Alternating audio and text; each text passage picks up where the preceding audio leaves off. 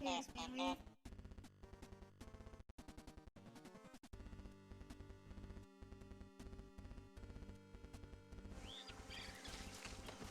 Well, more New World stuff, right? Let's see what we got.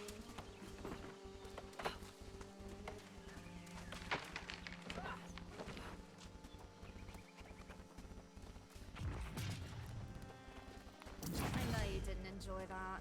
For once their souls are gone. Oh dear. Where are your Do you have manners, something to Dorothy? eat? I'm sorry. After every I didn't think to bring anything. But I can show you how to make do.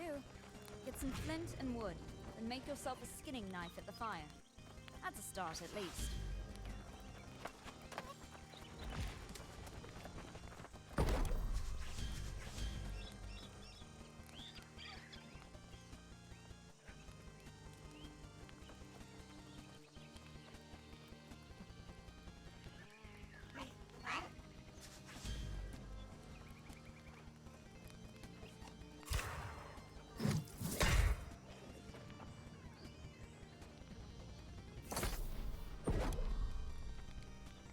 Now what? Got your skinning knife, eh? All right. Now that you've got your little knife, you can rustle up a meal. There's lots of boar about. Skin it, roast the meat on the fire, and that should tide you over. Hunt one down, skin it, roast the meat on the fire, and that will tide us over. Fat one if you can. Really good hunting sport. Alright, I gotta go get these boars.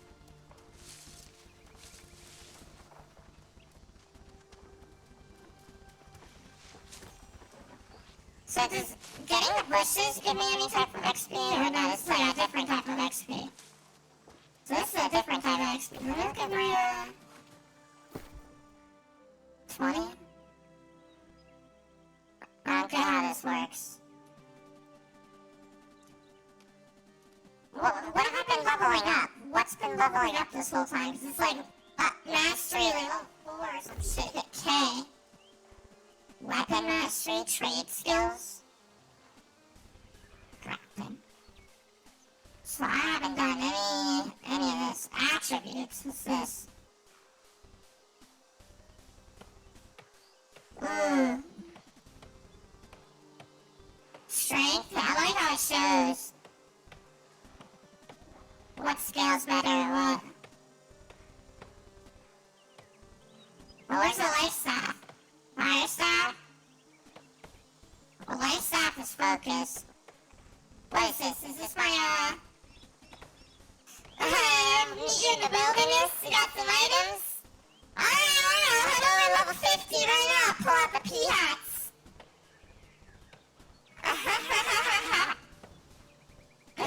Oh my gosh. I got a focus staff right here, right? This is the life staff. It scales with focus. So I'm gonna need to get this. Required points, 50. Oh, look at this. They require points to hit this threshold, it looks like. Oh, but you can kind of plus them right here. So I guess with the focus, with the life staff, I would probably put some of this up. More health is always good, so we will do a little bit of that. But I know I'm gonna have to use the sword for now, and we're eventually gonna be using the spear and the great axe, probably. Maybe even the sword and shield. I think we're gonna do the archer on the other account. I think that's the move. This account will be focused on being a healer. And if I'm gonna be a healer, I think I wanna have my focus up and my strength up. So that way when people are up close, I can just fucking bop them. I don't know if I want to have an ice gauntlet. I think it's better in close range. Billy asked the peanut gallery. I'm in a Discord call. Watch this. You guys can't hear them, but I'm in a Discord call. I'm gonna have to ask them something. Yo, if I'm using the life staff, what's better to have for a secondary?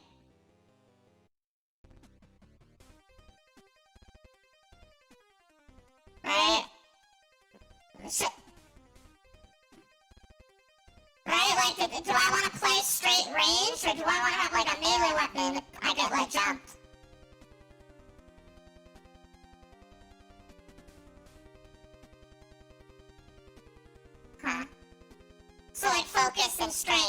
should be leveling up, you think, for the attributes?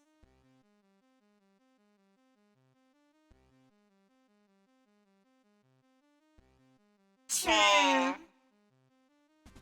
Yeah, I did see that. Life staff, that's what I've been thinking. Either Ice Gauntlet or use the Great Axe and a Hatchet or Spear or something.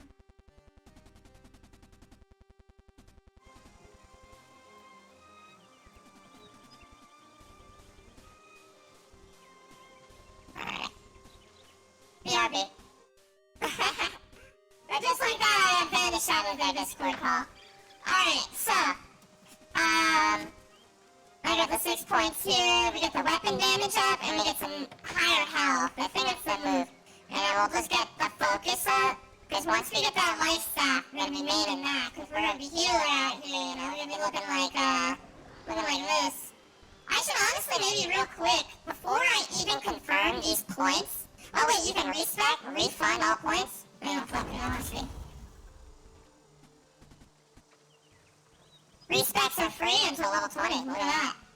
Look at that! So I can actually look up real quick. Let's look up real quick what my proper stats should be. We're gonna look up a life stat video. Because I don't like messing this stuff up. And if we're gonna be like super pro healer, I wanna make sure I have the right stat. Because I feel like I looked it up, but I wanna look it up again. Because right now, like now I kind of because I looked at other videos too after that. Let me see what we got. We got, show more. Not Naraka, New World. You know, I'll pop it up on the screen for y'all.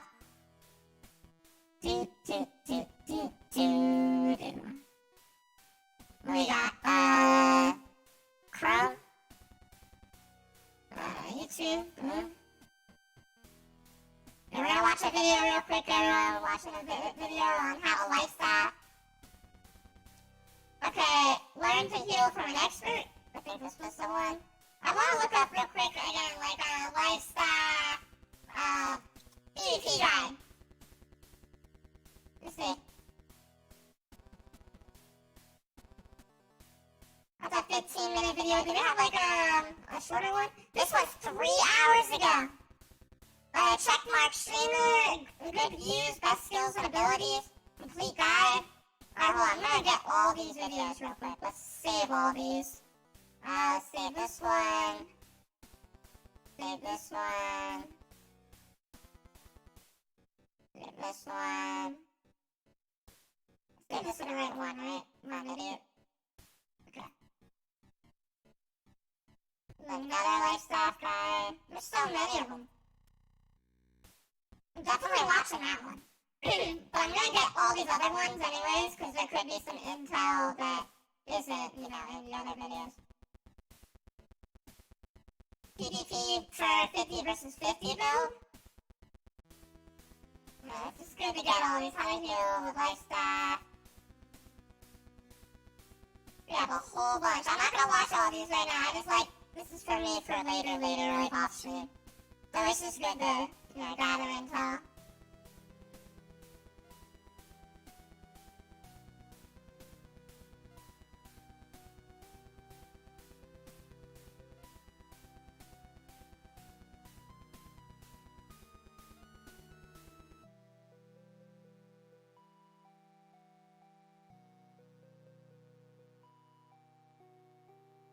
Alright, so I have all the lifestyle stuff. We're gonna get this one.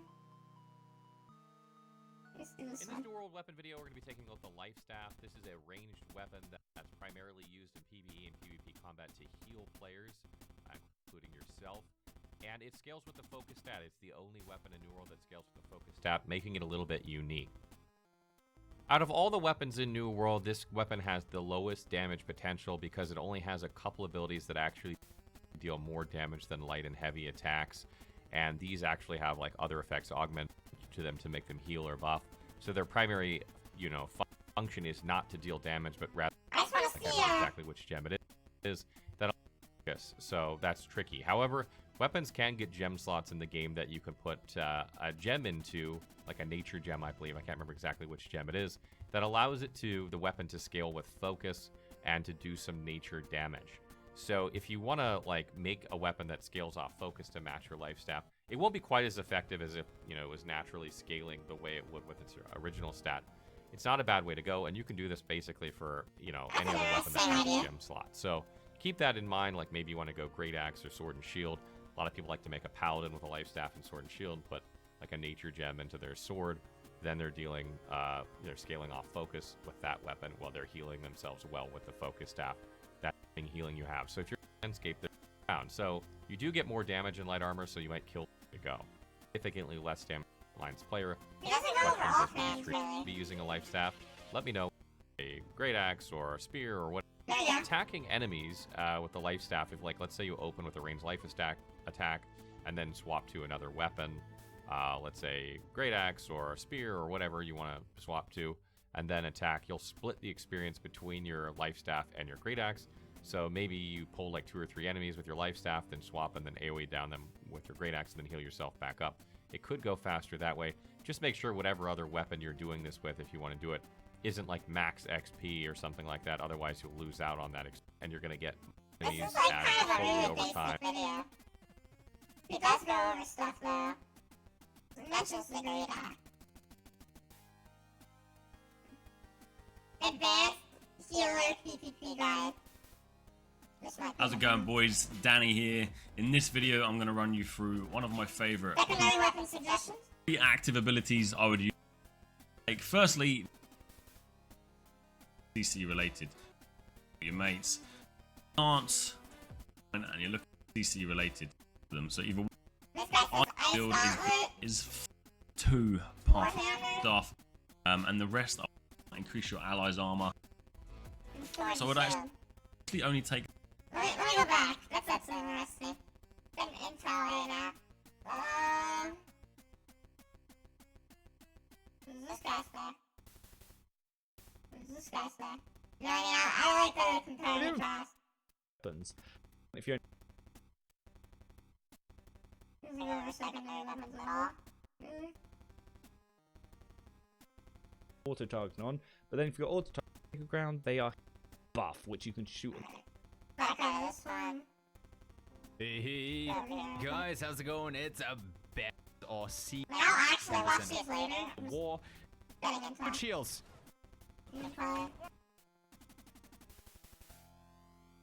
And how I see it going in my head is basically we're running up to the point. So let's say like point A is here.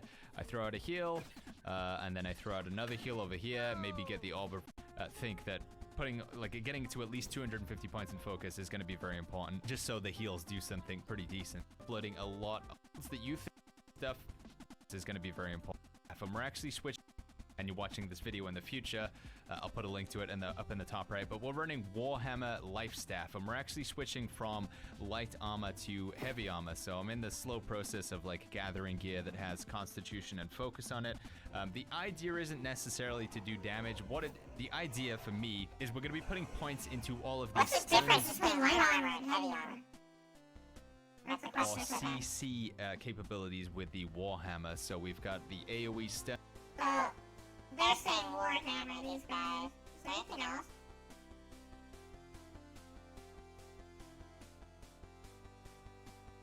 So, what's going on, guys? Kade is here. And it as well. And then from here on out, build on it with gear and level points and your weapon levels. Here you go the weapon to 20, then well, pick which build suits your playstyle more, and then unlock the first few perks and abilities that are required. And this build is meant for 1v5s and open world PvP, where you can easily change few things and be a good support healer as well. So the way you want to build this is, first of all, get your focus to 100 build, and these are where you want. And builds that I showed you in this video, please click like, Oh, but really, look into shit.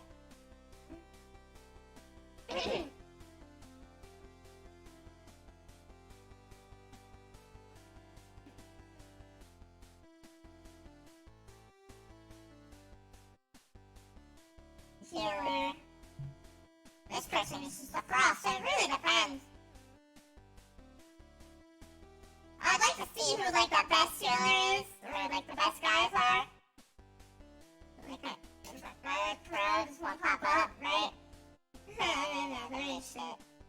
sure shit.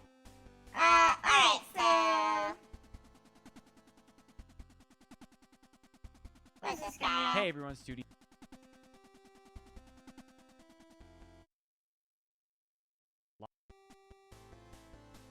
Of the hatchet because it has some really fantastic.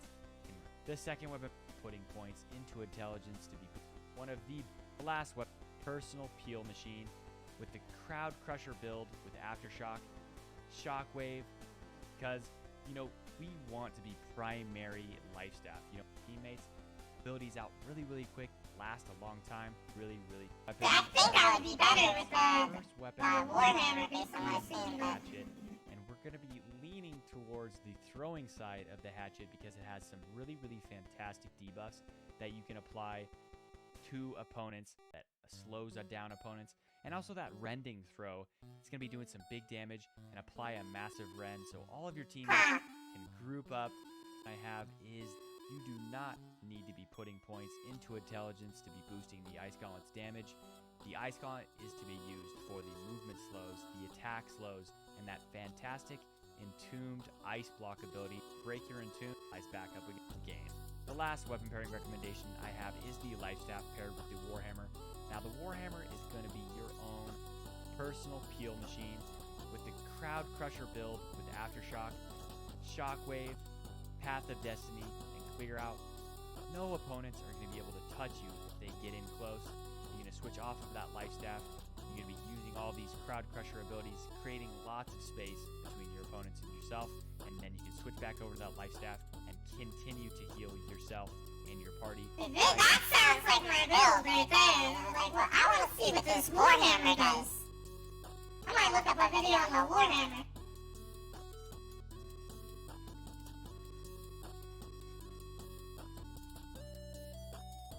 Oh man, there's a lot of nonsense. Oh, I think I'm gonna close out of it. Alright, hold on. I want to find a video on the Warhammer real quick. Or maybe even just the weapons in general. Or, damn, I wish there was a video that was a little more, like, in depth with a light staff weapon. Like, light staff, weapon. New world. Let's see if I can, like...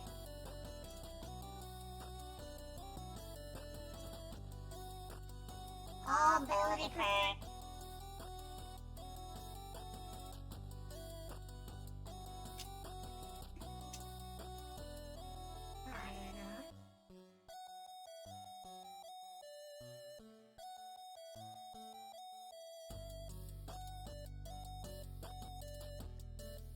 This is the guild account, I'm trying to think. What did this guy say? This is the guy that I originally watched? When it comes to weapon pairings, the Life Staff is extremely versatile. With the addition of an Ember Gem, you can have your secondary weapon scale off of focus as well. And even though this gem has been nerfed to ensure Life Staff user. That being said, weapon pairings I think work very well with Life Sword and Shield for survivability, and Hatchet for mobility.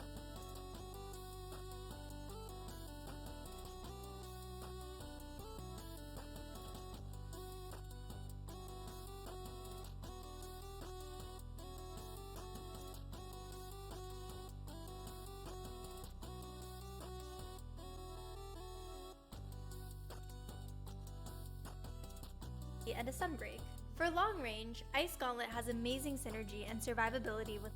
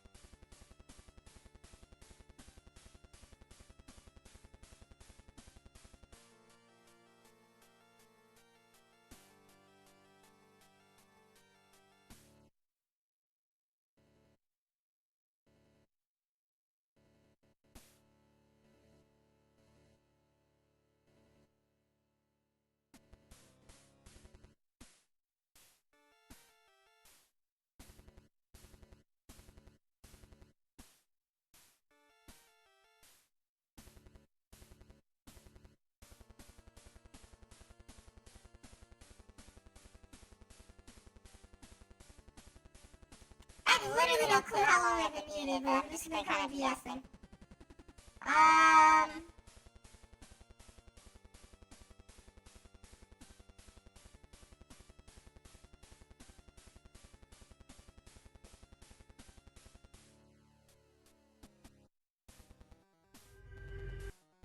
Bone.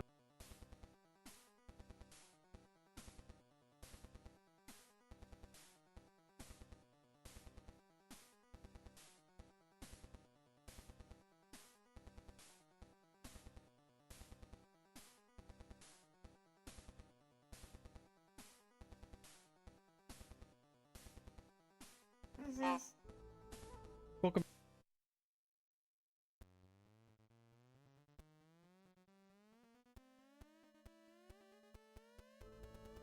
Welcome back, guys. Today's video, we'll be going over just I'm how to watching deal this more real quick. damage with I need the to get up real quick. I'll watch We this all now. know by now the abilities to deal damage. You got your beacon, you got your orb of protection. But I'll be honest, some of us are lazy. I had to say it. So I plan to use the life staff for leveling like as much as possible. Just to guarantee a higher mastery, so when we're going into the dungeon grind at level 25 or 25ish, I'll just have like more talents than maybe other people. And as I said before, some of us are lazy. So this video I got prompted into making just by reading the new guide over on New World Fans.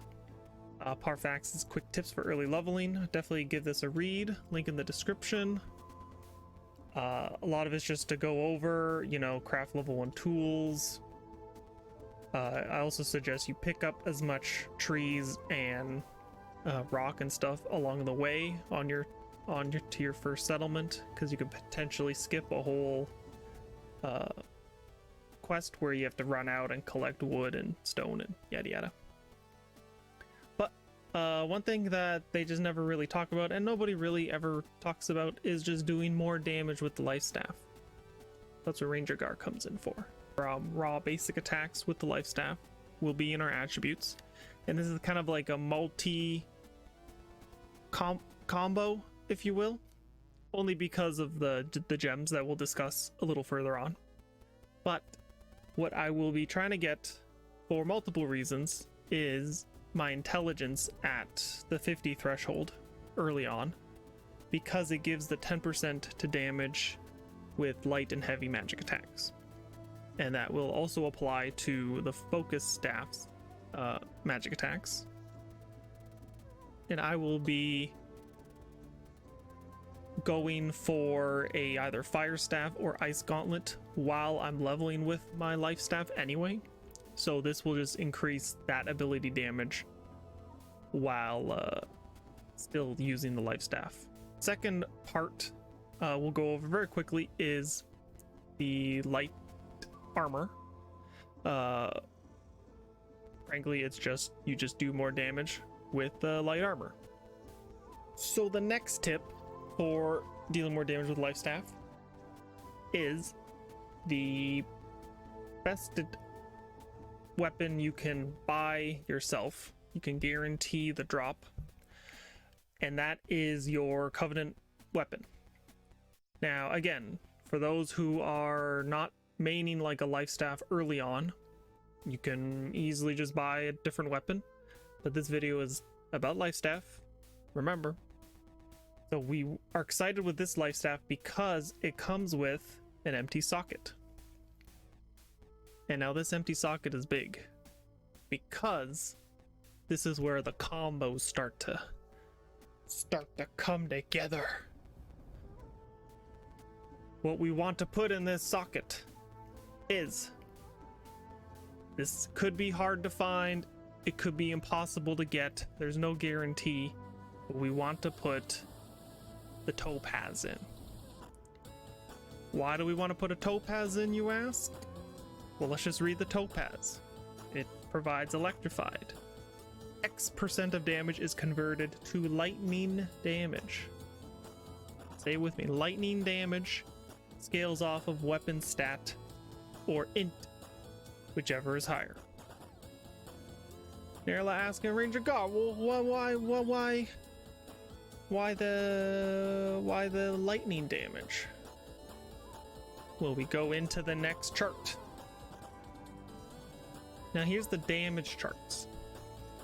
The damage charts of every type of attack. We got your melees, you got your slash, thrust, strikes. You got your fires, ice, nature, void, lightning, arcane. So, what is our life staff primarily? Our life staff is primarily nature. Now, as you can see, we gain percent damage buffs to two types of enemies, the Lost and the Corrupted. Now, the Corrupted and the Lost we will definitely see early on. You'll see a lot more Lost, Corrupted, and Ancients early on, and obviously Beasts, but we don't get anything from Beasts. Now, what I am theorizing is if we slap in Lightning to our life staff, now we're also covering the three most popular monsters you'll see in the early game. Lightning will receive extra damage to the Ancients. Corrupted, we gain 15% just from the life staff.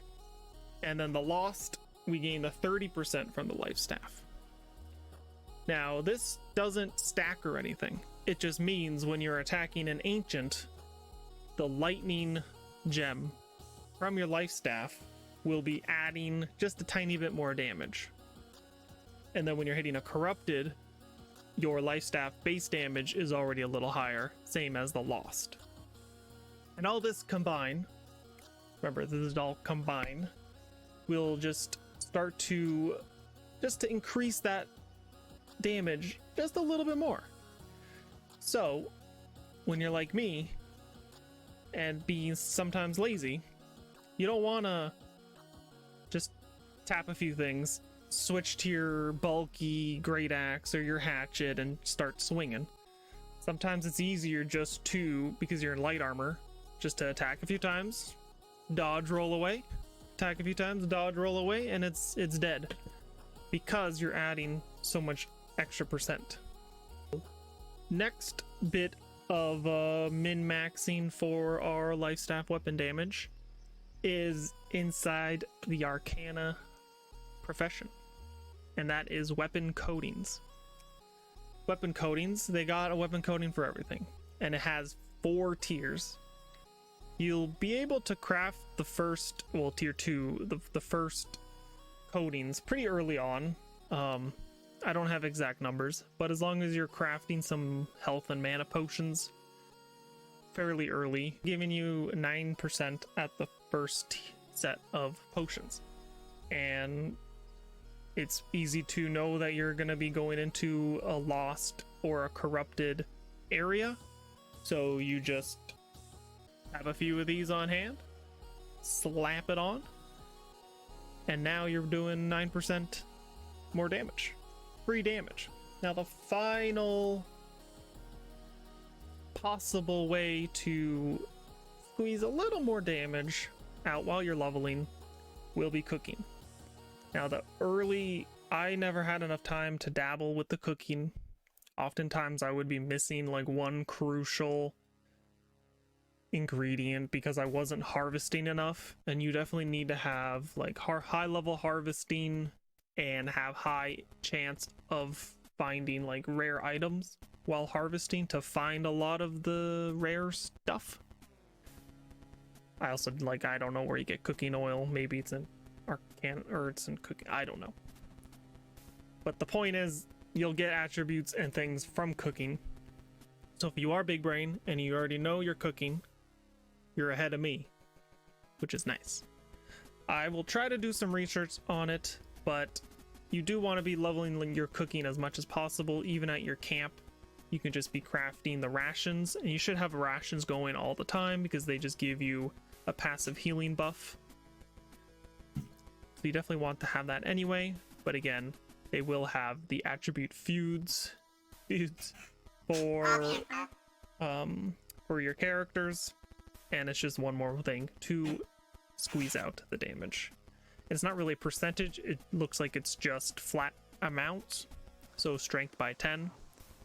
This could be a good way to inch out those thresholds later on while you're leveling, or even in endgame buff. Threshold, so that's 10% weapon damage. We have our light armor, 20% extra damage and healing. And you're going to be having that cover to get a replacement weapon in 1 gem in the early levels.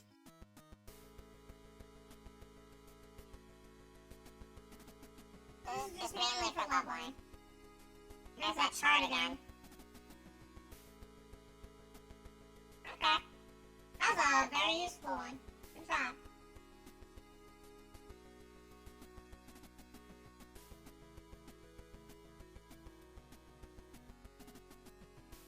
Okay.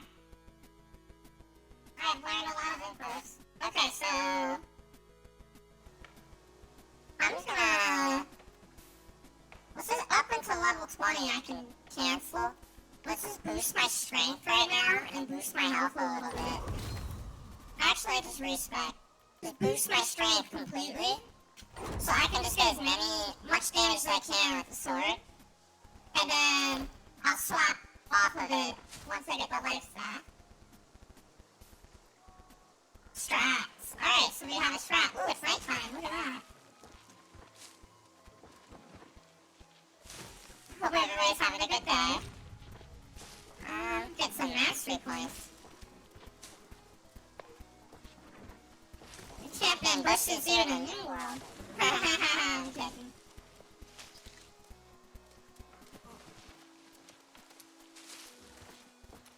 So it's like a new player thing. It's like you just have to bush camp. Know what I'm saying? Alright, so I have to hunt for a boar. This person is telling that boar. Boar, come here.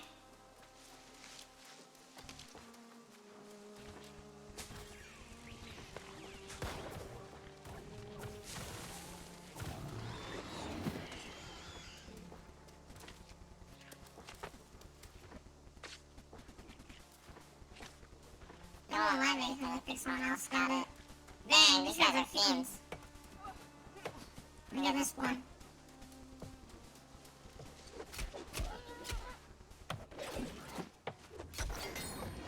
Sorry, boy. I am a stranded island civilian looking to survive. I've been washed ashore with squidling for the first time out of the sea. I'm kidding, but can I get this one? Is this one like not gotten? Nice. I got a free one. We crafting out here.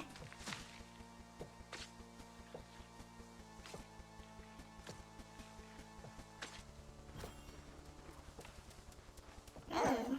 Oh, requires level 50 woodcutting.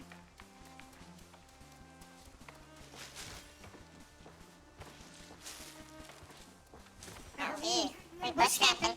Bush camping, bush camping. I'm gonna kill this boar for someone else steals it.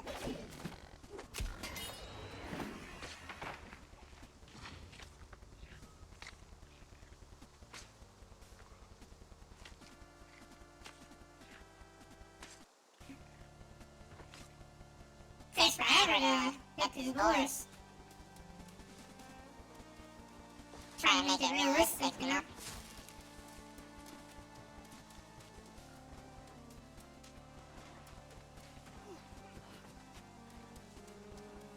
I feel like if you do 2 rolls, you do gain some speed. Even though you stop, you just gotta do it real quick in succession. Oh, I think if you attack out of it, you actually can cancel someone alive.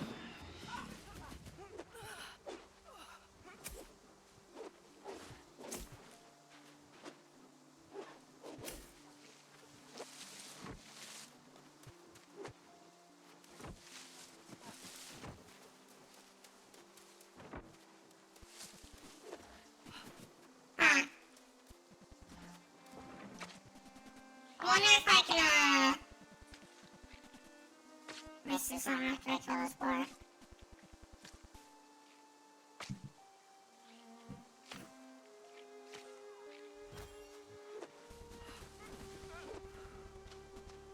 Nah. What if I go...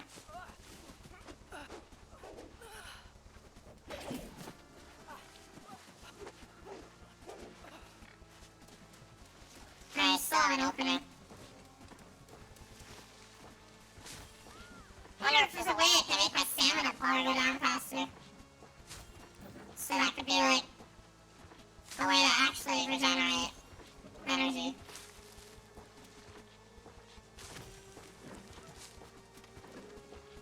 Alright, I'm just crafting random bushes. Let's kill some stuff. Alright.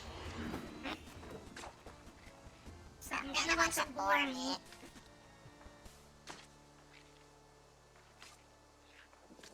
My inventory. I can't check it while I'm doing this. It's weird. Stone cutting. Basic food. Cooking. Pork. Rat fishing. Rat bait. I have the necessities. And even when you're doing an attack animation, you can't enter your inventory. The inventory is like an actual animation. Like if you're attacking, you can't enter your inventory.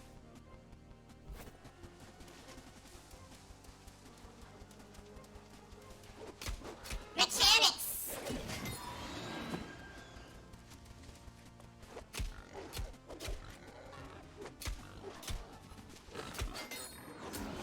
More like Naraka.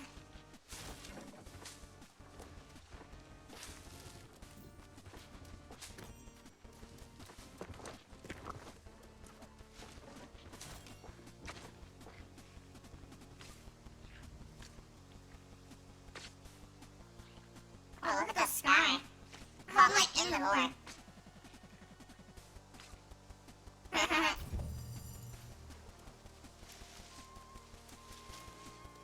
Oh, might as well get this. That guy doesn't have his knife yet.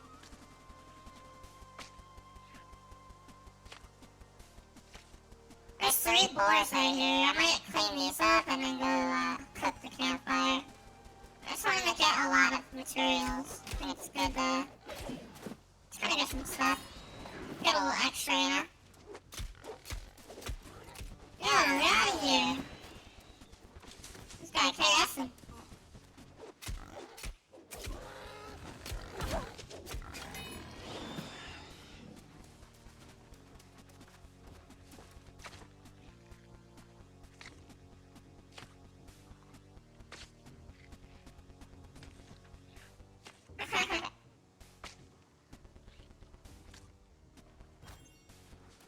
Alright. Flintstones.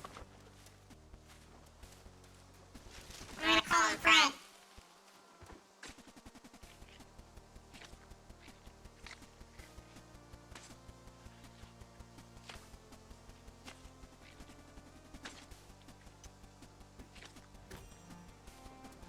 It is nighttime in the new world.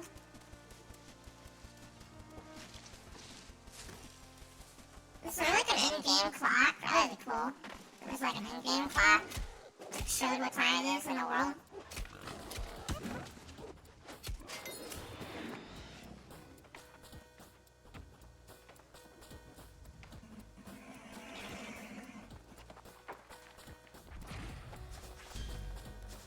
Pick yourself a fat one if you can. This is actually a good hunting spot. I'm at the campfire, now what?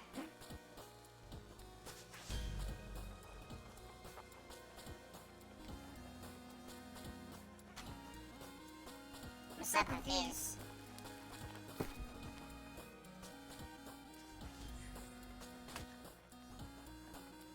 I'm so confused. Cook a light ration.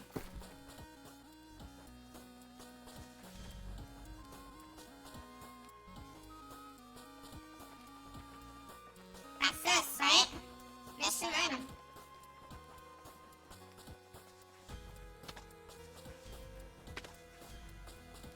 I doing it? I don't know what I'm doing. Let's rest. Alright, I'm fully rested. Alright, let's go back and craft on it. That's not it, right? That filter. It's like crafting items and stuff. As in meals. I'm so confused.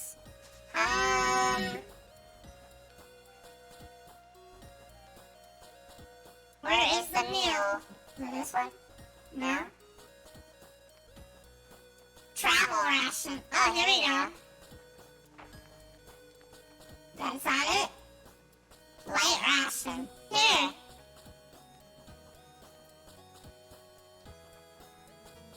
Cooking skill has to be level 1 or level 0. Oh, right here. Level 0.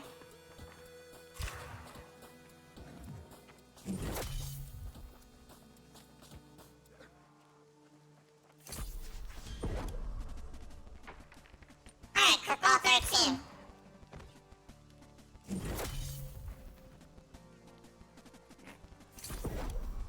Now what?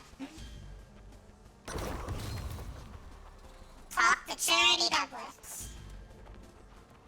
Cold beach like this? Oh, nothing like a warm meal by the fire. I bet you're glad you took the time.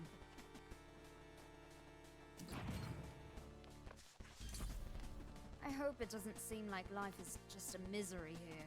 Some people quite like it. And the weather here in Monarch's Bluffs is nice. Most of the time.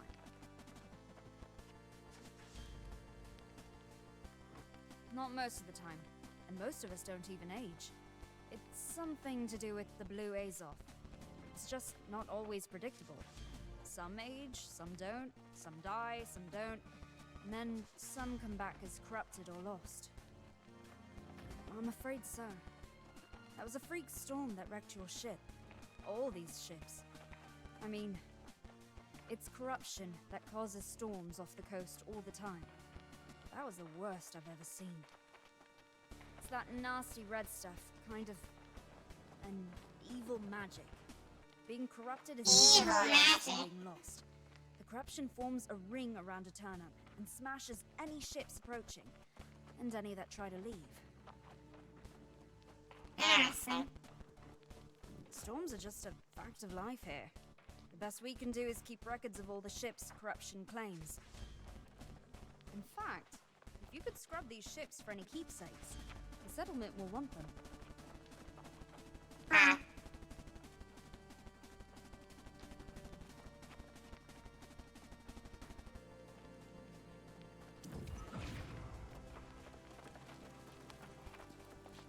Alright, we are on the next quest.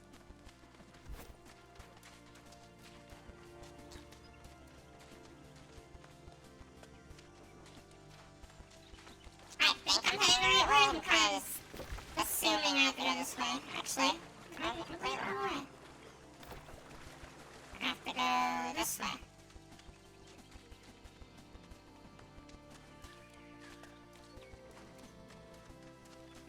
Wait, no, this is where the quest was. Wait, do I have to talk to her? Most of the time. And most of us don't even age. I'm so confused.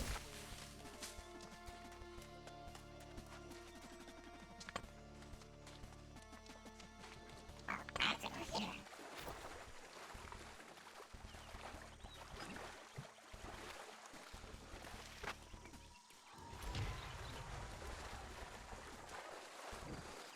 Zombies! They throw you right in the mix, like, yep, here's some zombies.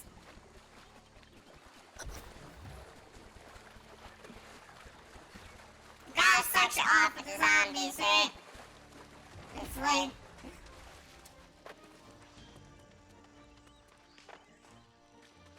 They don't start you out with like a pig or the chicken or something.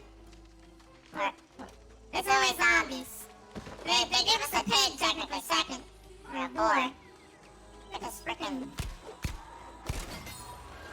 Rock my dude. It was like chasing after that other guy. Right, where am I going? This way?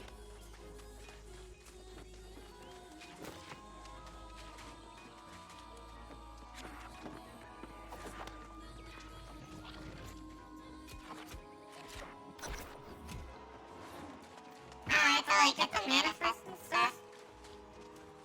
Okay. This is all the people. No. They've all been zombified. Except maybe a couple.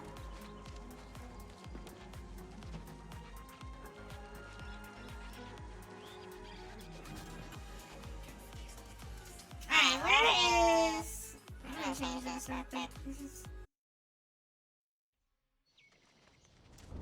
All I gotta do is attacking me. They're trying to...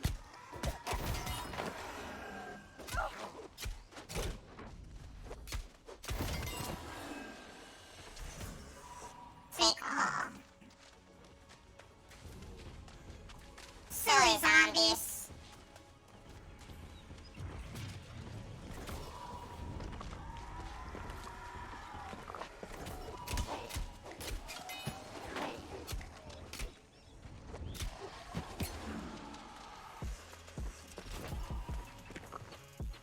Alright, so I got all the zombies. I have to get the ship's log, wherever that is.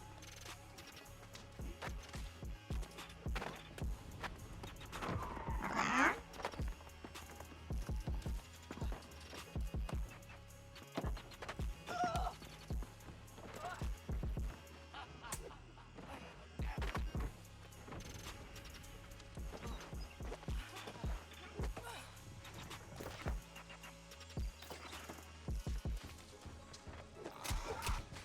Yeah, being able to move freely is fantastic. Look at this. I'm strafe again. I'm so happy I have my keypad back. It's kind of crazy. I broke right when the rocket came out, and then right when I'm like, taking a break from it to play this game, bam, I get my keypad. Like instantly, like it's kind of weird almost. It's like almost like I honestly see it as a sign that I wasn't meant to play the rocket, honestly. Cause I probably would have fucking done so much better if I had my keypad. I just know it.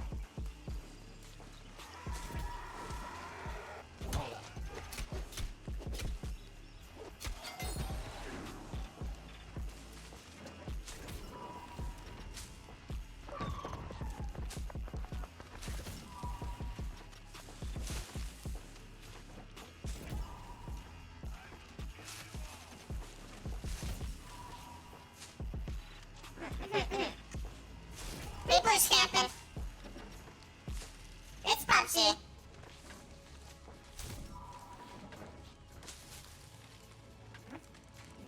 You know, I love my PUBG strats. Oh, you need to stop doing stuff. But how do I do? Q? Uh-huh. That's our teammate.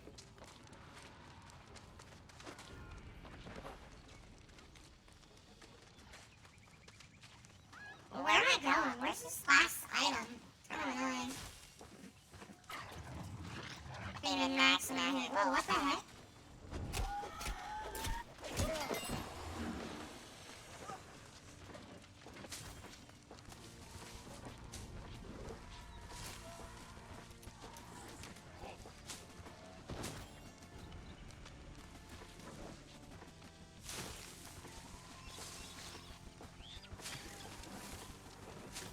Alright, can we cancel it, kinda? What? Miss this?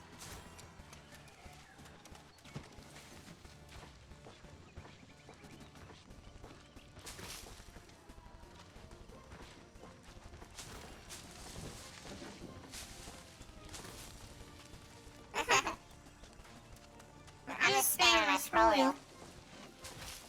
While moving and looting. It's kinda working, look. Kinda. Better should just be letting it go down. I get the timing now.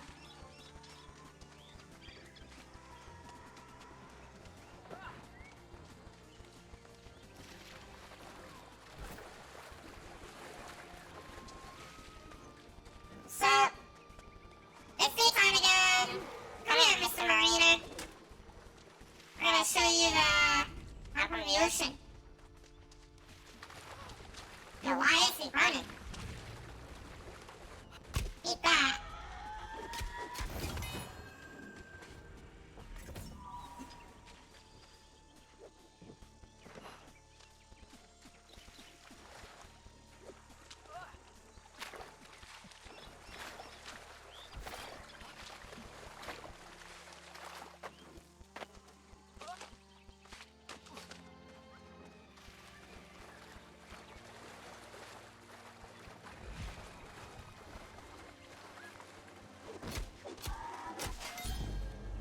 Get out of here, Marine.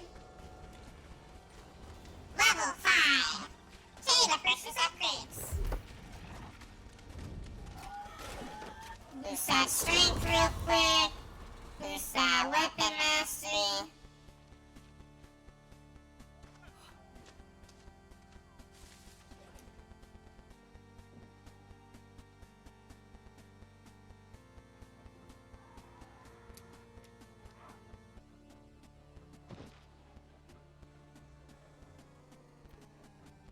That seems important. Yeah, that's pretty honest.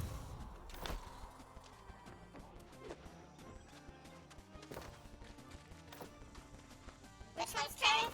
This one. No, it's this one. Heavy attack grants you 30% empowerment. Increases damage. Okay. So I just get a buff from doing a heavy attack? In general. Hey, Ultimate, how we doing? You feeling like this? You're always feeling like this. Like, your aura is, like, broken. I don't know if I can mess with it. I don't know, I would have to channel in some other powers. You know?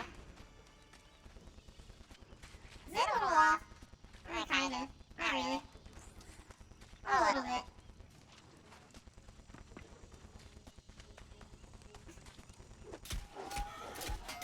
Keep having to resize my OBS stuff because the friggin' V-Magic never hates my life.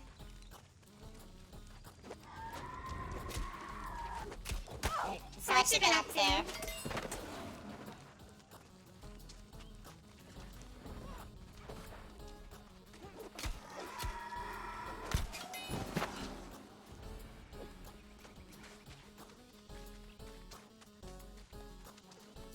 We're right now in a whole new world, you know.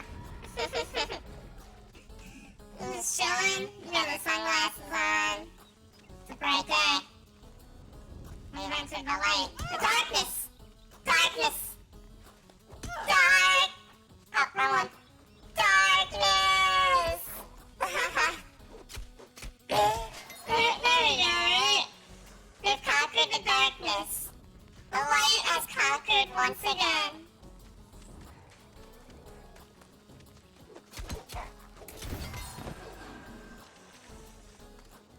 Darkness! No! Anything with the darkness. You know, that's the worst part. It's like I'm the version of Kyrie that's been corrupted. But we still have light, you know? It was all Riku's fault. Blame Riku.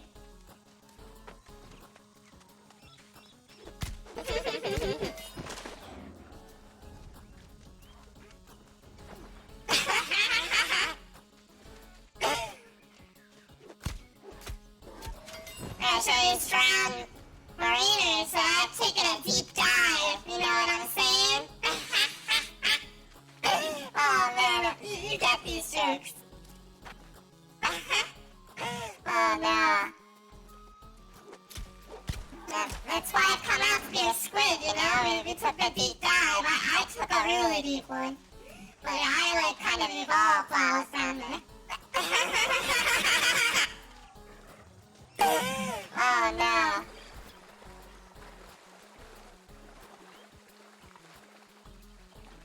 Down to my surroundings.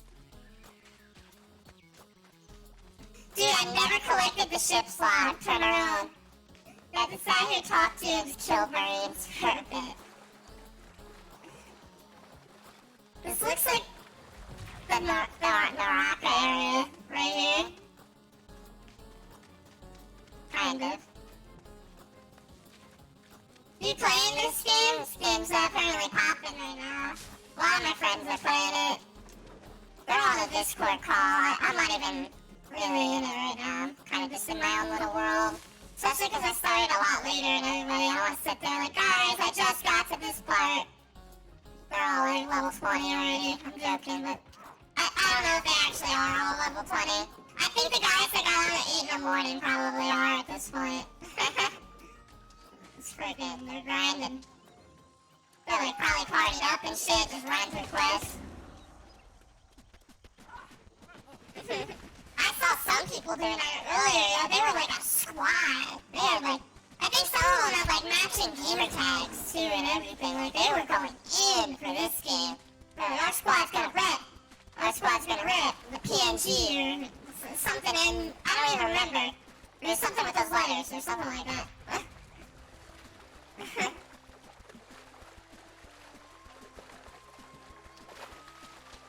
A whole new world.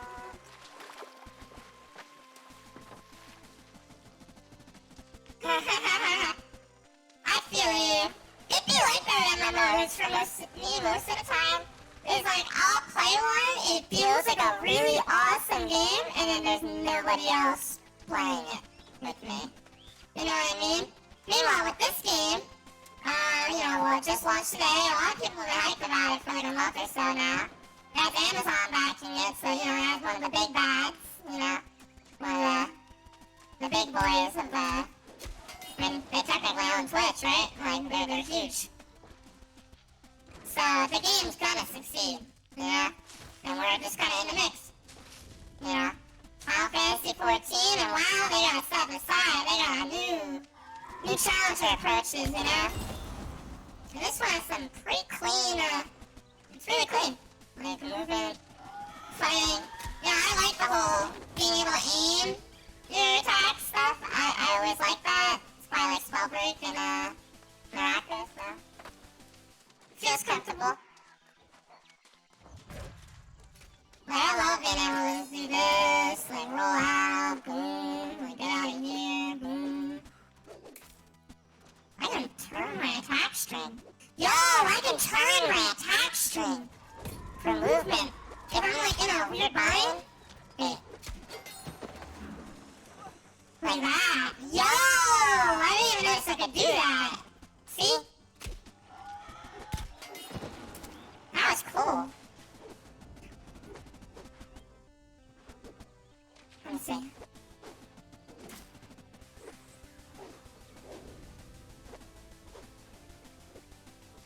So what makes it the third swing, oh, if I charge it. You know, when you charge a focus attack versus just 3 normal swings. Final Fantasy is cool. Obviously, we love Final Fantasy, right? But, not gonna lie, the gameplay looks boring. Because it's just a lot of, like, the gameplay is just, like, you stand and then you just, like, hit a bunch of buttons. At least, like, in this game, you're, like, kind of moving around with the guy. You're dodging. Fucking people dropping, like, abilities and stuff. I don't even have all my abilities. I'm sure there's, like, movement abilities. I got this one. It's like a spinny attack. So.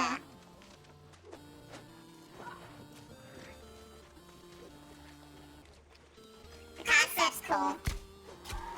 I've been looking for an MMO like this. Like, I played Terra, I played Black Desert Online. And another game, Dragon's Nest, also kind of played like this. It was really fun. Yeah, I found it.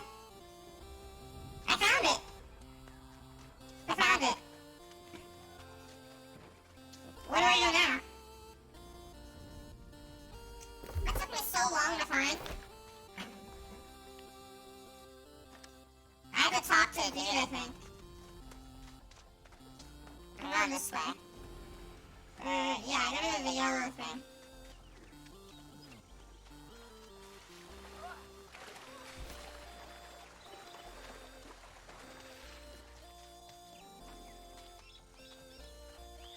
The light!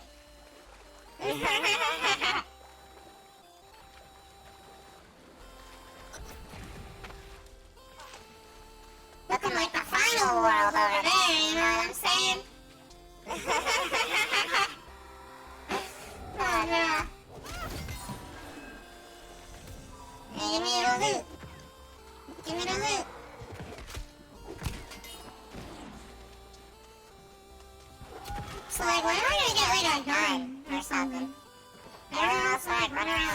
and shit already? This guy got fire staff and shit. Like, how do I get that? Still running around the basic ass sword and shield. My durability's going down on it. I don't even know how to upgrade it yet. I'll figure that out later. Try to get these farm right here. Oh, these are down sailors. No different than a mariner to me. I'm literally a squid.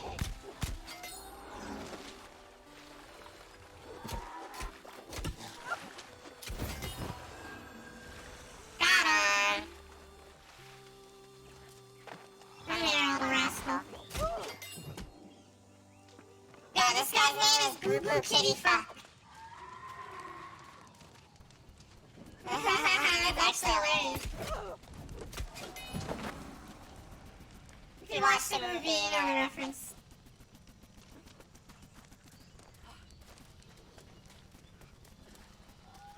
Wow, people are like almost dying to this shit. Like, I'm barely ever taking damage.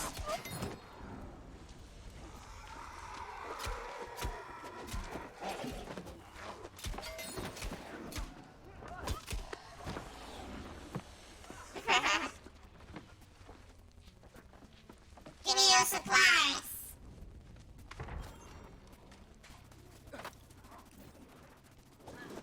This guy's a grenadier? What? Yeah, I'm gonna get up here. Put some rocket real quick. Alright, over here. And...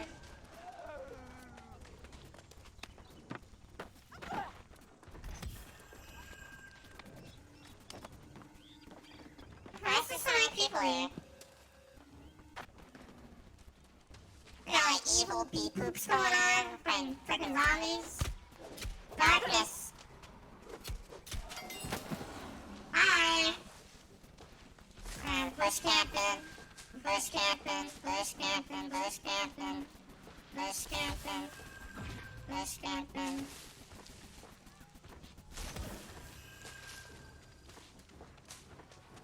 I just like doing this stuff. Not really game. Oh, what do you want? The quartermaster? Oh, okay. He's blocking my shit. That's good. I know you can get out to block it. Oh, let's go. I hit him with the focus attack. I knew he was blocking.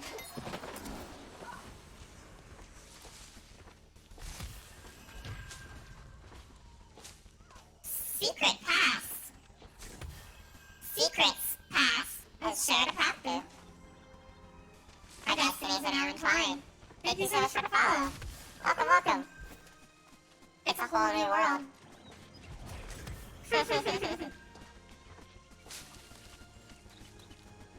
How are you doing today?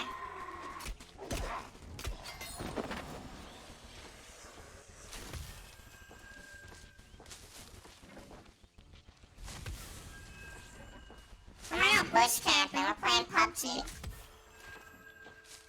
Obviously not, but...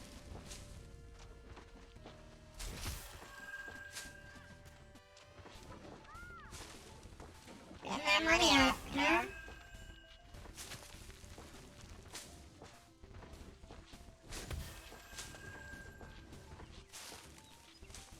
Alright. Oh yeah, quartermaster again. Looks good. Easy.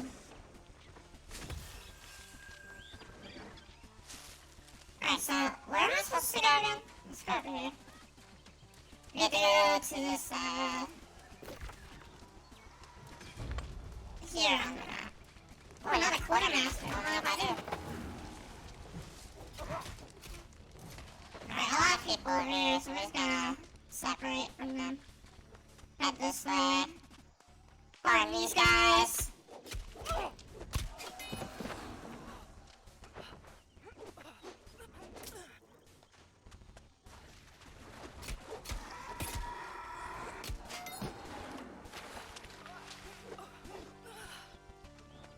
The end lag of that's pretty trash. What if I do this? The end lag on that's not that bad. That could be like... And then do the animation.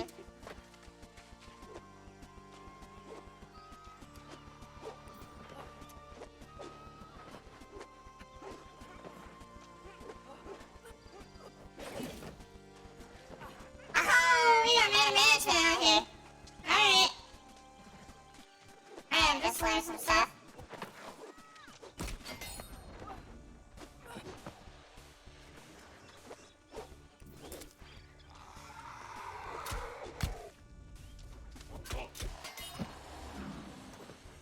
I'm not sure with the focus attack, you know, it's that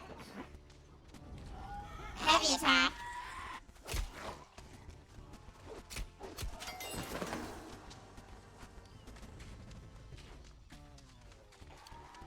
Hi! I see your little wave. I can give you a wave too, technically. Look at this.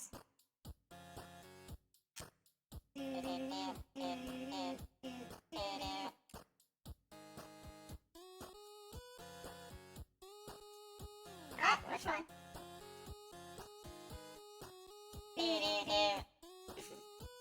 Alright.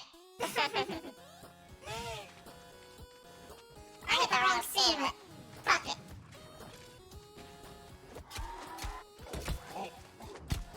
These Marines have no idea what I'm messing with. Literally corrupt. I literally lived on a boat for a little bit. I'm joking, I'm actually serious. I was little. When our house was being built.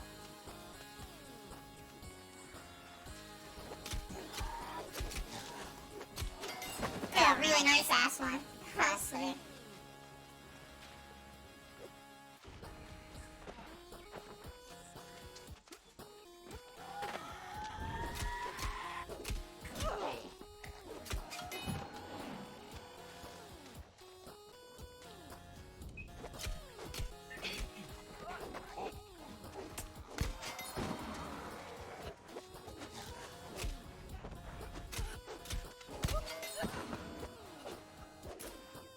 That seems really reliable for like attacking mobs. I can just be like, boom, boom, boom, roll, boom, boom, boom, roll. And seem to keep that up for a bit.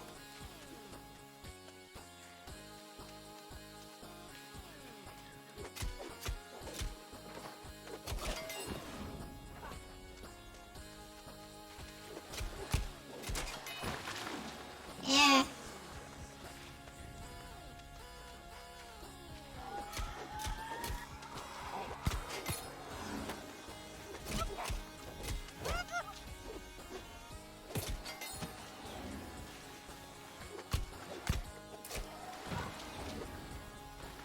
Alright.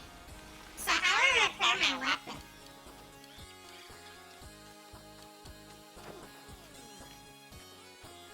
I don't get what the point of crouching is. So, how do I repair my weapon?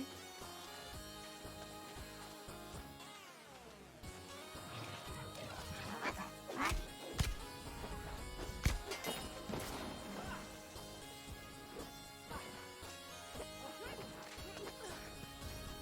This person's low.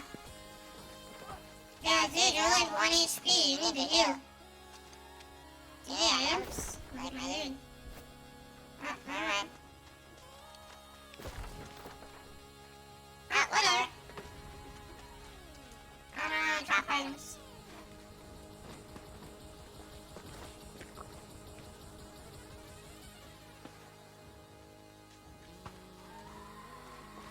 Give me all the flintstones.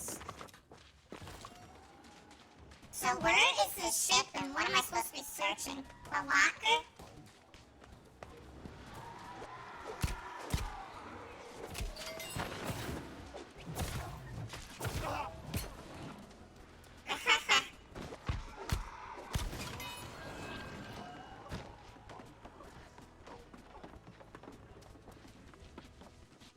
I found the locker finally. It only took me 9 billion years.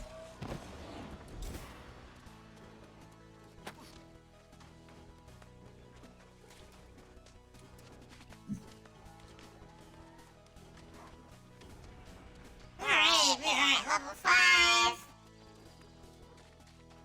Person's running into a wall. Oh yeah, auto run. Nice. Now we gotta run over here.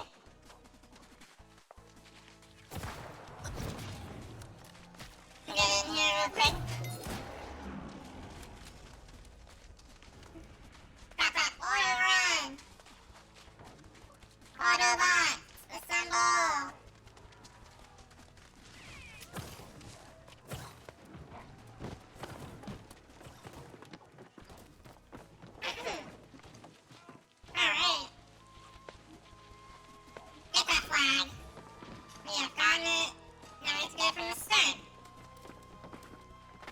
All these people are getting it too.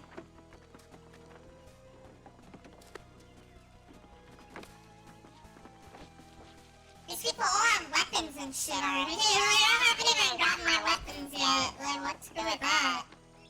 How are your weapons? I figured a monster would drop one by now, but...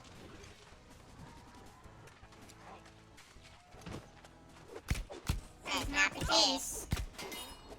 Alright, let's turn in our quest. Now, let's see if we can find some weapons to buy or something. We probably have some money.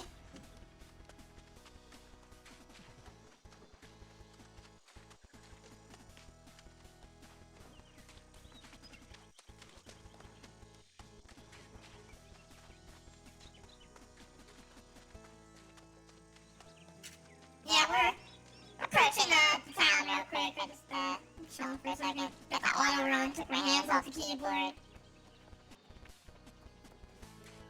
Pretty handy when you only have to run straight in a line. I wish there was a way you can, like, auto run to a quest. That's nice. You found a fair amount of records, I'd say. The Monarch's Bluff settlement keeps all this. It's a kind of memorial, I guess. Nice.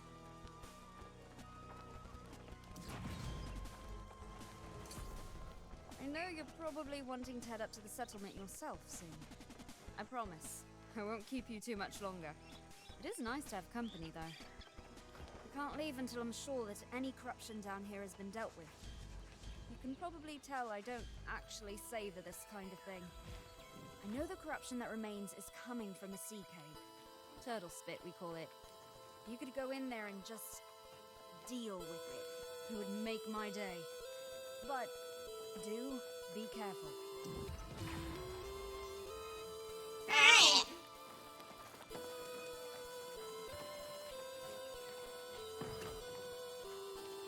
So, like, how do I get stuff?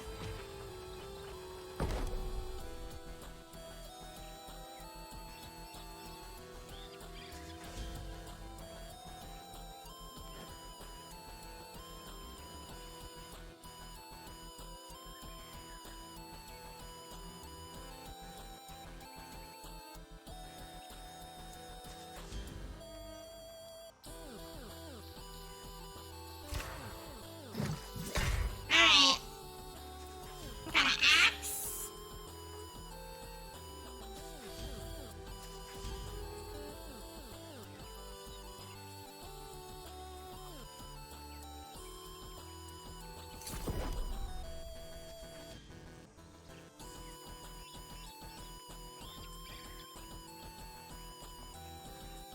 What's this for?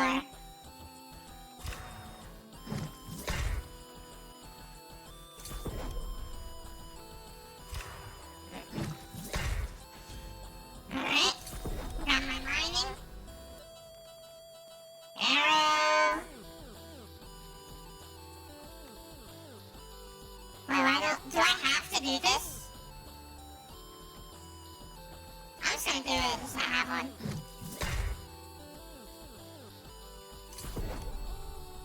Now what?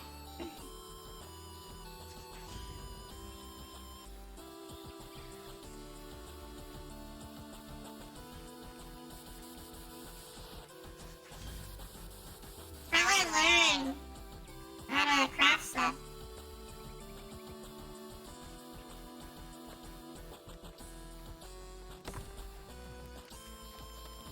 Let's see.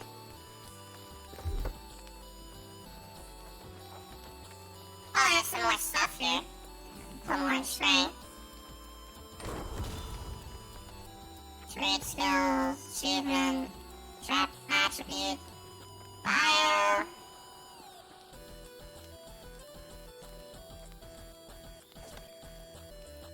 I changed my title.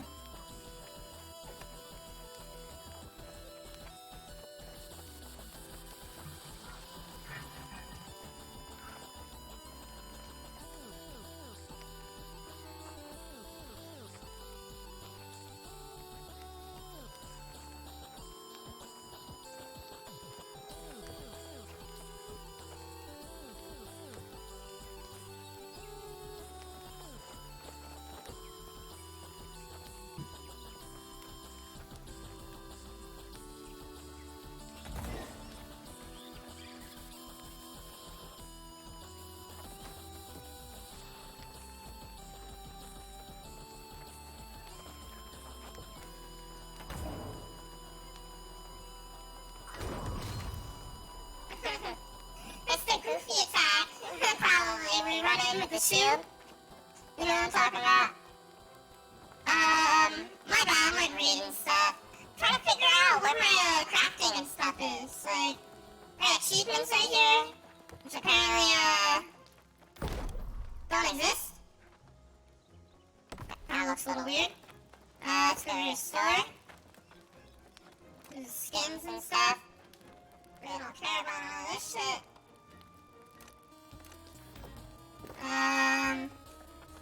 Company. I haven't even,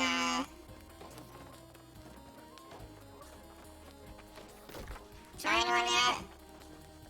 Territory. I don't know what that is. Journal. Character. Attributes. Trade skills. Weaponsmithing. Tracking and skinning on level 5. Hold on. Go back.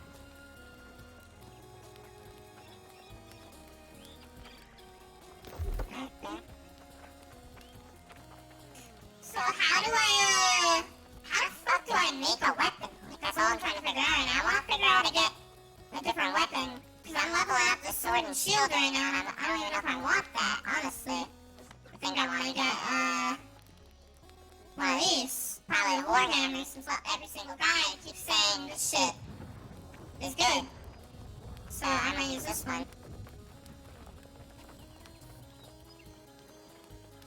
And it said it had good, like, get off me, CC. I can't figure out how to make a thing.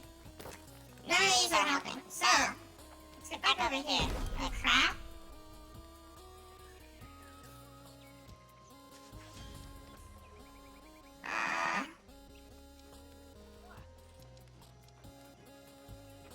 I really don't know. How does everybody have weapons and shit already? Can I, like, skip past here, go get some weapons and good? Can I buy shit from you? No. We can leave here. We have to deal with any corruption. How do other people have weapons? That's what I want to know.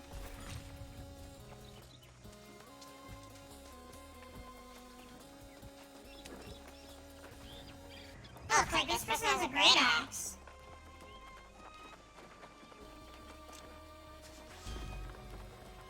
How do I get, a Warhammer? I have to figure this out. Get Warhammer. New World.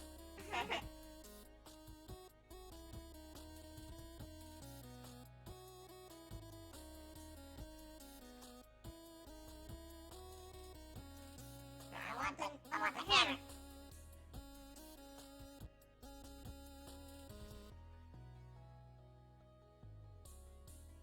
Location? We don't really know.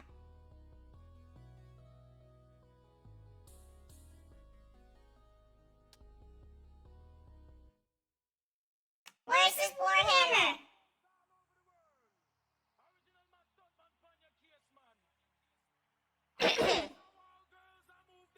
My boss in Discord for help.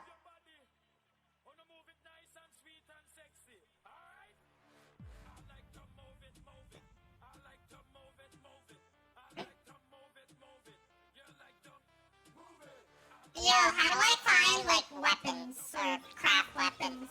Like, I'm level 5? Or I'm level 6 now, and I see people, like, level, 5 running around Warhammer, so I'm just trying to figure out how they happen.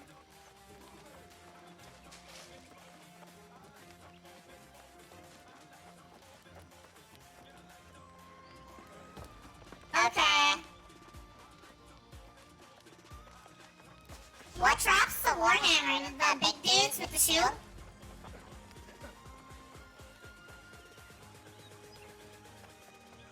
I'll figure it out. Alright, I asked the peanut gallery, I'm back. They have all my answers. I'll try to figure it out on my own, but sometimes I need help. Right now.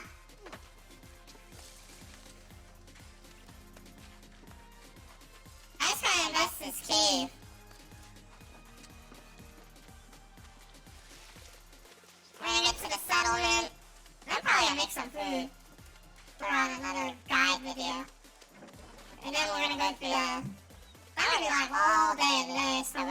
get chill back.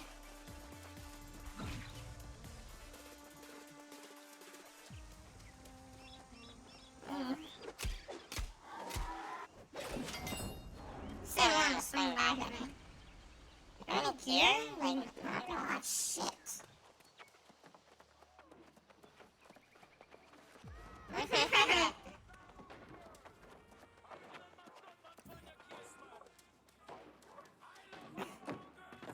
Oh, this thing has a torch. Oh. Yeah. Yeah, so that was like low end lag. Like, I was able to attack right out of it. So I wonder if I can be like,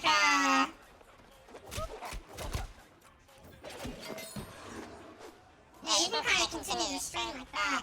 So in theory, I can be like attack, attack, attack, like roll, attack, attack, attack, roll, attack, attack, attack. I can do that in theory too. I can mix in all this shit. Let me see.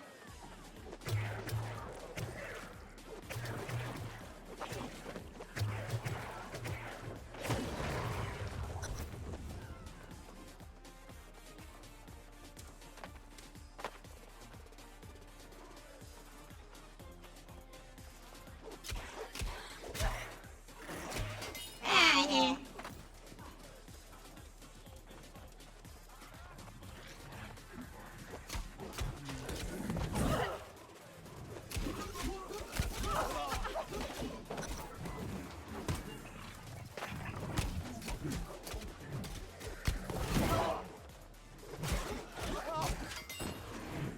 Yeah, that shit was so easy because of the fucking, all those people.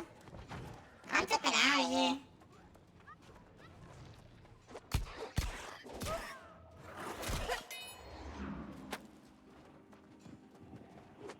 Run through to the other side.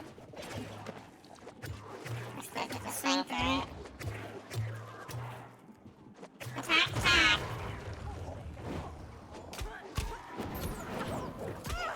Oh, whatever. What's my second ability do? Okay. I haven't been using that one. I'm gonna actually heal because I took a lot of damage right there.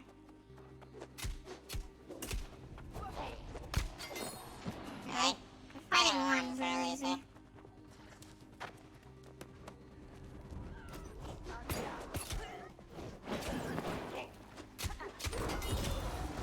You gotta get that good angle on him.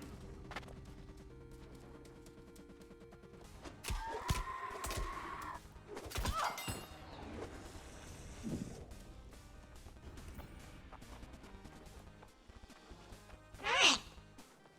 Got some zombies.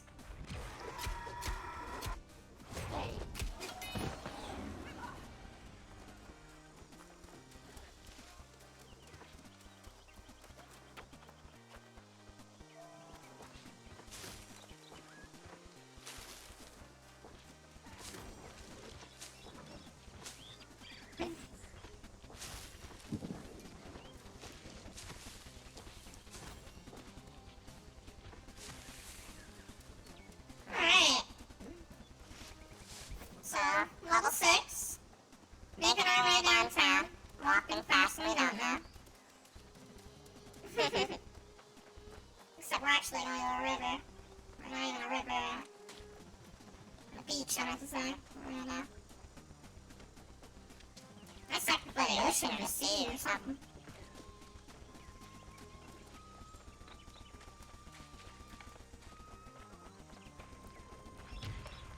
Wherever you came from, they must be pretty tough there. The thing is, even with the source of corruption gone, this is still a really bad sign.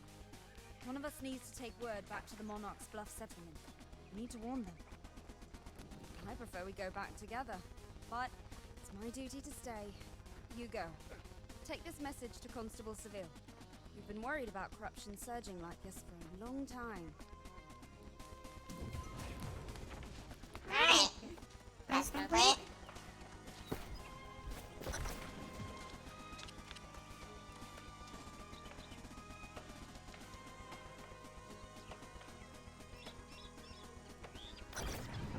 Oh, look at that. Fast traveling.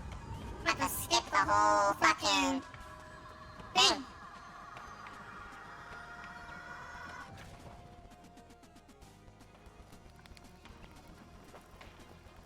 They really need maps in this game, so what's that? That would be cool. Speed up the running areas.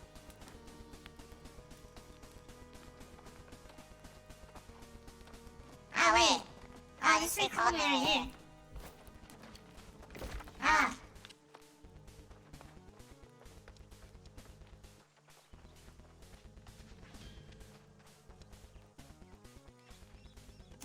Oh, okay. I have to run there. I have to go there first.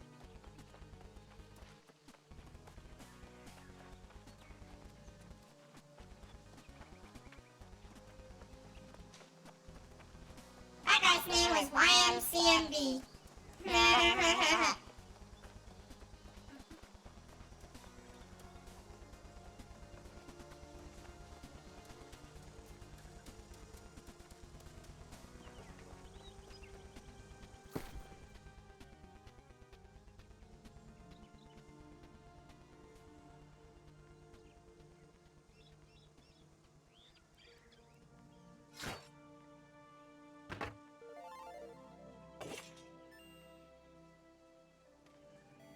Different weapons.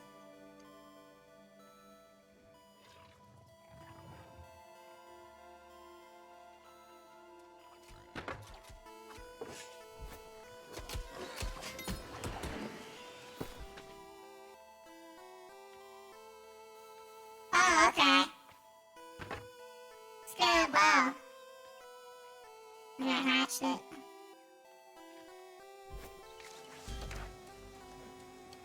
I can't use the bow. Okay. Right, now let's get the hatchet.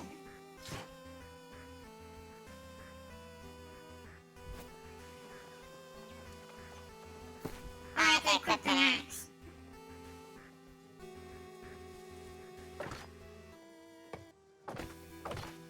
There we go. Equipped it. Now I can chop trees. Oh, prize level 50 cooking. Oh. That's something. I get my wood cutting up on my way over.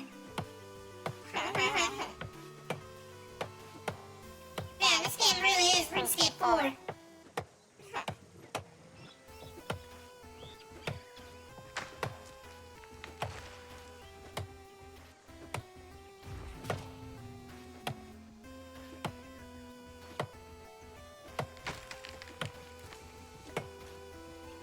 Young tree. We got a young one right here. Hey, get that logging up.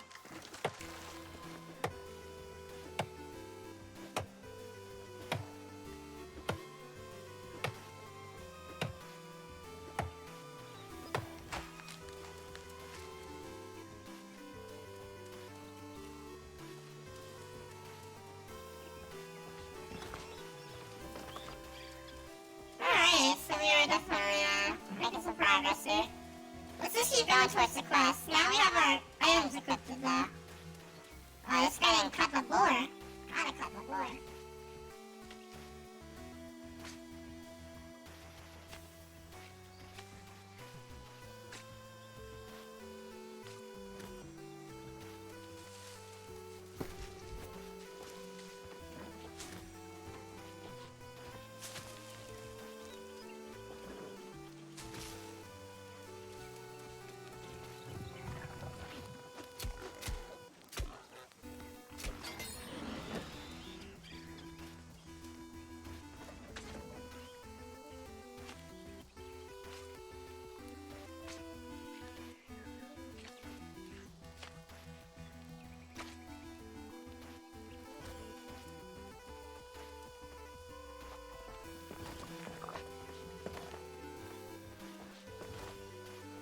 We got some sword art, you know? We solo queue. We're gonna join a guild. And then we're gonna get wrapped in a conspiracy by the admin. And then get into an epic battle that shuts down the server. No, shut Imagine it. Look at this person. They're blinging out. They're like, yeah, I'm all 15. I got my fancy ass shit. I'm like, oh, fucking blinged out. I show all the movies. Like, what's good? Look at them. Look at them. Look at these two. They think they're so cool. They're in the noob area. But they're level 13s, they're level 15s, and they're freaking shiny icons. And they're like, yeah, look at us. You can be us one day. You can be us one day. Until then, why did I just level up? Did I really just level up just because I went to a new area?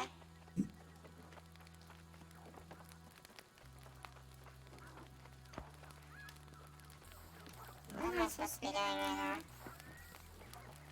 Hey, what the heck is this? Now go to the person. I'm not getting sidetracked in a side quest right now. Because the main quest could probably make me come back out here. Yeah, this person is... These are these campfires. They're in like such weird ass spots.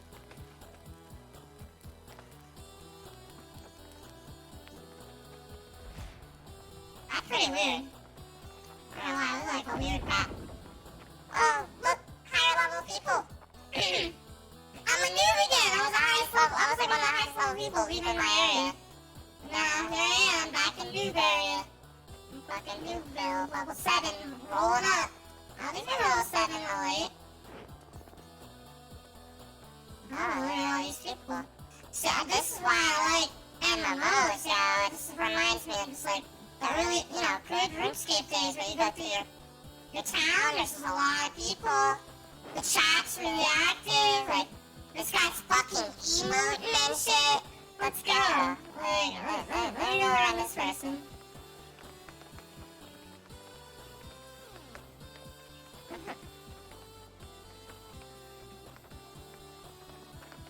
Alright.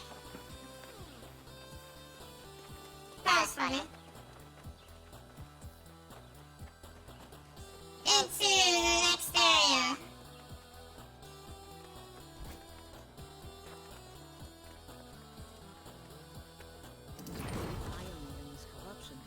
Is that an old madman warned us about it years ago.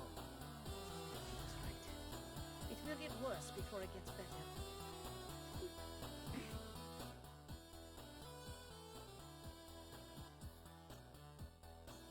What happened to the madman?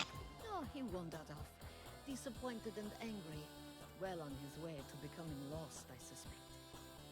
I heard rumors of a creepy old man fishing by the Western River. Could be the same one. Who knows? Most likely. The time has come for us to batten down the hatches and seal the settlement off. Take Charity's report to Magistrate Pixford. He and I have discussed this possibility. He knows what must be done.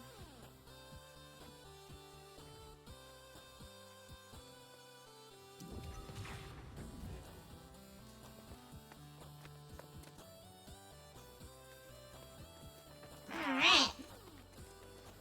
We have to talk to Urbanus Bixford. This person is level 2.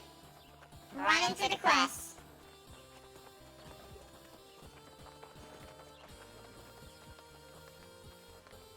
This person's level 2 running to a different area, it looks like. I don't need to read. The storm. Your timing is either impeccable, or it's miserably unfortunate. Monarch's bluffs attract those marked for strange fates. Or so it seems. Of course not. And I must not forget my role as a gracious host. You should check in at the inn and make yourself at home here. Return later, and we shall talk more. I have to go to the inn. Let's do it. Where's the inn?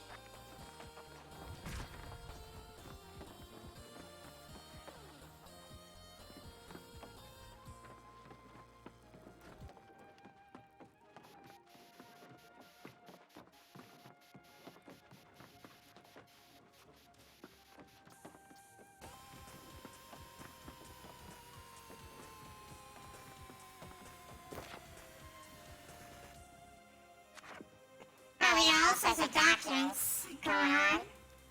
Interesting. We'll go over to Lore later. What we got here?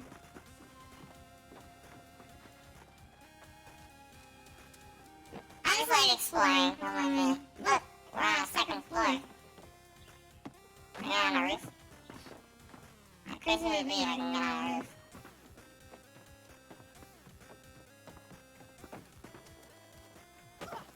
I took fall damage!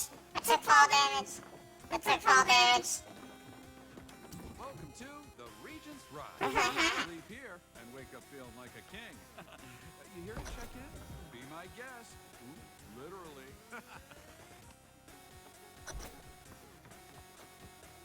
Yeah! Respawn point activated.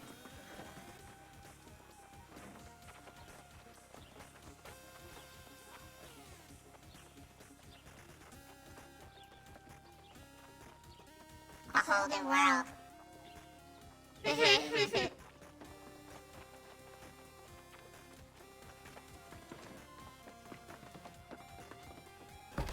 Trading boost! Weapons! Lifestyle!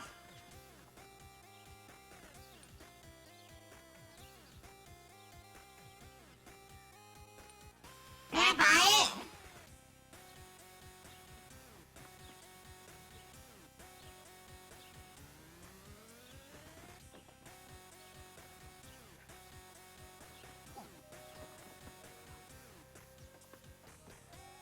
Yeah, buy it anyways.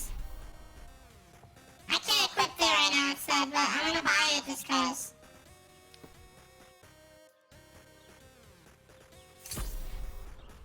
Nice, I got lifestyle. I got an upgraded one for later, too.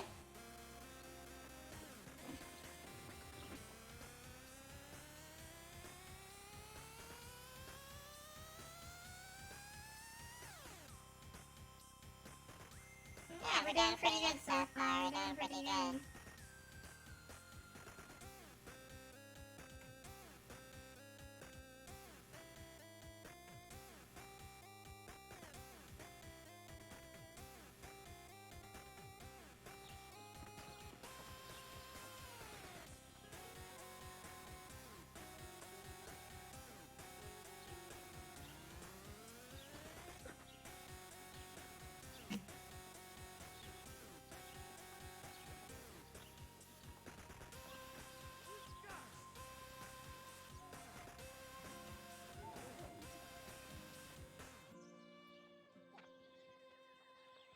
What level is everybody? How far behind am I?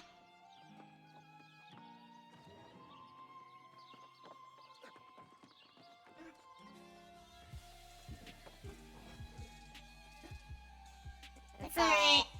I'm level 7.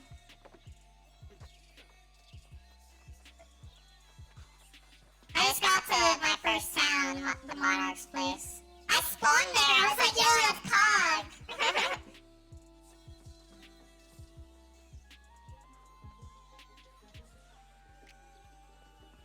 Literally. Y'all understand that I play Yu-Gi-Oh! I use the Monarch deck. I had to go Monarch's box. You know, you know.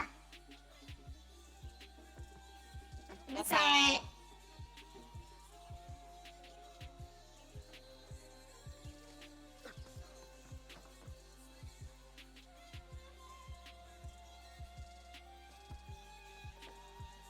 Trying to figure out how to get a Warhammer.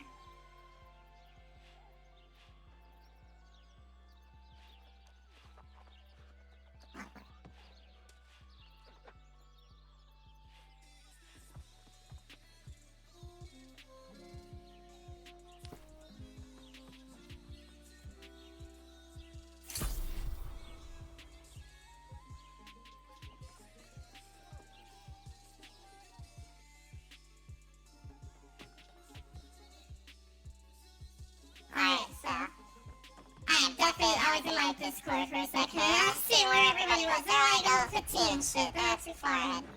But I am behind. But I did just get my new weapons, so let's check everything out.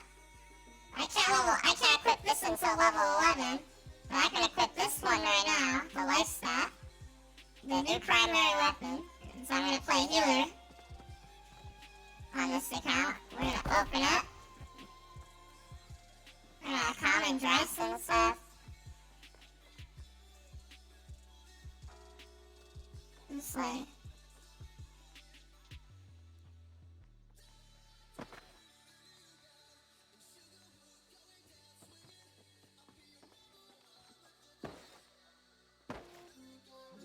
I guess this gives me better armor.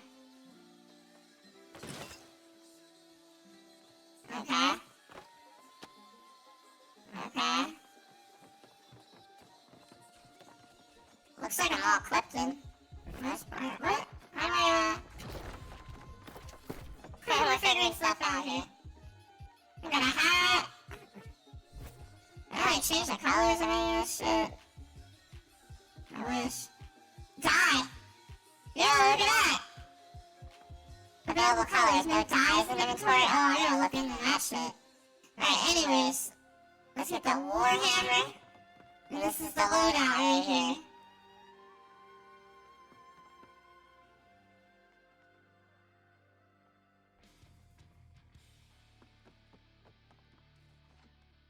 Amulet of the Century. +1 Constitution.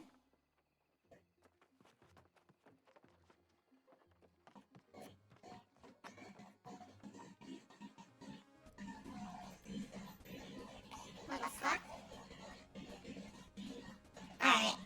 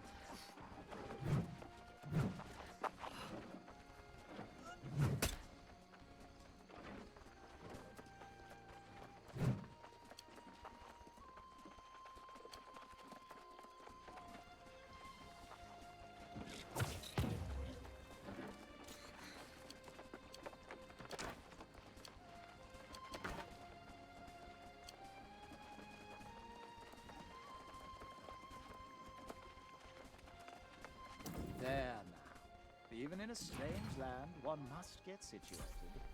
But whether you realize it or not, I think you have come to help us here in Monarch's Bluffs.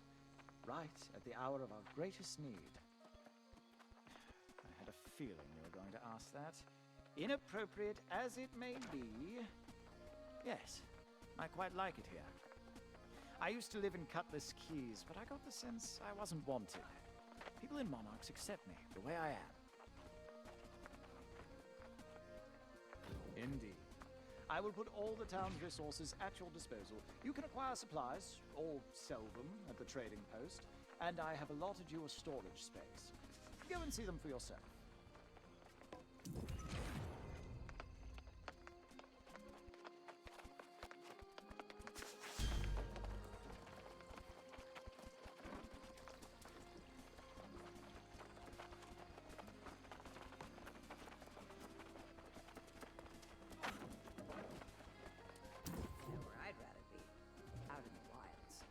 Sitting around in the settlement.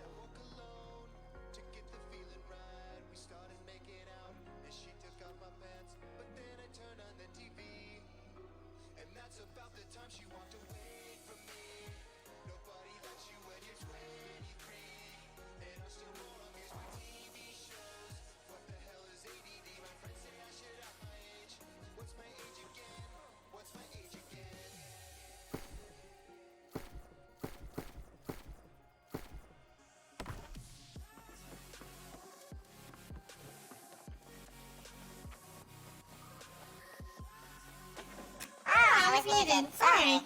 I was talking to myself. Oh, what an idiot I am. Well, that's why no one said anything probably for a bit. Whoops. I'm good. I'm very good.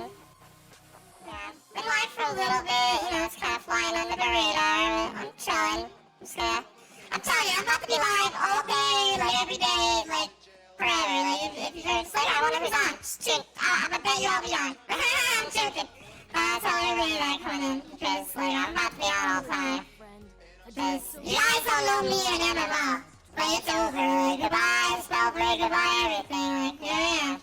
I haven't played MMO in like 3 years. Every MMO I play, I fucking go kinda in.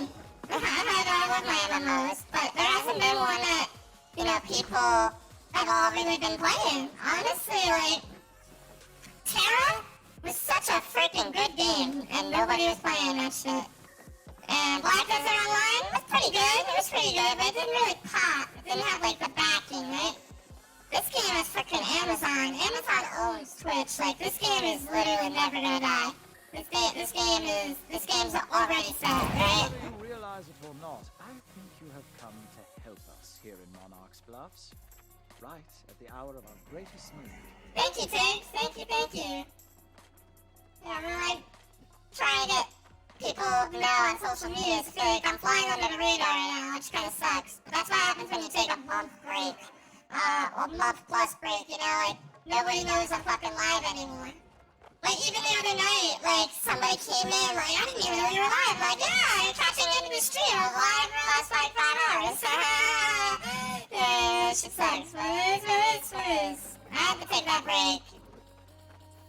So, I have to talk to this dude over here. I'm right now in this place called Monarch's Bluffs, and oh my gosh, this is such a cool zone. Like, I looked at all the zones I could have started in, and I got lucky and I got the one I wanted. So, I'm very happy with that. Here's my character. We got a Warhammer. I'm gonna be a healer. I'm playing with Newbie and Arctic and people. Playing with a bunch of the Spellbreak peoples. To see you again. There's a great deal of work to do in Monarch's Bluff. Well, the comp peoples. I know a lot of the Spellbreak peoples are uneven, but some of these people are Naraka and other games that we're gonna be playing with. I'm gonna go super pro healer, you know? I'm gonna be like the most lit healer you've ever seen.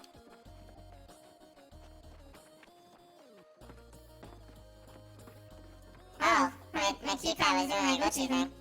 Well, it sucks to know that I literally had this keypad for fucking like 2 hours. I got the drag bug. That was the drag bug right there where just inputs left for no reason. Naraka's been okay. I mean, here's the thing. I didn't have my Tartarus. I just got it back today. Like, literally, right as I was waiting in queue for Naraka, I got it from FedEx.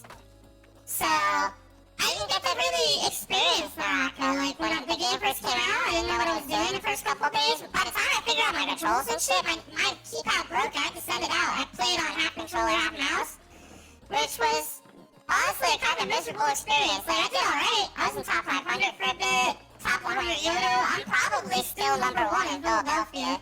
But like, I just kind of think, I don't know, it was kind of draining me. It kind of sucked. Like, I really wanted to play the game and take it seriously. Especially while it was still like really popping off and new. And I didn't get to really do that, unfortunately. But it's no biggie. The game's still kind of there. It's actually not really, it's Spellbreak 2, honestly, too, because I feel it.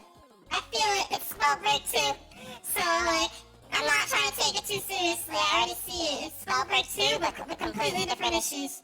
And, it's gonna, unfortunately, continue to decline. It's doing alright right now, but I just see it. It is going to decline. So, like, I'm just gonna kind of play it for fun. It's fun to mess with. And now that I have my keypad, I'm gonna try to learn. I'm gonna play it off screen, get my controls down and stuff. And then, you know, I'll be streaming it. I'll probably do some, like, you know, some casual, like, free-for-alls and custom games and shit. Probably not do too much rank on that, unless I'm doing, like, trios, because trios can be lit sometimes. I don't like doing solos, because, I mean, I'm not at my Spellbreak level. I don't play, like, super aggro and know my way out of every situation, like, fucking Morocco, if I get caught by anybody decent in like a weird spot, I don't know, I'm just fucking dead. So I play really passive, I try not to get caught. So I'm just not that good at that game.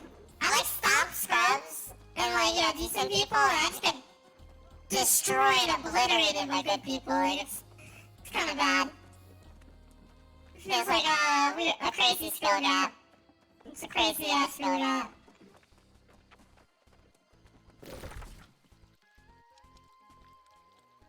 That territory thing. Oh, this is the fast travel thing. So now that I've been here, I can fast travel places. That's cool. Alright, so my quest is telling me I need to, gather a bunch of stone, wood, and other stuff. I feel like I have all that in my inventory, so we're gonna go back to my bank. Where's my bank? I wish there was like a little map radar and it showed everything. Is there a way I can like get that going in my head? It's kind of annoying that I have to like do it like this. Alright, so where's the Syndicate? Those are the clans.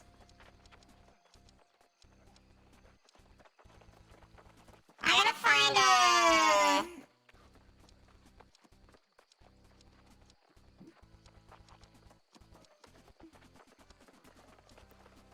Where's the fucking trading post kitchen? Storage! Found it. That was so difficult. It's right here. Oh no, that's the trading post. It's right here. Right? Whether you realize No, that's not it. I had a feeling you were going to ask. Yes, there's a lot of people playing this right now, Tiggs. This game is popping. This game is popping. I'm in the mix. And we're chilling. There's so much going on. I remember this storage check place waypoint. Yeah, this game's gonna be fun. I like MMOs. And the fact that I'm gonna be able to play with lots of people that I know, it's gonna be awesome. Because I'm gonna make a character in the Eden server. Or, you know, in the server, whatever server the Spellbreak people decided to all go to if they didn't get an Eden. Because for the first 2 weeks, they're gonna be giving out, server swaps. So you can be on any server and then swap later. So like right now it's kind of a free-for-all, which is why I'm not really partying up with anybody. It doesn't really freaking matter. Even though I am on the secondary server my guild is on. We're on the guild secondary server. So I pinged something, but I can't figure out where the fuck I pinged. I'm still learning the town. It's a pretty cool town. The sky is really nice. Look at the sky. The graphics are really decent. Creative character could have been a little better, I will admit. Definitely not on a Naraka level.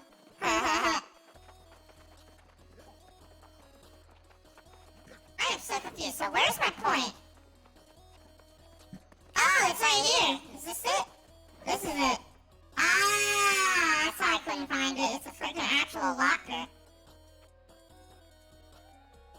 So I need to pick these back up. So I'm just gonna pick up everything. Alright. So I have to gather 40 stone by mining boulders? Where the fuck do I do that?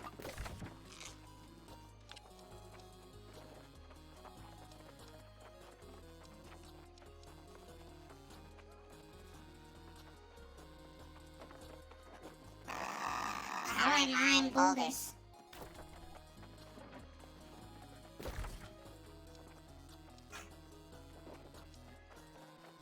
Unpin this. How do I mine boulders, right? How do I mine boulders? Where are the mining boulders? Is there a one? Map anywhere? Oh no, I don't even got lost for the first time. This might be it right here. Oh, I mine a boulder. I'm gonna go over where I saw the mining supply stuff over here.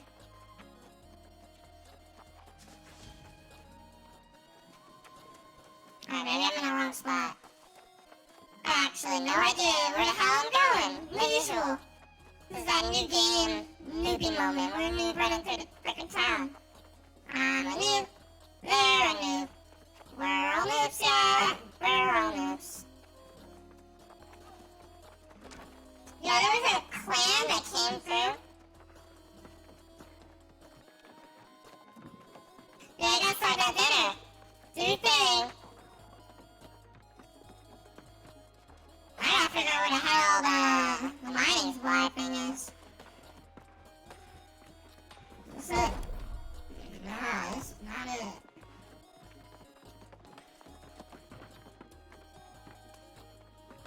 Alright. So, I have absolutely zero idea where to get stone. So we're about to probably have to look up a video, because I'm lost.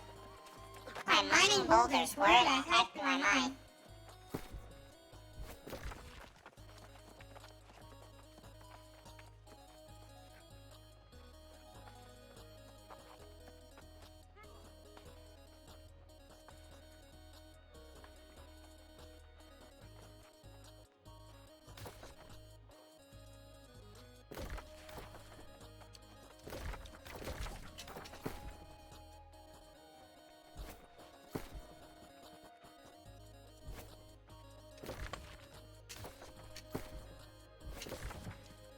I'm so confused.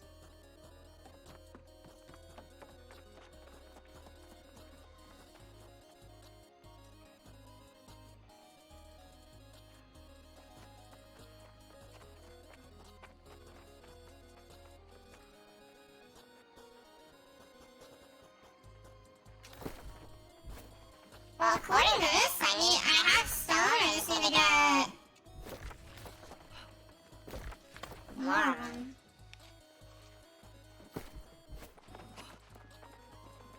Look at my inventory. That's not the quest item stone. I am so confused.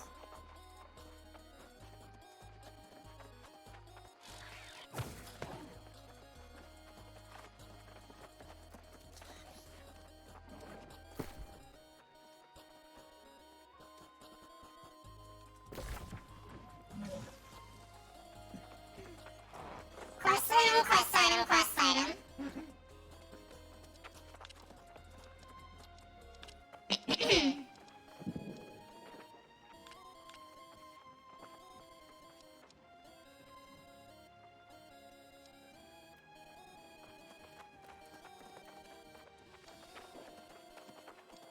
I'm so confused.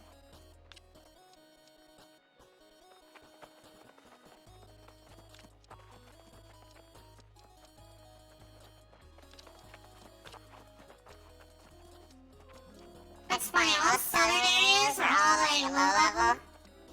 Then as you get over here, it gets high level, and it's like, this is the high level.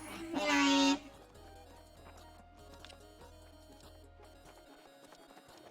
Alright, so I'm officially lost for the first time. I'm very likely about to have to look up a guide right now, because I really have no freaking idea where to go. No idea. At all. And there's no number 2 on the whole freaking map. And this isn't it. Overseer's orders.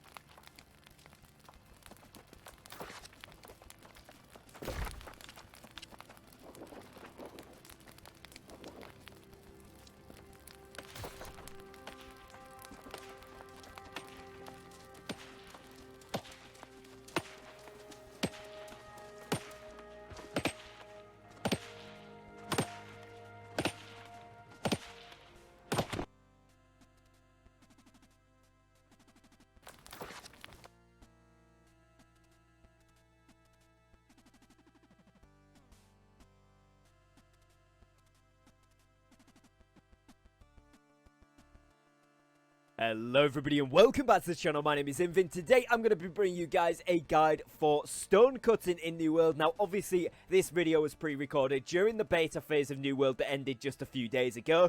And I just wanted to bring you guys a quick update before I do jump into the actual guide here. Just saying that I'm going to be continuing to upload New World content as much as I possibly can. I've got a lot of gameplay, a lot of footage and a lot of other guides and things that I'm going to be putting out over the next few days. And on top of that I've got some ideas that I want to talk through with you guys. Some kind of things that they could add to the game, types of things they could implement and how they could implement them into the game, kind of things we're expecting to see, things that I'd like to see, and I kind of want to get a conversation going between myself and you guys on these videos. So what I'm going to go ahead and do is talk about a different subject each few days and just upload these with some gameplay in the background to keep the hype going for New World. I'm still really excited about it. There's not much else I want to upload at the minute. I'm still really excited for New World, and on that basis I'm going to try and do as much of my content around that as physically possible. So if there's anything you would like to see me cover around New World, whether it's speculation, things you would like to see, if you'd like to see me discuss the system such as maybe pets, that's something I've got on my list coming up, whether they should be added, mounts, all that kind of good stuff, leave it in the comments below. Make sure you join the Discord server as we are very, very active on there. We're chatting things through about New World and about lots of other games as well. So please do make sure you go down below, join the server there. It'd be great to have you over there. And without further ado, we're going to jump into the stone cutting guide here. So enjoy the video and peace. Hello everybody and welcome back to the channel. My name is Invin. Today I am going to be bringing you guys a guide for the New World stone cutting table and how to actually efficiently and effectively use this and level it up. Obviously it's going to be included with the gem cutting here, and it's going to be a very crucial part of New World to enable you to get the best gems possible as quickly as possible, and these are going to give you a huge boost in a number of different ways. Now obviously along with gem crafting, like I mentioned in my Arcana guide, which if you haven't seen I will leave a link on screen to now,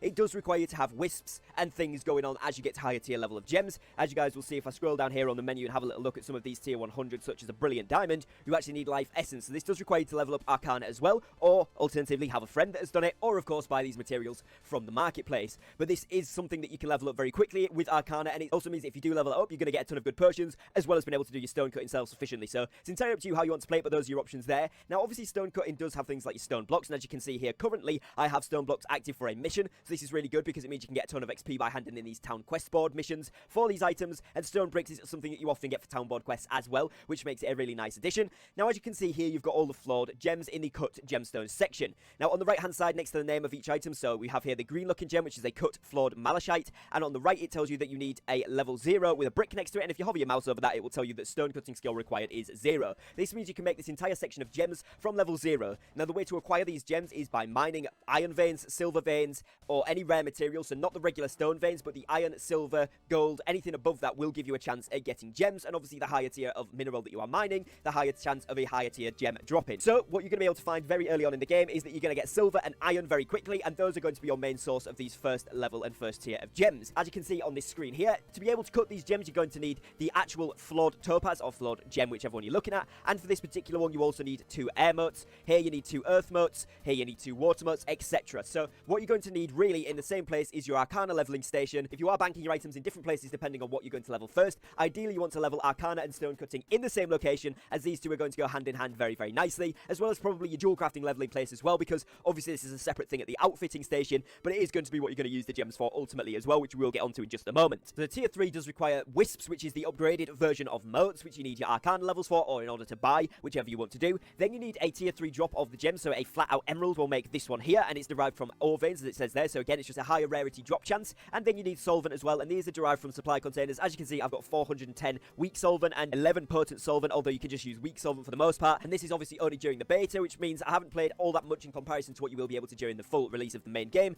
meaning that solvent seems to be pretty abundant at the moment, so let's hope it stays this way going forward because it is very, very useful. So you would put that in there with the emerald and with the wisps, and you'll be able to make cut emeralds, and again as you can see that is then the tier 3 version of this. Then moving down here to common gem fusions. Now this is something you can do if you have, for example, 3 of the tier 2 regular version of the flawed onyx. You can use 3 of those with a life wisp here, for example, just for this one, and again some of the solvent, and that can make it into the tier 3 gem, which you could then go up here and have a look at cut onyx, and you'd then be able to make this, providing you have the wisps and the solvent as well. So that's another way you can kind of upgrade the gems that you have at a lower level to make them a higher level gem. Now another thing you can do here is material conversion, and these are coarse sandpaper and weak solvent. Now weak solvent is something if you don't have a lot of, you can actually convert it, and you can pick any of the other refining crafting materials. So for example here I have a ton of tannin, could click on that and you need a common material converter. In order to get this you need to go to your faction leader, and they will sell you that one on the 2nd rank of your faction. So for example for Covenant that is Templar, and it goes on for different Syndicate and different for Marauder, but you can go ahead and go into the 2nd tab down once you've unlocked that, and you are able to buy these, but they do cost quite a few faction points, so I would recommend just trying to find these things inside of these provision containers and supply containers. Another really important thing with stone cutting is going to be the keys for for the actual expeditions that are in the game. Now, as you can see here, we've got things like the Eternal Heart, which is one of the components you might need for a tuning orb down here. And as you can see, the second one requires a energy core, and all of these can be crafted here for different modes. The energy core is an elemental and an Eternal Heart, so you would need to craft both of these. And as you can see, basically, it's just a ton of modes. So if you are looking to get into modes and Arcana, it's going to be an exceptionally good one to level alongside this, like I mentioned in that guide there. So kind of go hand in hand. If you wanted to do stone cutting, you might as well do Arcana too, because you're going to be gathering very, very similar materials for both of these. Obviously, you can downgrade materials like you can in any other workstation as well, so you are able to turn stone bricks back into stone blocks, and you get 2 for every 1, and this is going to be using the solvent again, and so on. You can do this going up. It's going to require slightly more solvent and obviously the higher tier material in order to do it. You can then get corrupted refinement as well, which is the corrupted stuff you get from clearing a major corruption breach or something similar to that. So not the smaller breaches, the big ones. These drop the chests which offer you 4 items, and often you will get corrupted silver, corrupted fragments, or occasionally as well corrupted shards. Now these can be turned into obviously different parts here, so your corrupted silver can be crafted into fragments, and then your fragments can be crafted into shards, and these are again used in the tuning orbs. As you can see here, corrupted silver for the first one. For the protectors one here, you need corrupted shards. Again, in the tuning orbs, you will see star metal chisel, for example, and these again can be bought from your respective faction leader, and they will offer you the chance to buy this for a bit of gold and some faction standing points. It's up to you if you want to spend your money and your faction ranking on this, but they cannot be bought from the market because they are bind on pickup. So if you are wanting to craft these tuning orbs, you're going to have to do it through your faction leader providing that material for you there. So for some of the items like the glowing swamp moss here, these can be kind of like tier 4 epic level items, and it can be quite confusing as to where to find them. But if you hover over this item, it tells you that it is a glowing piece of swamp moss that used to craft a protector's tuning orb and can be found in the creatures around the Eternal Pool in Reek Water. So essentially you're going to have to kill creatures in Reek Water around the Eternal Pool, and they have a chance of dropping this. And again, things like the lodestone brick is refined at the tier 4 stone cut, so you can go up here and have a look at what is required to craft that. This one again is a crafted resource, it tells you, and then obviously you can see certain things. If we go to like the Amrine one, corrupted silver, it will tell you that you get them from corrupted fragment portals used to craft them there, from the faction vendor on that one, stone cutting tier 2, etc, etc. So it will tell you where to get things or where they are derived from, and if it says derived from, that means where you can pick it up from on each item. So as you're going along, you'll see the several different ones that you can go ahead and do, and this is where you're going to be able to get into all of your expeditions through getting these tuning orbs here too. Now as you can see as well, as you go on, you're going to be able to craft tier 4 gems, which are going to be even more beneficial, and these are derived from ore veins, so you will need to be able to get the rare drops from these. Again, another really good place to get these is going back up and doing some of the dungeon runs, or the expeditions I should say, and actually cracking out a few of these runs, mining the resources within them if you can, and obviously just completing them and getting the chests and the drops, because there is a big high chance to get these high level tier gems. Even from the first Amrine excavation, you can get tier 4 and 5 gem drops, so it's definitely worth saving those up or selling them, or indeed giving them to your company's gem crafter.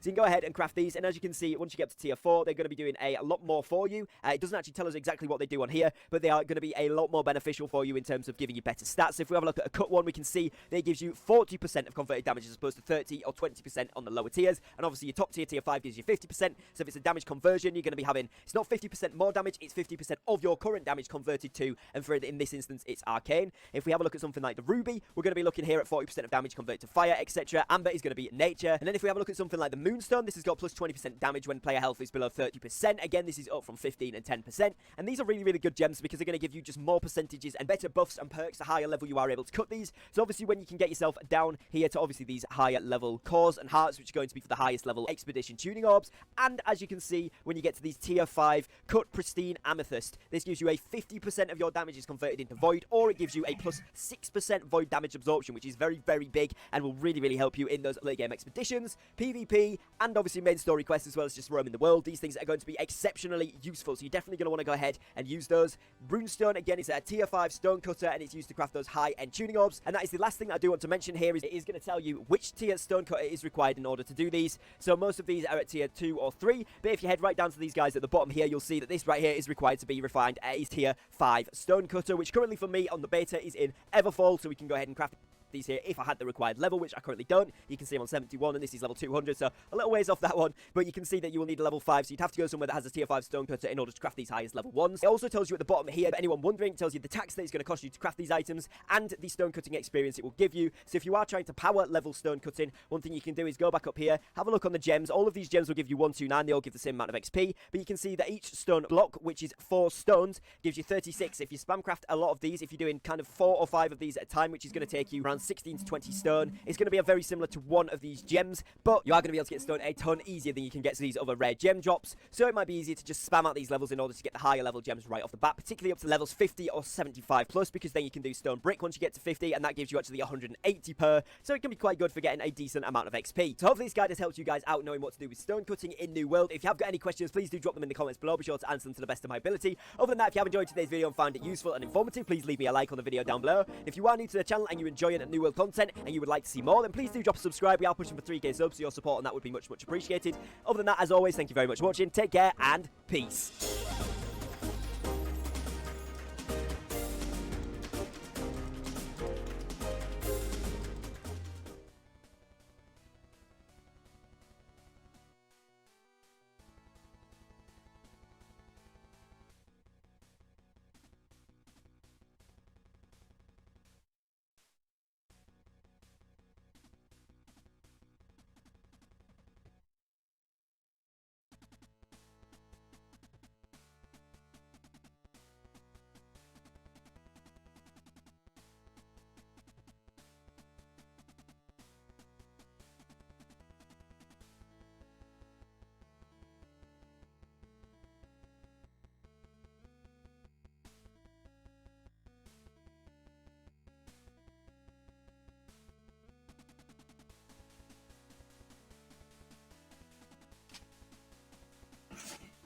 Okay.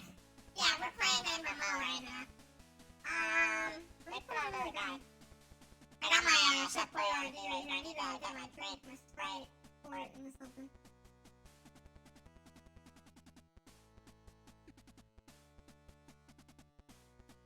There's a fishing guide right here. Kind of don't care about that right now.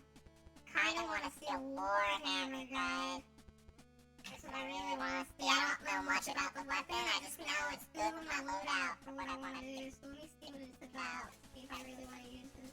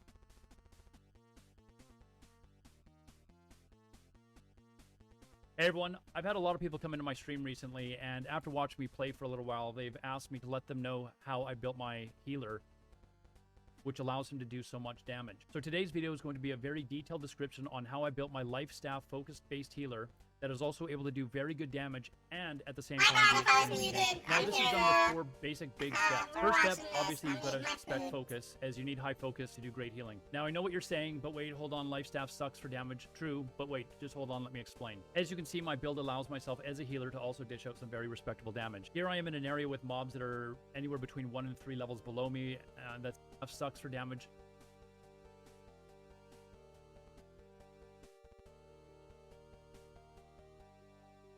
True, but wait, just hold on, let me explain. As you can see, my build allows myself as a healer to also dish out some very respectable damage. Here I am in an area with mobs that are anywhere between 1 and 3 levels below me. So you're hella confused.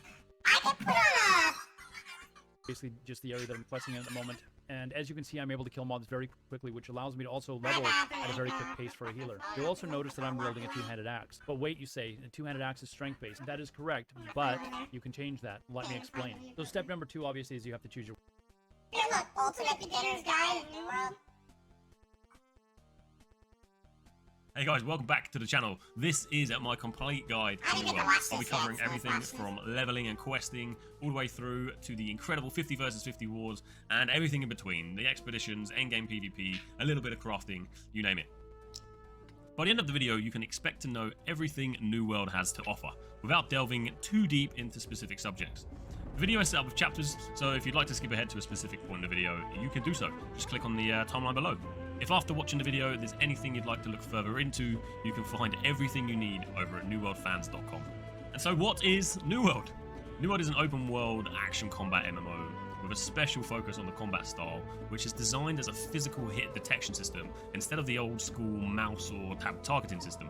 The game has an engaging storyline where you find yourself shipwrecked on the island of Eternum, destined to an immortal life fighting against corruption and competing with other rival explorers to stake your claim and secure your legacy. After finding yourself washed up on the shores, you are introduced to some of the characters of the island, who will provide you with quests which will help you familiarise yourself with the game and Eternum. Okay, so firstly, the combat, one of my favourite parts of the game, to be honest. The combat in New World is described as action combat, which ultimately means you need to aim and target your attacks and skills. Your positioning and timing is crucial in New World in both PvE and PvP, but even more so in PvP. When you attack a player or mob, there are a variety of prompts that you will see. Floating damage numbers, which will show all types of attacks, coloured indicators to show if an attack has been improved or reduced effectiveness against its type based on attack.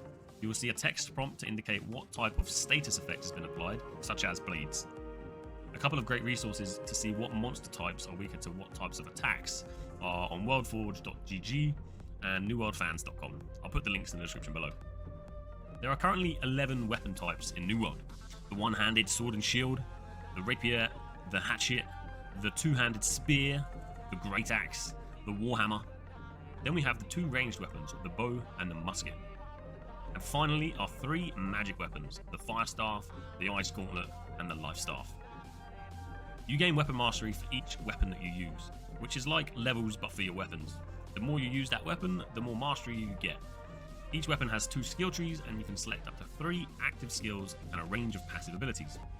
There are a few websites out there where you can test builds and skill ideas, but the one that I use is over on newworldfans.com. I'll post a link to the builder in the description below. And then we have our attribute points. Attribute points will directly affect the weapon that you choose, allowing you to increase damage or healing, let's say. You will also be able to gain additional attribute points from items such as food and armor. Speaking of armor, there are 3 different armor categories: light, medium, and heavy. You can mix and match all pieces of gear in order to have your desired set. The physical armor helps mitigate all physical damage types such as melee, musket, bow, axe throws, etc. And elemental resistance helps mitigate all magic damage types such as fire, void, lightning, etc. One of the most important mechanics in New World is your armor weight, which is called equip load. Your equip load will put you into one of 3 weight classes. Light, which allows a movement dodge roll, which helps you evade enemy attacks and adds a 20% damage or healing output bonus. Medium, which limits your dodge to a bit more of a quick hop instead of a dodge roll, and grants a 10% damage bonus or healing output bonus, which increases your crowd control buff's duration time by 10%. Heavy, which constrains your movement to a much more conservative, slow sidestep, yet grants you with a block stability increase of 15%, and your crowd control debuffs last 20% longer.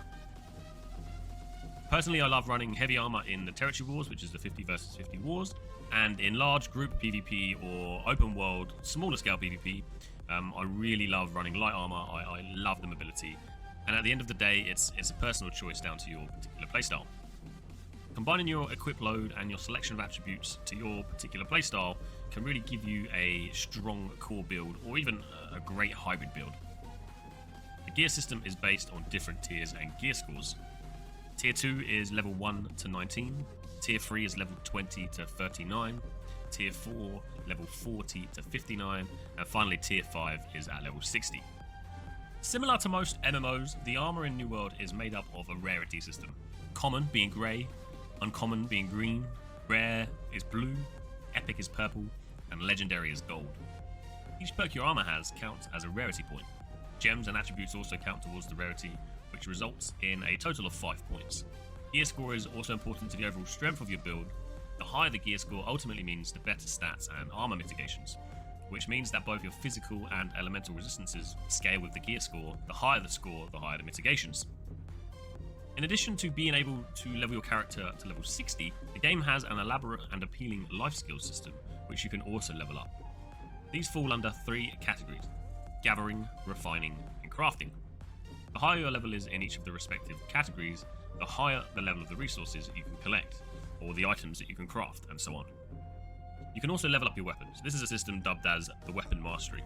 The more you level up your mastery, the more abilities you can skill into. Unlike most MMOs, New World allows you to play multiple classes with one character. The crafting system in New World is among one of my favourites I've experienced in recent years. While being at the core of New World, the crafting system is relatively easy to understand, but may take some time and energy to master. In short, the way the system works is you gather your materials, you then refine those materials, and finally you craft them into a particular item. A few of the things you can craft are potions, food, weapons, armor, jewels, tools, and items for your homes. There are a few ways to level up and craft efficiently, such as ensuring you have as much storage as possible. You can create potions and food to help you gather and craft faster, and you can of course use the New World Fans map to help you find the materials that you're looking to gather. Once we establish ourselves and move past the starting zone, equipped with weapons, knowledge, and inspiration to explore this new world, Aeternum has a vast amount of land for us to discover, including 13 settlements, 6 dungeons, different civilizations, and hundreds of species of animals, both on land and in the water. Upon reaching our first settlement, we will find that there are a few things to do. Firstly, we have the main story quests, which are pretty mandatory if you wish to progress through the game. Through them, you will gain your Azov Staff, which is a pretty important item to acquire for progression. Then there are side quests, which are quests that you can find randomly as you travel around. Other quests you may find around the settlements are town quests. The majority of these quests happen when a company is upgrading the town. The idea behind the town quests is that you can help a company upgrade that particular town. So when they pay for an improvement, whether that's for a crafting station or a full upgrade, you can help complete these upgrades by doing the town quests. You can level faster if you make sure you pick up town quests in each of the towns you visit.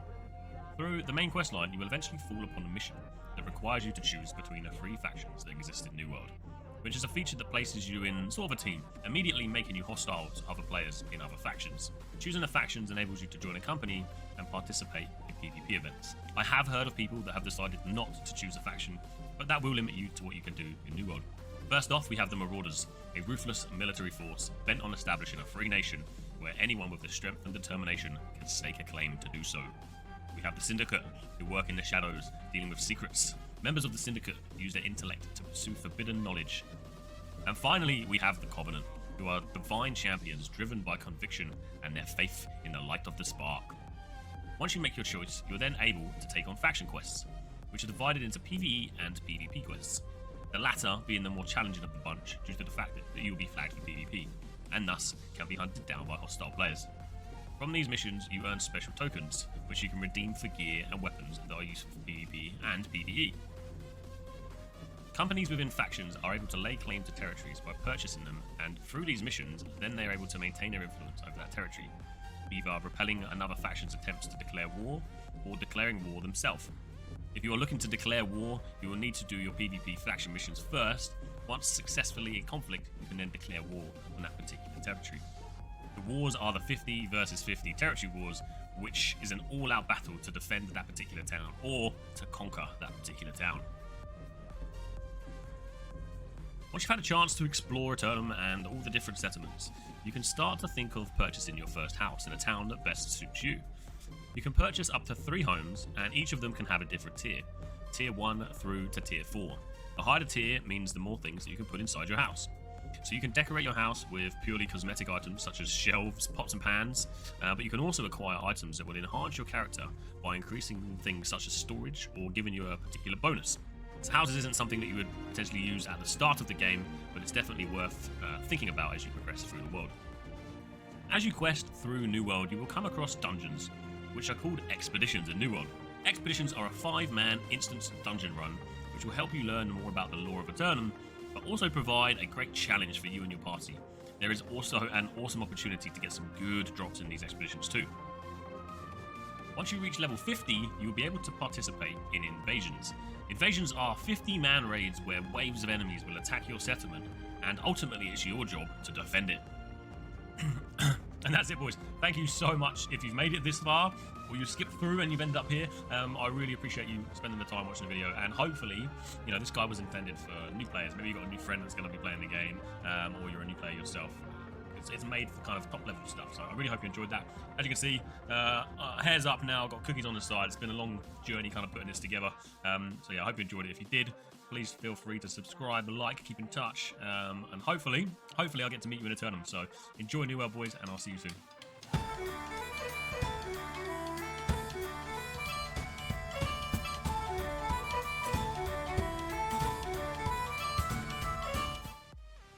Hello everybody and welcome back to the channel. My name is Invin. Today I'm going to be bringing you guys a guide for stone cutting in New World. Now obviously this video was pre-recorded during the beta phase of New World that ended just a few days ago, and I just wanted to bring you guys a quick update before I do jump into the actual guide here, just saying that I'm going to be continuing to upload New World content as much as I possibly can. I've got a lot of gameplay, a lot of footage, and a lot of other guides and things that I'm going to be putting out over the next few days, and on top of that I've got some ideas that I want to talk through with you guys. Just watch this.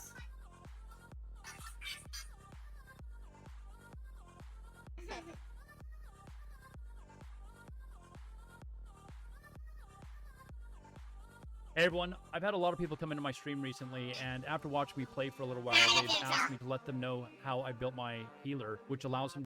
After watching me play for a little while, they've asked me to let a very detailed description on how I built my life staff focus-based healer that is also able to do very good damage and at the same time be extremely tanky. Now this is done with 4 basic big steps. First step, obviously you've got to spec focus, as you need high focus to do great healing. Now I know what you're saying, but wait, hold on, life staff sucks for damage. True, but wait, just hold on, let me explain. As you can see, my build allows myself as a healer to also dish out some very respectable damage. Here I am in an area with mobs that are anywhere between 1 and 3 levels below me, and that's basically just the area that I'm questing in at the moment.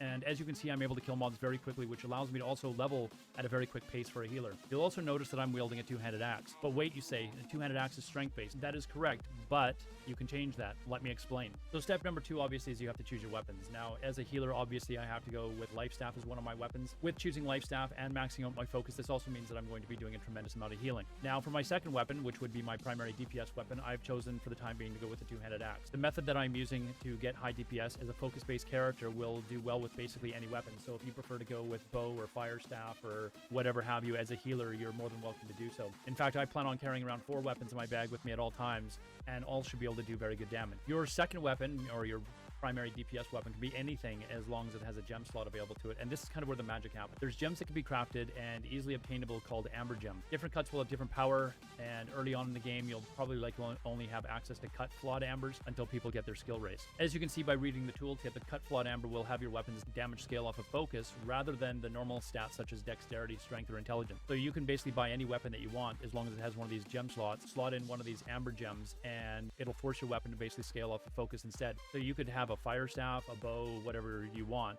and have it scale off of your focus rather than dexterity, con, intelligence. Now on to step 3, because this build doesn't just stop with swapping the stat of the weapon, that's just the beginning. We do the exact same thing to the gear that you get, and a great place to start is your faction vendor gear. You can take this gear, again normally it's got con and a stat that isn't focus, and change that stat into focus. We do this with another item that you buy off the faction vendor for very cheap called the Covenant Cleric Seal. As you can see once again with the tooltip, this will change your faction armor's attributes to be con and focus. This means that your weapons, both DPS and life staff, will benefit even more. Now step 4 is, I guess, optional, but I would strongly advise that you do so, and that would be buying or obtaining a second set of a different type of armor. One of the great things about this spec is how tremendously adaptable it is to different situations. If you're just roaming around doing quests, you can stick a light armor for dodge, rolling, and movement, so you can get around the zones quickly and kill mobs quickly, etc., etc. However, if you're in a battle over territory, you can swap over to heavy armor, and suddenly you're a frontline healer, still doing respectable damage, but helping hold down the lines with additional heals. All you have to do is obtain a second set of armor, of heavy armor, and apply the Covenant Cleric seal to that piece as well. Now imagine multiple toon spec like this and added to the fight. It could very well turn the tide of the battle. How about range DPS? Maybe you want to be a bow user or a fire staff user, and then you can swap to life staff for additional healing. Also, if your primary DPS weapon is a two-hander and the target starts to move away, you can swap back to your life staff for range DPS. Now normally the life staff is not normally thought of as great for DPS, but with such high focus, it actually does get the job done. The last thing I'll say about this spec is the points into life staff and your weapon. I'm not going to go into each weapon and give a talent spec for it for obvious reasons, and some of these powers are obviously very situational and subjective. As an example, with life staff in any territory war, I would always have Sacred Ground and Beacon, along with passes that I feel are necessary. Again, these are situational and subjective. You might have a different playstyle than my own. Now, I know I've made this build sound like it's the best build in the world and it's amazing, but there are some negatives about this build that I want you to consider before you actually start using this build to decide whether or not maybe it's right for you. First of all, you're a healer first. You will never be as high DPS as other classes simply because you don't have a second weapon to swap to with more cooldowns to use. As you are using life staff as one of your weapons, your options for CC are also limited compared to a second DPS weapon. This can be a very big disadvantage as others in the fight will be able to swap to other DPS weapons with much better CC to help control the fight. Also keep in mind that you will not be getting the additional bonus you get for every 50 points that you put into strength, dexterity, or intelligence, which is obviously an additional loss of DPS. You would, however, get the additional bonus that you would get for every 50 points that you put into focus. Anyways, I hope you enjoyed the video, and if the video was at all informative, please consider subscribing and giving a thumbs up. It really actually helps out with the algorithm. If you have any other questions or just want to chat about New World or any other MMOs, please feel free to stop on my Twitch, where I stream 6 days a week at twitch.tv/Aladar. Thanks, and have a great day. In this New World Weapons video, we're going to be taking a look at the Warhammer. Anything you might want to know about the Warhammer, we're going to try and cover in this video. First thing to know about the Warhammer is it's a pure strength scaling weapon, meaning that any points you put into strength are going to directly affect the damage of the weapon, and no other attributes affect its weapon damage. The Warhammer does strike damage, so enemies that are weak to strike damage, particularly like undead enemies, you'll find these near the beginning of the game, the Drowned. In a lot of the dungeons in the game, you'll be facing these. So it's a very good damage type against undead, so keep that in mind if you're fighting in corruptions or early game or in dungeons. You may want to have a hammer if you're playing a strength build. Also, something to know about the hammer is that its light attacks deal 100% damage, its heavy attacks 130%, and its charge heavy attacks a whopping 170% damage. That is a lot. That is actually tied with bow for the highest in the game. Having a look at the skill trees here, you have Juggernaut and Crowd Crusher. Juggernaut focuses more on single target damage, while Crowd Crusher is more on AoEs and crowd control. The Armor Breaker skill of the Juggernaut tree is a attack that does increase damage and it cuts through the target's armor. So if you're fighting a heavily armored target, then this can help boost your damage as it's going to negate some of that protection a target has. Mighty Gavel is an interesting attack. It works kind of like a pseudo-execute ability once you've upgraded it, doing more damage to low health targets. But it does substantial damage, but it has a really long animation, meaning that you need to time it well, and the distance on it isn't as far as you'd think, so it's very easy to miss. Wrecking Ball is an interesting ability because it does damage and it's also a CC, and once upgraded it can actually CC nearby enemies as well, and it also boosts your armor. So it's a good one to consider. It has a rather long animation as well, so you have to be careful of that. A lot of the hammer animations are actually kind of long, so this is not unique to this ability. A lot of the abilities in the Juggernaut skill tree, the passives, increase damage directly or stamina damage, so if you're trying to deal more damage with a hammer, these are not a bad choice. The Capstone ability, Justice for All, only affects the Mighty Gavel ability, so if you're not using the Mighty Gavel ability, then there's no reason to take that Capstone. Moving over to Crowd Crusher, the first ability there is Shockwave. This is an AoE ability that stuns enemies. I really, really like this ability. You can further buff it to make it increase damage. Targets caught in this AoE will also take increased damage for 10 seconds, which is fantastic. If you manage to get in and open with this ability, you sort of soften everything up for further AoEs and stun them. One of the great things, too, is that if you open with this, enemies are stunned, so when you do like your spin to win, maybe with a Great Axe combo or something, or even the other hammer abilities, they can't interrupt you while you're doing these, because sometimes when you're spinning or whatever, you'll get hit and it'll interrupt it. That can prevent that from happening, so it's a great ability. Works really good in PvE and PvP. The next ability here is Clear Out. I really, really like this ability. It doesn't do much damage, but it knocks enemies flying. This is, in my opinion, one of the better abilities to use after you sort of burned your other abilities. So if you have like 3 hammer abilities, try and use this one last, because it spreads out enemies, and if they're all grouped up, that's ideally where you want to keep them. So, but it's really good because it knocks enemies flying, then they got to get up off the ground, and it can, get a lot of enemies off you if you're fighting PvE or PvP and you're getting beat up pretty hard. If you knock them flying, you can give yourself some breathing room. Path of Destiny is an interesting ability because it's actually a hammer attack that does a small AoE kind of periodically over a long distance in a line. What I really like about it is it adds some range to the hammer, allowing you to maybe stagger at targets from a range, if you're like kind of standoffing when PvP and you can't quite charge in yet. Allows you to kind of chip away at enemies and stagger and interrupt them. or also maybe there's an enemy's running from you and allows you to slow them up or maybe finish them off if they're really low on health. And it's just a nice way to get some range as a hammer user. A couple really good abilities in this tree are the Prevailing Spirit ability, which allows you to heal yourself if you are attacking a target that is affected by a crowd control or a crowd crusher ability. This is really good because most targets, you're going to hit them with an ability and then another ability and then another ability. Or maybe you hit them with an ability, then like a light or heavy attack, then another ability, etc. This is going to allow you to keep healing yourself a bit. Another one is Acceleration. This helps reduce the cooldown of these abilities when you hit targets that are debuffed by them with a light attack. Generally, that's what you're doing once you burn all your abilities, so this helps them replenish more quickly, allowing them to use them more often. Aftershock is nice for a PvP. This allows you to slow targets that are hit with one of these abilities. CC is a huge part of PvP in this game. It's not really super important for PvE, so if you're playing in PvE, you probably want to shoot for the other capstone and perhaps use that other ability, but in PvP, any CC you can get is good. What I really love about the hammer weapon is the crowd control that it has. It has more crowd control than just about any other weapon out there. The downside is you have to be very, very close to pull it off, and sometimes that is hard to do, particularly in PvP. Other weapons that go really well with the hammer are the Great Axe and the Hatchet. Both of them are strength scaling. The Great Axe basically kind of allows you to set up with the hammer or to charge in with the charge ability of the Great Axe, then lay down some CCs and stuns with the hammer, and then AoE with the Great Axe abilities. While enemies are CC'd and can interrupt you, which is good. That works very well in PvE and PvP. And in PvP, you can charge in, spin to win, then CC, and then attack a couple bit and spin to win again, and that works really well. Hatchet allows you to buff your damage with a Berserk ability, so you can increase your damage with both your hammer and your hatchet. It also can buff your run speed, making you be able to catch enemies faster. One of the problems with hammer is they don't have a gap closing ability, so unless you're right on top of the enemies and they're not going anywhere, it's hard to use in PvP unless you have something else that has a gap closer. Hatchet doesn't have a gap closer, but it allows you to move faster when you use Berserk, which is helpful. So it's maybe not as good as the Great Axe, but it's still pretty strong.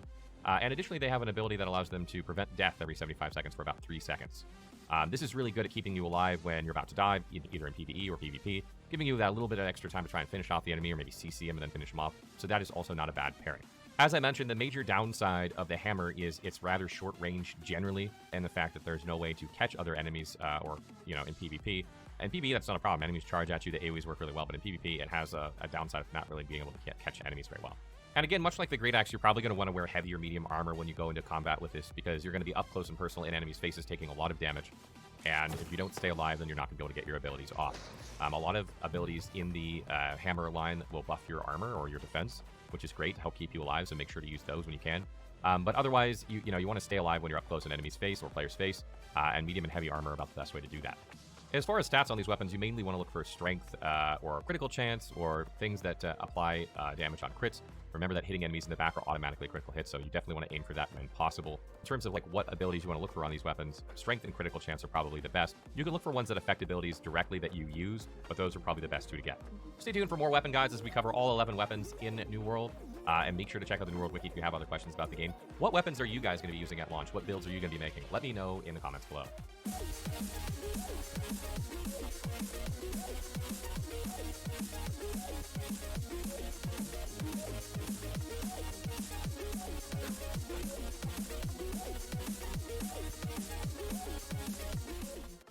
What's up everyone, Pritch here, bringing you a guide on everything Warhammer in New World. First, we're going to go over the basic and heavy attacks. Second, we're going to go over all the weapon abilities, upgrades, and passives that can be spec'd into for both the Juggernaut and Crowd Crusher trait lines. And finally, we're going to cover potential builds and fun weapon combos to try out. Alright, enough chit chat, let's run it!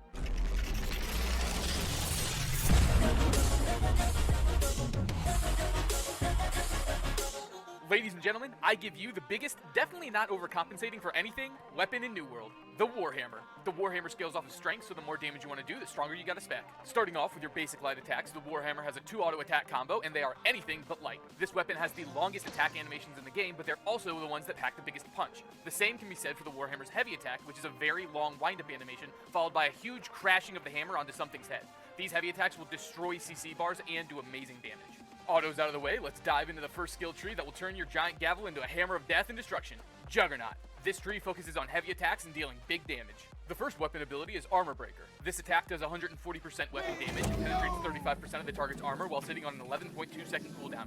AKA, this attack hurts real bad and makes your hammer glow red. The first upgrade is Indomitable, which adds grit to the animation, making the attack unstoppable. And remember, grit will always make your character glow a tad white. The second upgrade is Lasting Trauma. Armor Breaker applies Rend, reducing damage absorption by 15% for 10 seconds. With Rend application, this ability becomes very viable in expeditions. The final upgrade is Opening Act, giving this ability a 15% damage boost versus full health targets. The second second weapon ability is Mighty Gavel, a whooping one-handed attack dealing 160% weapon damage, and it sits on a 20.6 second cooldown. Your hammer also glows purple during this animation. The first upgrade is Summary Judgment. Gain a 20% damage boost when hitting a foe below 30% health. The second upgrade is Impact Fracture. Increase stamina damage done by 25%. Stamina damage is what you will affect when somebody tries to block your attack, and this buff will have no real impact on your life whatsoever.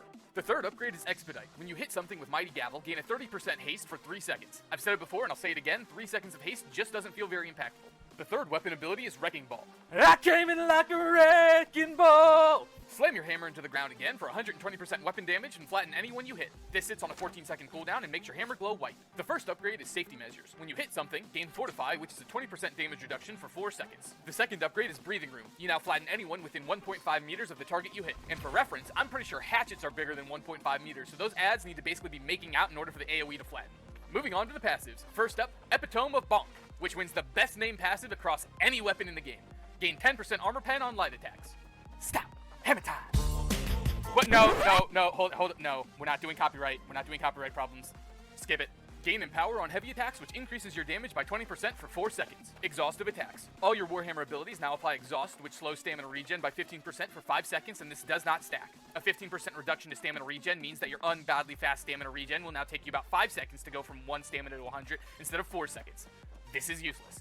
The opposite of useless is Hardened Steel. Your heavy attacks now have Grit and grant a 20% damage reduction while in your heavy cast animation. When you see someone pulling off a move that would normally stagger you, you can just charge a heavy, shrug off the hit, then whack him back twice as hard. This attack will make your heavies feel really great. Contemption. Your heavy attacks do 15% more damage on foes under 30% health. Quick Recovery. Cooldowns are reduced by 7% with each heavy attack. Power Through Pain. Receive a 35% DPS boost for 1 second after taking damage. This is the definition of a juggernaut right here. Just wildly swinging your hammer away while ignoring hits because getting struck turns you into a DPS powerhouse. Finally, the Juggernaut Elite, Justice for All. Basic attack during Mighty Gavel to add a second attack dealing 200% weapon damage. And honestly, without this upgrade, I would have never recommended anyone use Mighty Gavel, but now this does some really great damage. And that wraps up the Juggernaut tree. To recap, smash your hammer into the ground for a rainbow of colors, heavy attack for days, and you're a masochist who enjoys being hit because it makes you stronger. Alright everybody, mid-round break here, get some stretches going, get some water in you, maybe hit the like button, maybe hit the sub button if you're really enjoying the content, and don't forget to comment down below, that really helps out the YouTube algorithms. Alright, thank you very much, and let's move on to the next tree. The second skill tree is Crowd Crusher, but you can just remember it as CC because it's jammed full of CC abilities that will leave your enemies lying broken on the ground. The first weapon ability is Clear Out. Perform a wide swing, knocking back enemies 4 meters and dealing 115% weapon damage. This sits on a 14-second cooldown, and I'm kinda torn because in most PvE encounters, you want to group adds together and not knock them away. But in wars, this ability really shines in pushing enemies off points. The first upgrade is Power Cleaner. Hitting something with Clear Out grants Fortify to you and any ally within 6 meters. This Fortify provides a 10% defense bonus for 4 seconds. 10% isn't much, but in a war, giving 15 allies Fortify suddenly becomes extremely valuable. The second upgrade is Clean and Refreshed. The cooldown is reduced by 5% for each enemy hit. The final upgrade is Swing Away. Hitting something grants haste, increasing movement speed by 30% for 3 seconds. And again, 3 seconds of haste just doesn't feel super impactful in this game. The second weapon ability is Shockwave. Slam that hammer into the ground, hitting everything within 3 meters, dealing 80% weapon damage and applying a 2-second stun. This sits on an 18.7 second cooldown and is Taunt Gem compatible, which means if you slot a Carnelian Gem in your hammer, the ability taunts all enemies hit for 6 seconds. They're really only taunted for 4 seconds though, because the first 2 seconds they're stunned up, but this ability is still really awesome, especially once upgraded. This ability will help make the Warhammer an extremely good secondary weapon for tanks. The first upgrade is Frailty. Foes hit receive Weaken, reducing the damage dealt by 10% for 10 seconds. Again, this makes tanking way easier. The final upgrade is Meteoric Crater. Shockwave's hit radius is now 4 meters, which makes the ability feel really good and really impactful. The final ability is Path of Destiny, a powerful ground slam that creates yellow circle explosions out in front of you, dealing 110% weapon damage and sits on a 20.6 second cooldown. This is really the Warhammer's only ranged ability, but it feels really strong when you connect and has incredible AoE potential in wars. The first upgrade is Seismic Waves. Anyone struck is staggered. This upgrade is mandatory and makes Path of Destiny incredibly powerful, especially in wars where you can be staggering 10 to 15 people at once. The final upgrade is Stimulated Reduction. Reduce the cooldown of Path of Destiny by 5% for each enemy hit. Again, in wars, you can easily hit 10 enemies, reducing this cooldown to 10 seconds. On to the passives. Outnumbered. Get a 10% damage reduction when there are 2 or more enemies within 3 meters. I could do this all day. Reduce stamina consumption by 30% when blocking melee attacks. And this is an extremely strong and valuable trait for PvP and tanking. Some attacks like Warhammer Heavies or Great Axe Heavies normally break a full stamina bar if blocked, but with this passive you can confidently hold a block and not get stunned. Guarded Sprint. Reduce damage taken by 10% while sprinting. This applies while running away like a sissy or running towards the fight like a Chad. Okay. Acceleration. Reduce cooldowns by 7% when hitting a debuffed foe with light attacks. Concussive Impact. Gain 15% damage versus foes with a Warhammer debuff. Good thing we can apply 10 seconds of Weaken or Rend. Facilitated Expedition. Hitting any foe with a debuff grants a 15% haste for 3 seconds. Again, a 3-second haste doesn't feel super impactful, but at least this applies to any debuff, not just Warhammer debuffs. Prevailing Spirit. Lifesteal 35% of the damage done with Crowd Crusher abilities. Resurgence. 2 light attacks reduce debuffs on yourself by 25%, and this can only trigger once every 5 seconds. Honestly, this didn't really feel that impactful either, but maybe in Wars this is kinda nice. This leads us to the PvP Powerhouse Elite, Aftershock. When you CC somebody, they receive a 20% slow for 4 seconds, with each new application of CC refreshing the 4 seconds. If you can land the first Warhammer ability with Aftershock, enemies will have a really hard time escaping the CC chain. And that rounds out the Crowd Crusher skill tree. To recap, enemies better enjoy the dirt because they're going to be living on the ground. You lifesteal off abilities, you have lots of damage reduction applications, and your elite helps you stick to PvP enemies with long-lasting slows. Congrats everyone, specs are done, now let's move on to some builds to try out. As always, there are a plethora of different ways to play New World that require different builds to focus on different roles, so we're going to start with my recommendations for playing the game solo open world, then partied open world, then expeditions, then 1v1 builds, then 50v50 war builds, and then finally, the one build to rule them all for if you want to do everything, but don't want to constantly change your build like me. First up, solo open world. Here, I value big damage, AoE, CC, and more damage. The Warhammer does exceptional damage and can destroy a group of adds before they even have a chance to hit you. I recommend taking Shockwave and Path of Destiny for group CC and stagger, while bringing Mighty Gavel and the Juggernaut Elite Justice for All as the big damage ability. Adds will be lucky to get a hit on you before you CC and pound them into the ground. You also don't have to block because you take reduced stamina consumption, so just block to your heart's content. For weapon pairings, I always look to weapons that scale off the same stat, so in this case, strength. Every strength weapon is extremely viable. The Great Axe has incredible mobility and AoE setup with pulls and gravity wells to help you line up those big hammer AoEs. It also provides great lifesteal to help top off your health. The Hatchet is a single target DPS machine with amazing health regen, so you can utilize the Warhammer for big AoE mob clears, then swap to the Hatchet to finish off elites or champions once you break their CC bars with the Warhammer. The Sword and Shield plus Warhammer is my personal favorite and most recommended tank build in the game at the moment.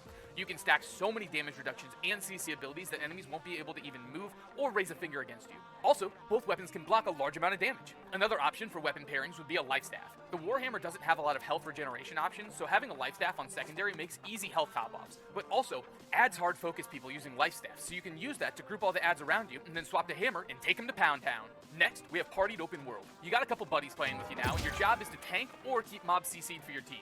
Go hard in the Crowd Crusher tree, bringing Clear Out now as a way to get adds off your allies while also providing Fortify to your teammates. You'll also be bringing Aftershock, so if any adds survive your CC, they're going to be too slow to easily catch your backline DPS friends. For weapon pairings, I recommend the Great Axe or the Sword and Shield. Your role is to either tank or keep enemies grouped and locked together. If you want to be the pure tank with a Carnelian Gem Taunt, go Sword and Shield and be the meat shield your team needs. Draw all that aggro, then put every ad in the dirt with your CC. Or you can go with the Great Axe and play the same style but with pulls and gravity wells to zone control the enemies into a nice cluster for your big hammer attacks. Next, we have Expeditions, which are 5-man dungeons. The best place for Warhammer is in the secondary weapon slot of the tank. As such, I recommend a defensive build that focuses hard on break bar damage, damage mitigation, and cooldown reduction. You should also bring Armor Breaker for those 15% rends lasting 10 seconds to help your team's DPS pump bigger numbers. We have no need for Justice for All since we won't run Mighty Gavel, so take Aftershock and either the champions will literally be slowed, or slow will act as a soft CC and slowly tick away at their break bars. I don't really know which way it works just yet, but either way it's going to be helpful. As a tank, the weapon you will pair with is Sword and Shield. Sword and Shield is your big blocking and damage absorption weapon, while Warhammer is the AoE CC and rend applications. Remember, Shockwave will also be a form of taunt for you as well, so cycle that into your rotation right as Sword Shield taunts fall off.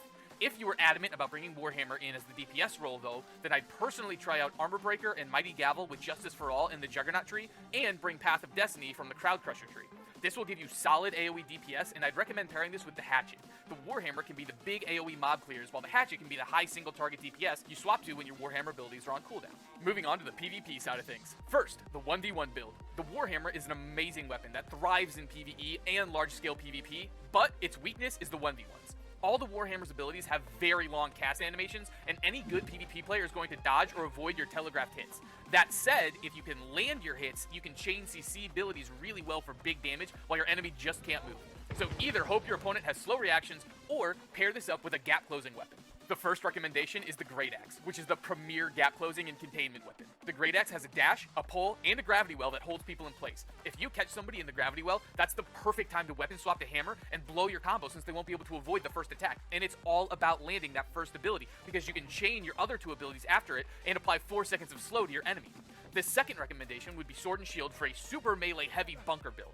Shield Bash on Sword and Shield provides a long stun that can set up Warhammers really well, but you're going to run into a really big problem using these 2 weapons. You have no gap close. Good ranged players will kite you all day and you won't be able to touch them unless they choose to get in melee range with you. My final recommendation would be to run a life staff so that you can shrug off any ranged player, then poke them back, and once they get tired of the games, they'll charge you in melee, and then you can pull out the Warhammer to greet them. This build will also suffer the same problem though of no gap close, so if people want to kite you, they will. Next, the 50v50 War build, where Warhammers can shine. War is all about holding points and people who are too busy paying attention to a million other things to watch out for your Warhammer animations, which is going to allow you to CC large clusters of enemies at once. Run that full crowd crusher tree and smack your foes into the ground. You'll mostly be a frontline tank focusing on disrupting the enemy front lines with your large group CC abilities. A coordinated Warhammer CC chain between different Warhammer players could leave a frontline CC'd for over 7 seconds if pulled off correctly. For weapon pairings, if you're a tanky frontline player, you're going to want a Sword and Shield for all the blocks and damage reduction, while your Warhammer abilities will be used to set up the rest of your team to whack away at stunned or knocked down foes. If you want to have more of a setup and maybe sneak into the enemy backline every once in a while, you can also pair this up with a Great Axe for amazing setup and AoE cleave. The Warhammer has amazing AoE cleave and CC on abilities, and this really comes together in Wars. Finally, we have the one build to rule them all. You love New World and want to experience everything, play every game mode, but you don't want to constantly change your build up because you're lazy like I am. Well, look no further. I recommend a full Crowd Crusher tree line utilizing all those juicy CC abilities. No matter what game mode you're in, these CC abilities will be extremely helpful, and this build will help you pull off huge damage numbers as you weave in light and heavy attacks between those weapon abilities.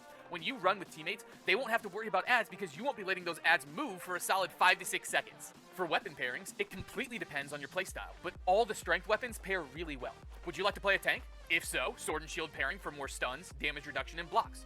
Would you like to do bigger AoE setups and have a gap close option? Great Axe. Let Great Axe be the setup to your Warhammer abilities in PvE or PvP. Want a strong single target DPS to pair with your Warhammer's strong AoE capabilities? Hatchet. Hatchet will be your high single target DPS and will give you access to haste and health regen to keep you moving fast and topped off. And that's going to wrap up the video, guys. Huge shout out to Jinja and Mike for letting me whack them with my hammer. And I hope this was fun and enjoyable for you guys, and I hope you guys are ready to destroy people with your giant hammer. Alright, love you guys, and I'll catch you in the next one. I'm going to literally just run straight, and I just need you to keep auto-attacking me. That's all. Oh, okay. You ready? 3, 2, 1, go. I'm going to need you to hit me. I don't know how these are missing. What the frick?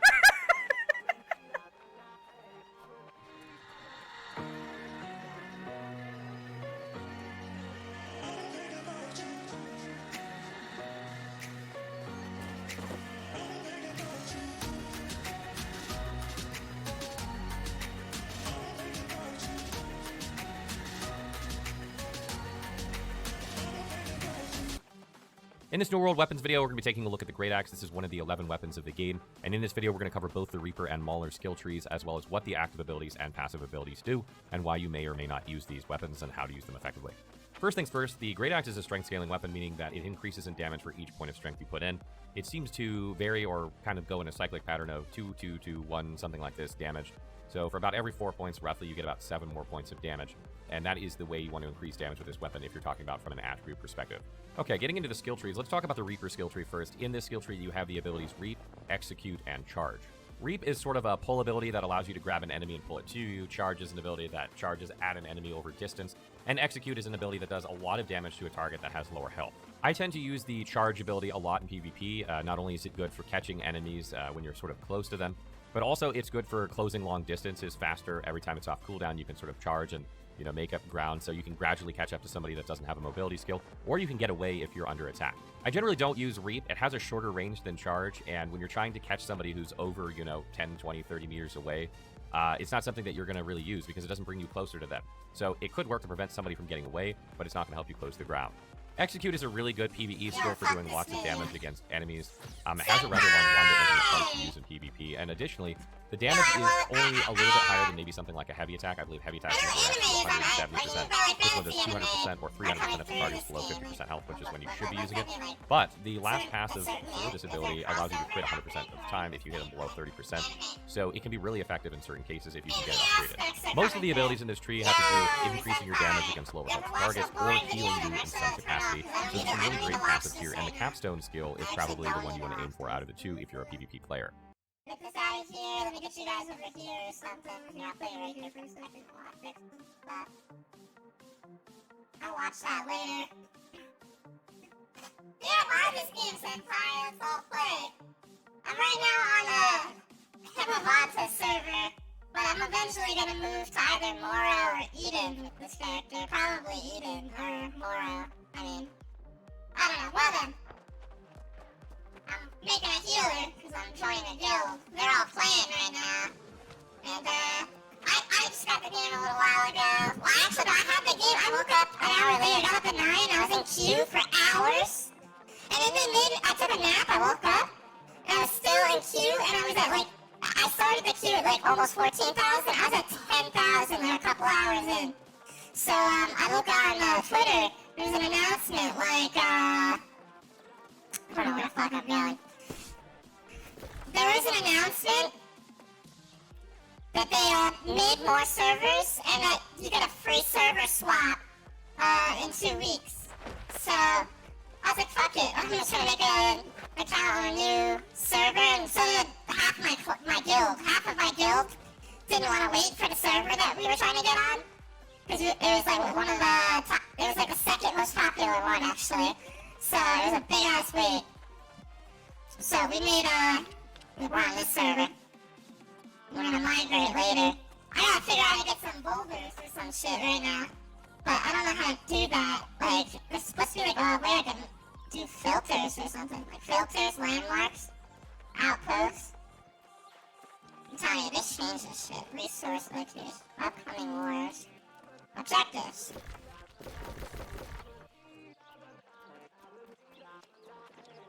I don't see where to go. It's so annoying, right? I actually just don't know where to go. Are clans and the faction different?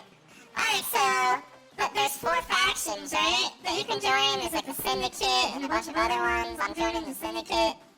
And then once you're in that faction or whatever, you can join a guild within that faction. It's a clan, because it's like, come on guys, you guys want to join my clan? Hey Senpai, you want to join my clan? I'm joking, but you know what I mean? So, why don't you can like actually aim your stuff? Look at that. I don't know where I need to go to get the... Look, boulders right here. Let's mine it up.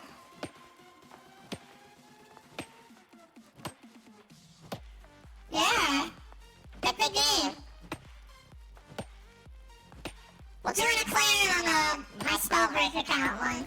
Because the clan that I'm not in for this account, it's a bunch of sweats, yeah. I'm not even gonna lie, it's like a bunch of good ass people. We're in the mix, honestly, it's kinda crazy. Is it fishing? Yes, there is fishing.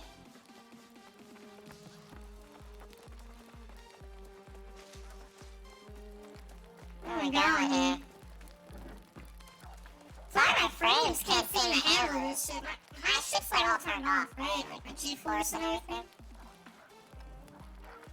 Yeah, G-Force experience is turned off, all that's turned off. Yeah, I try my best, guys. I have my settings as optimized like that. Actually, I haven't really messed with these settings. Let's go over here. Visuals. We're right now on high. Let's start at the medium. How's everything look? Not too bad? How's my frames? Still about the same, it looks like. Didn't really change anything. Did I change anything? But I'll leave it on high. For some weird reason, my frames are just stuck at like a solid 29 right now. Pod Boys! The real question is, why don't I?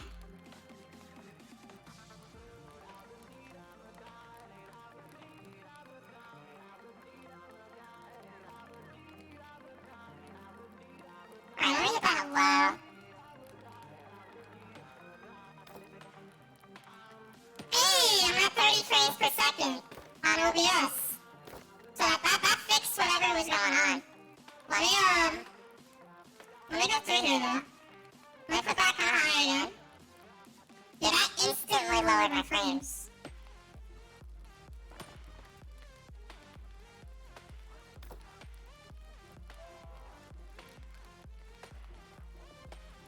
OBS is at 26 frames right now. That's crazy. Hold on. So, I should have messed with this earlier. Let's put this on low.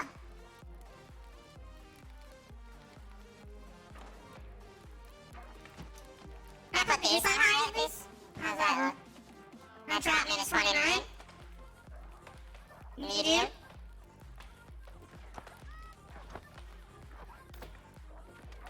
Alright, word. It's confirmed. You're gonna have 24-hour fish streams? Oh yeah, this game has healers, tanks, you know, all sorts of different ways to do DPS and stuff. And you can kind of be whatever you want to be. You can actually hold multiple weapons in your inventory and stuff. You can only have 2 equipped at a time, but you can switch your weapons and stuff too. It's kind of like RuneScape. I'm telling you, this game's like RuneScape 4. You know what I mean? This game's freaking RuneScape 4 HD. You know what I'm saying?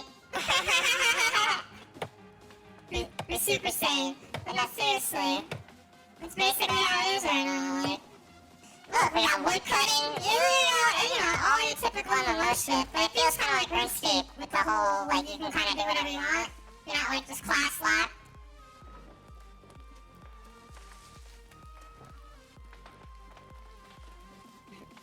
See, these bigger trees I'm not high enough level to get. I gotta mine this shit.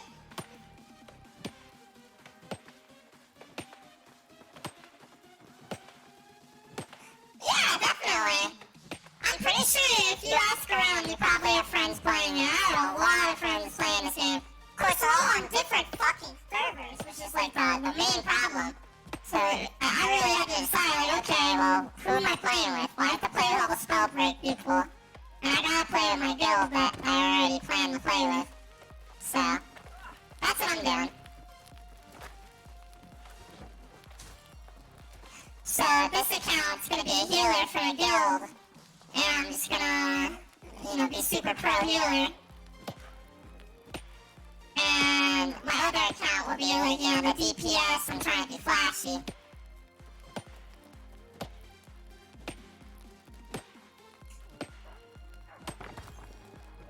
Yeah, this game is definitely a RuneScape vibe.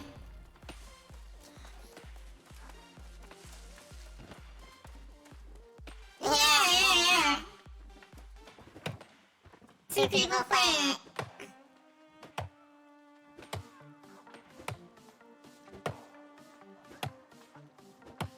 Yeah, it's a very chill game. I need a chill game. I've been playing too many fucking sweaty games. Played Splitgate for a bit. I hit Diamond, but I felt like I was trash. Like, I just wasn't liking that game. Was playing Naraka. We're still gonna be playing Naraka, especially like on my Razorback literally today. That was like most of the reason why I haven't been streaming it. I've been kind of struggling in that game, but I already see what I need to do if I want to stream it. What will vibe and what people will have fun with. What happened? Turn it on?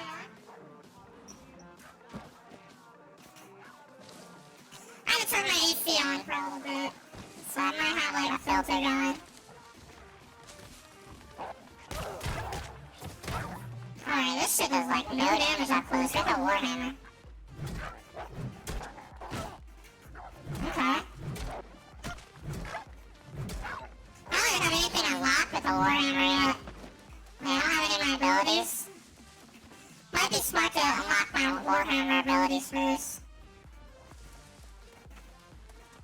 And Morocco's a very try-hard game. It's very hard. Very different game.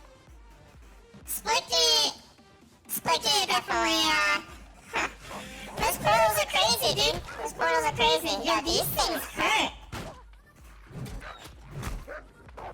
Yeah, these things hurt hard. I cannot let these things hit me. How about you, too? Okay. I gotta make sure to block those guys' attacks. I'm so used to killing the guys on the shore that, like, did no damage. Those guys were like training bots, you know? Oh, my kitty cats here are gonna get off the table. Come here, baby. You wanna hang out? No? Okay. It's time to make them skedaddle. He likes to get on the table and kind of just attack everything.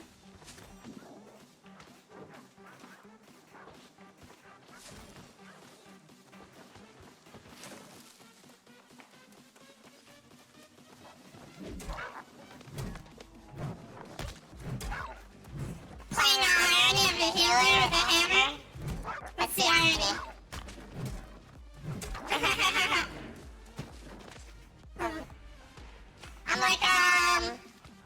I'm like, what's that class called? Paladin? Is it a form of Paladin? Oh, what the fuck? I'm trying to loot your dude. Block. What? That. Let's dodge. Oh, my dodge sucks. I kind of like having a dodge roll, honestly. This dodge kind of feels whack.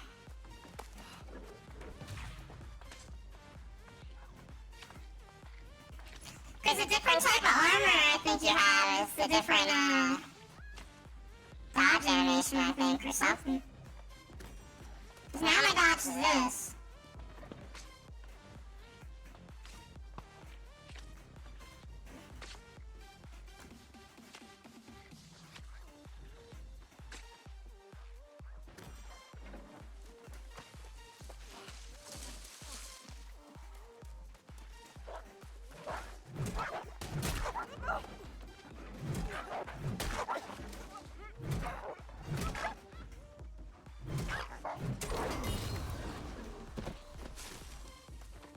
Oh, I can upgrade. Upgrade my hammer. Give me abilities. This one. Crowd Crusher. Yeah, because the videos kept talking about that one. So I make sure I get that one right away.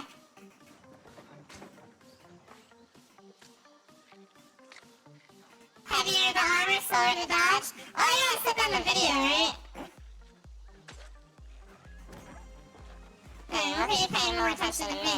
When he said that too, I was like, yo, I need to rewind that. I was confused. Because it like popped up on the screen. Thank you so much.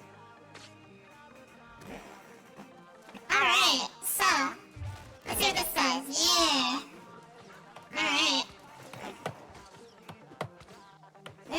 The young tree, young money, cash money. Yeah, what is up with this, like, this remix? Yeah, that was going on for that long. No one said anything. I didn't notice I was going on for that. Yo, what? You see that? Wait, what? He like ran away from. Oh, okay. It just like focus attacked me. The fuck? Give me your loot. Alright, let's play like play something cool. What are we gonna do? This is a classic.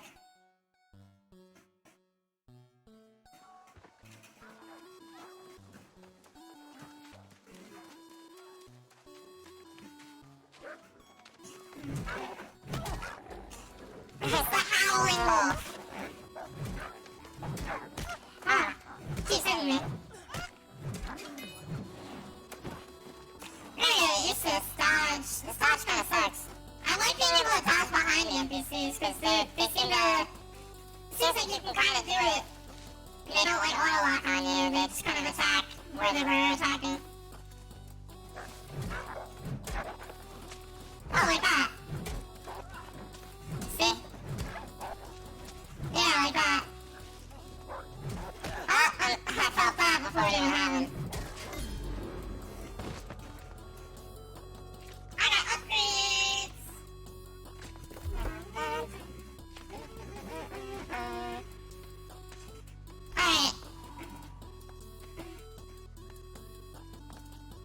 I'm still not level 20 yet, so I'm just gonna max out strength. Grindy? But I don't remember this kind of alright. This one's kind of straightforward at the crafts and stuff. Definitely trying to force you to learn all the basics right away. Which is what most MMOs do. It's like, yeah.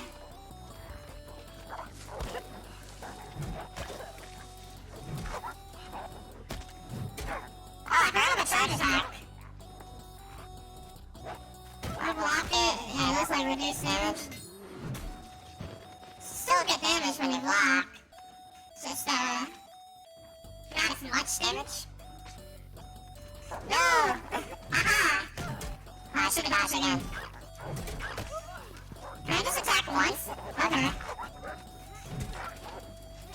Oh, okay, that's very efficient. Okay. Baby! What are you doing? My kitty cat's being a kitty cat. Aww. And then he ran away. Oh.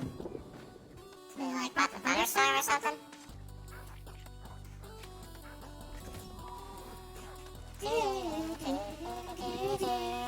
Where is my item? New weapon mastery up 2. Except I closed it. What the fuck am I doing? Alright. Oh, I have to still level this thingy up. I never leveled this up.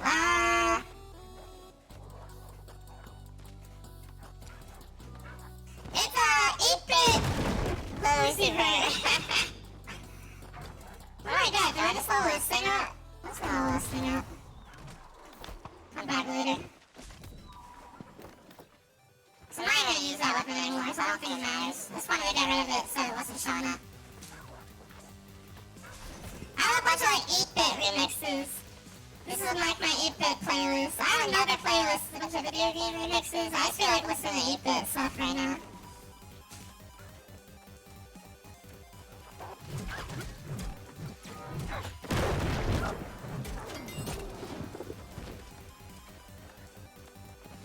The first one was Exo Twilight for Lucifer. And then this one is actually, I have no idea, but it sounds really intense, right? What is this? It's a Born Osiris song.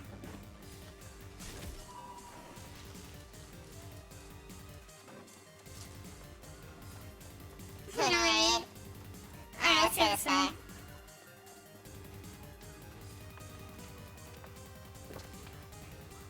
For the sake of, there's too much audio going on.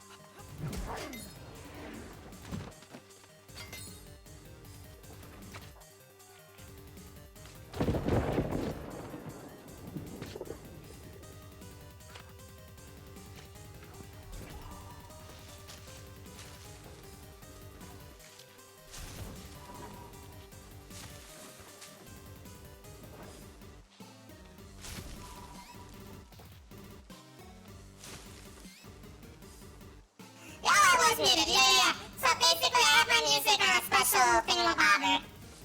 But it's like really hard to search music on it.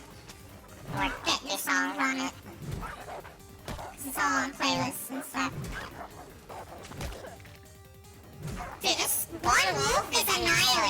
Holy crap. Gordon Wolf did more damage than like the last 4.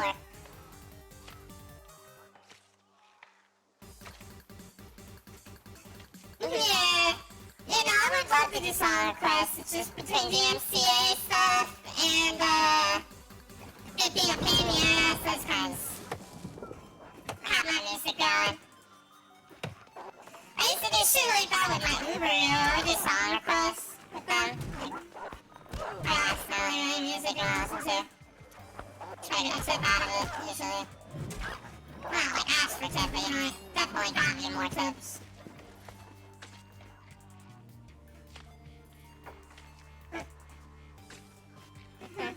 Mr. Bomber!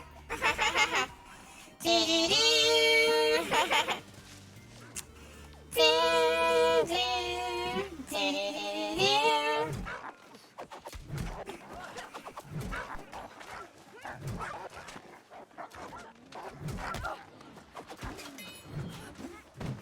Wait, what?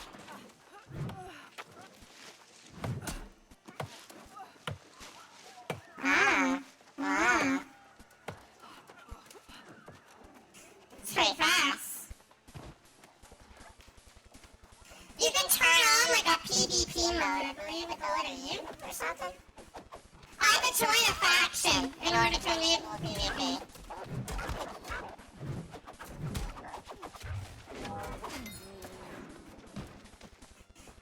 Yeah, it popped up on the screen. Look at this shit. I'm making it get angry.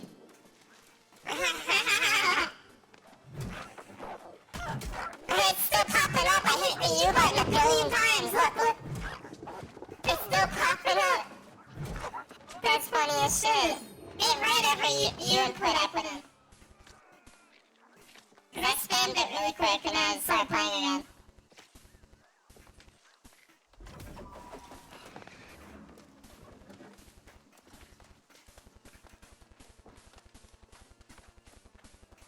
Alright, so doing pretty good, doing pretty good. Got my life staff, got my warhammer. And I'm swinging.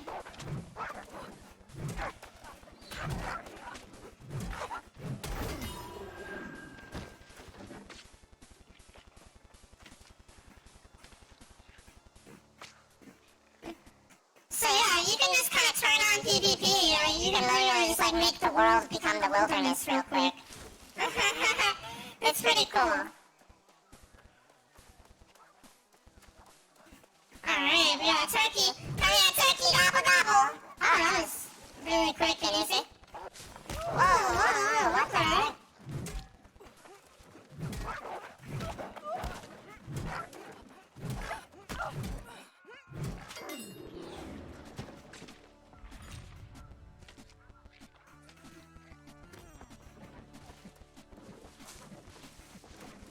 I'm so happy on my Razorback, I can move.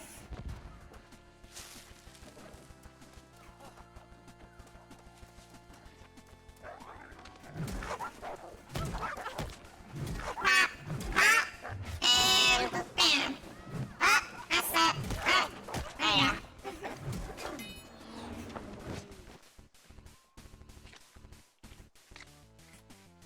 It's like repairing it after you're fighting Naraka. But almost the same thing.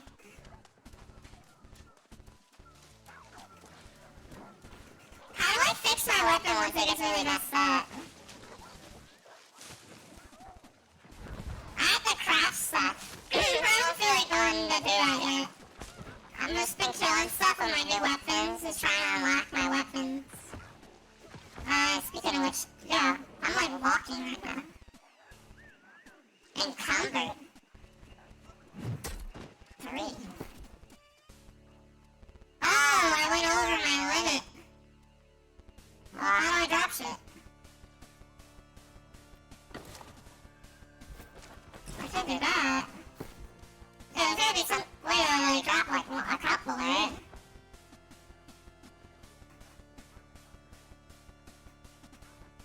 Shift left.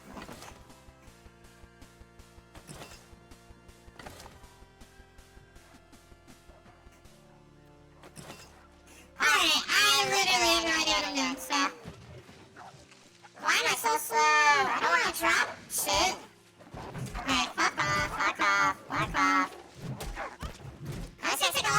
damage and heal up. Maybe that'll make me go down weight. That didn't help at all. Hi, you're new! Welcome to the stream! You've never been here before. Can't use abilities? Oh, shit! I literally can't do shit right now. I don't know how to drop shit. Drop these other ones. I don't want to drop all of them. I just want to drop some. There's something 0.9 that I can get rid of. 0.7. Damn. Do I just walk back with this shit? Nah, that's too far. Can I recall? Isn't there a recall? Hold on. I can't even recall when like this. Oh shit.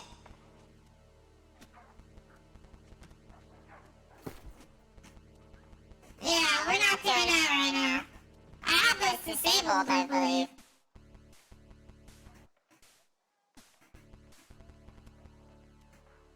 I don't know how to drop just like a couple, like split. Oh. Here we go. Oh, you fucking piece of shit wolf, dude! Are you kidding me? Can't dodge! Oh man, that's really YOLO. I can block? Alright. Oh, this guy saved me.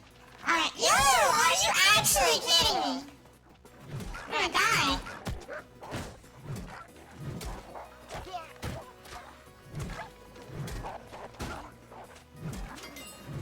I'm gonna help my dude out.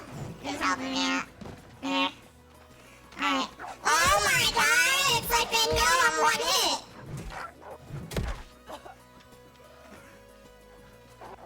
Help me, dude! I'm scared! I'm scared! Heal! Heal! Oh my god! Yeah. I'm so shook! Alright. Split. We're gonna drop. Right there. We're gonna drop. Enter? Or what do? How do I do that? What the fuck? Alright, hold on.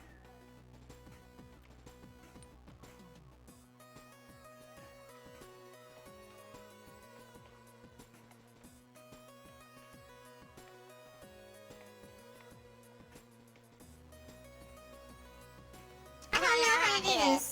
Oh, look at this. You drag it. Look, so you like this? 4. Drag it. Oh. Split. 4. 4 of these. Alright. 4. Discard. And I should be able to walk again. Oh, what? I have to discard one more.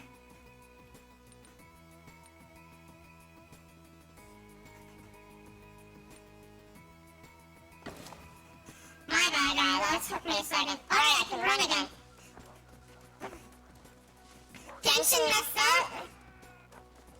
I was gonna play Genshin too.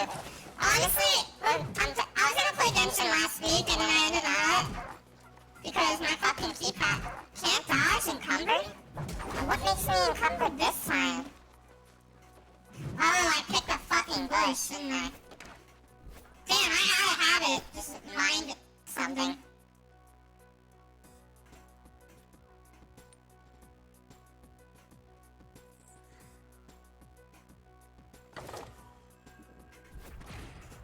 Alright, I can run again. Alright, go immediately back. Alright, we're going immediately back. We're recalling. Recall. Get me the fuck out. 2.1. Oh no. Genshin Impact. Taking heavy impact. The game looks adorable. That's the only reason why I want to play it. I literally want to play it just because it looks really cute. That is the only reason. It's actually looks like really pretty, like all the graphics and everything. Sleep here and wake up here. You here to check in? So I have to craft some stuff, so that's what we're doing. So, we have to go to the wood shop. How much wood could woodchuck chuck if a woodchuck could chuck New World? We're going over here.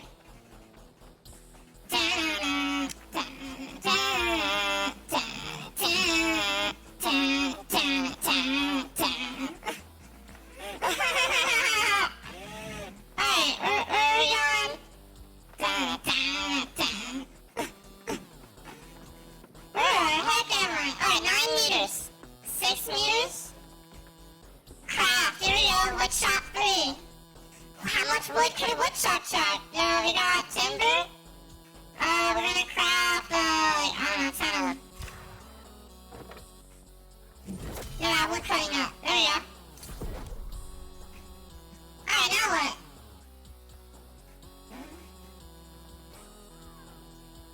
You know what? Fuck it. Craft 108 of them. Let's just get that wood cutting up. Look at that, plus 22.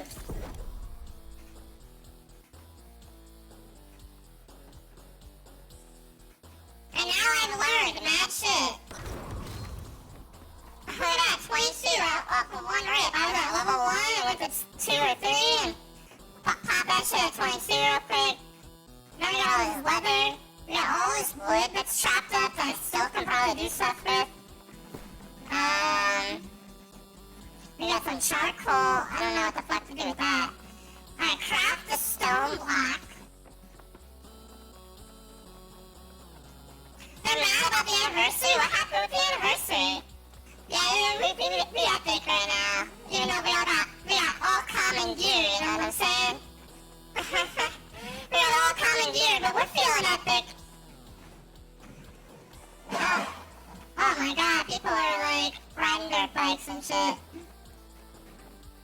I have to go over here, it looks like. The marker's showing over here.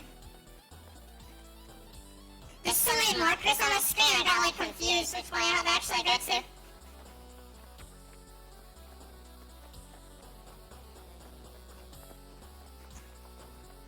Number 2. That's it this way. Yeah, Genshin has all the waifus. Yeah, everybody be liking that. I just think it's like really pretty, like just all the art styles, really good. Like the levels. So like the landscape's just like really nice. Okay, we got level 16 stone cutting. Yeah, I haven't been doing too much with the stone. And I had to drop some of them if I remember correctly. Alright, now we have to cut some leather at the tanning place. So what's this thing? Can I afford anything here? Oh, I can craft this, I think. Oh, I can't craft it. Alright.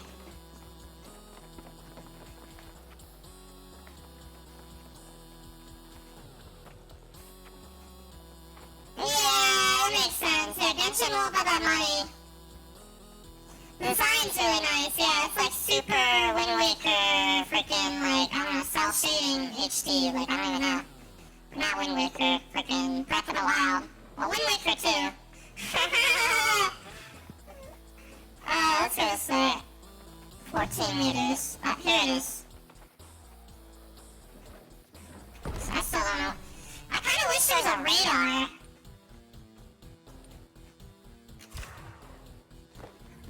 Alright.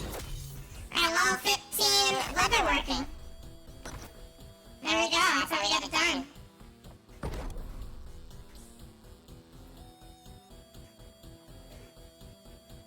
I don't know what this is. See, I wanna see something. Settings. Visuals. There's no, like, map.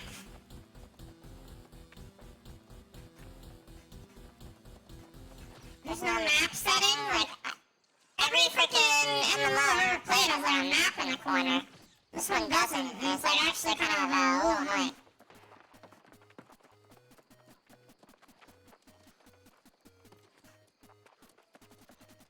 Just gotta figure out where I'm going.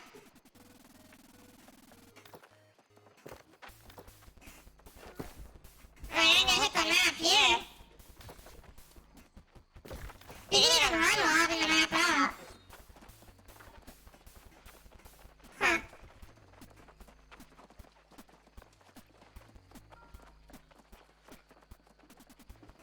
I have to talk to Helios Savel. Down on his reading with the party 5. Shogun, 5 elders. You sure to Palku. Our destinies are now entwined. Thank you so much for the follow. Thank you for the raid, Davin. Welcome, everybody. Yeah, I'm playing New World. It's an MMO. Let's go! Let's go! Oh, you guys want some let's go? Hold on. I'll be right back after a short message from our sponsor. All that we love and hold so dear could disappear one day without warning. We fear if we get too close to it, we'll lose it all in a heartbeat.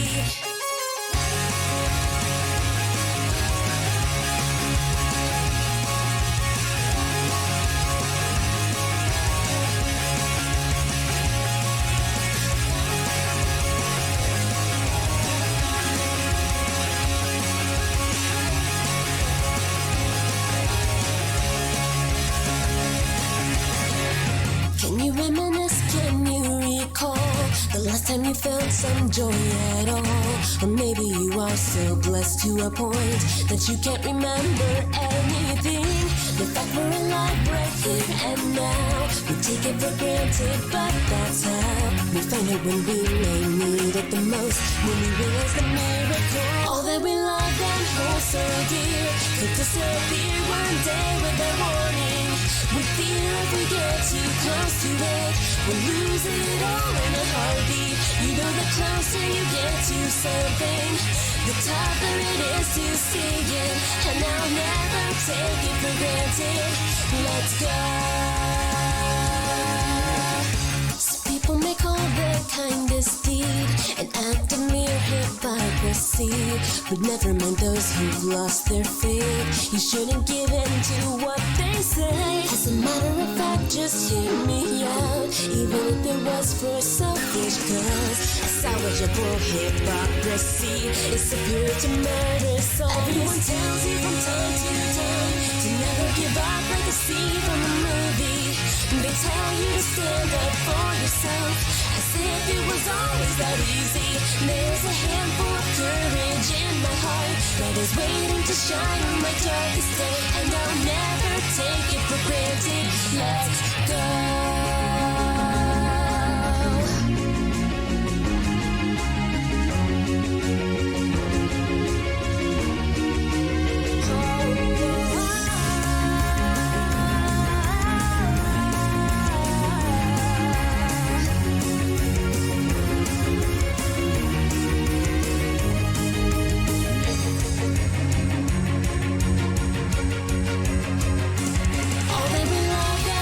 So dear, could disappear one day without warning. We fear if we get too close to it, we'll lose it all in a heartbeat. You know the closer you get to something, the tougher it is to see it. And I'll never take it for granted. Everyone tells you from time to time to never give up like a scene from a movie. They tell you to stand up for yourself, as if it was always that easy.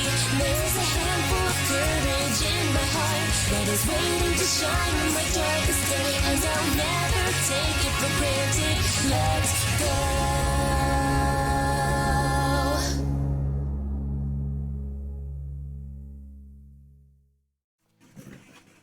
Yeah! Let's go! You know what I mean? Thank you for the read. Welcome to the channel. On this episode, we be a complete noob in a game called New World that everybody's playing. A lot of Spellbreak people are playing it. They're all going to be on even and stuff. I'm going to have an account on there too. So, it's a lot of fun.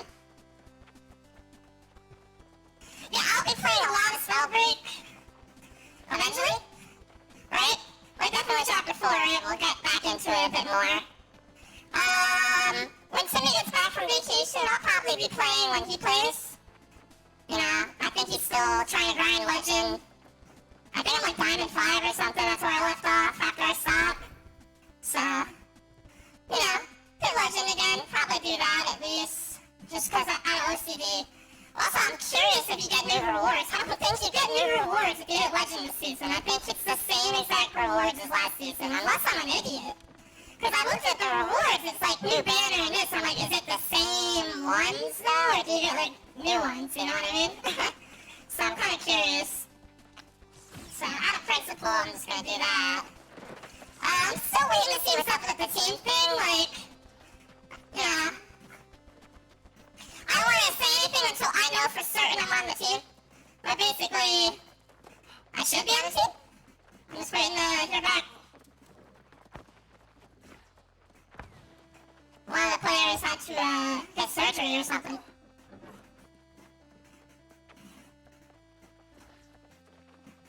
The one I was talking with. Anyways, yeah, this game is very litty. You know, it's third person, dude. I really noticed, like, in the Sunless Spellbreak, there's games like this where I'm like third person control a character. Like, these are my games, dude. I feel like one with my character when I'm on these games. When I'm on, like, you know, first-person shooters, I feel like mad awkward. But these games, dude, there's something about it. That's why I kind of like Naraka, too, even though Naraka's kind of hard. So I was doing a quest. I had to talk to some dude. I don't even know what the fuck I was doing. The raid kind of distracted me. I needed to get up for a second, so I went and, like, you know, disappeared. But yeah, Davin, how was your stream? What were you doing? What was your favorite thing that happened? I'm curious. Oh, that is not where I need to go.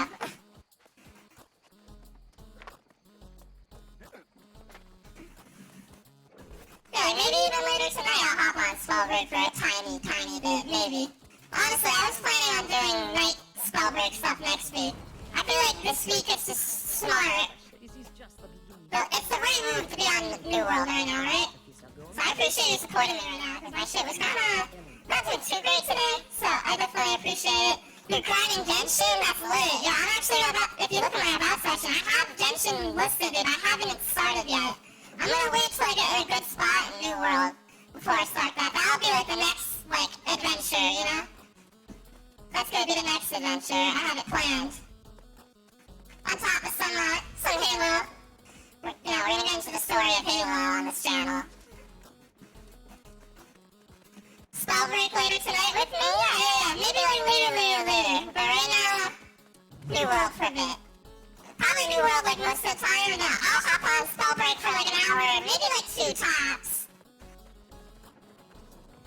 I don't wanna miss out on all the New World action, you know? Right now, like, I'm behind all of my friends. Everybody's like higher level than me right now, like they all got a head start. And I actually got lost, and I spent a lot of time being lost and looking up videos. So, now I'm probably hella behind. Yeah, I'm playing a healer class. I'm not playing anything too crazy. You know what I mean? I'm not gonna be showing you the 360 no scopes with the guns and stuff, or the bow or whatever. But, you know, I'm gonna be a healer, because I'm playing with Newbie and Arctic and all them. Sketches on here too. I'm in Sketches guild. It's Newbie's guild, but Sketches in there, Arctic, Lava's in this guild. And I already told them, like, yeah, I'm gonna be the healer, like, I'm gonna be pro healer. You guys don't even know what the fuck's about to happen. You're gonna think your health was low, and you're like, what the fuck, I'm full HP? I'm joking, but, you know, that's what I'm in for. I don't even know if that's how it works in this game, but, yeah, I wanna do the healer role, cause, you know, I feel like ain't no one else gonna do it better than me. I'm always playing for, like, the team positioning, right? Even in this game, I'll do it. I can't wait to see what game modes they add to Spellbreak. That way I can dominate that mode too, so I can be like, yo, it's not just Dominion, guys. Like, I was running Clash. I was running them stack solos towards the end of Chapter 1. Like, everybody knows. Everybody knows what was going on. some shit going on. I don't even know what's going on. I was making shit up.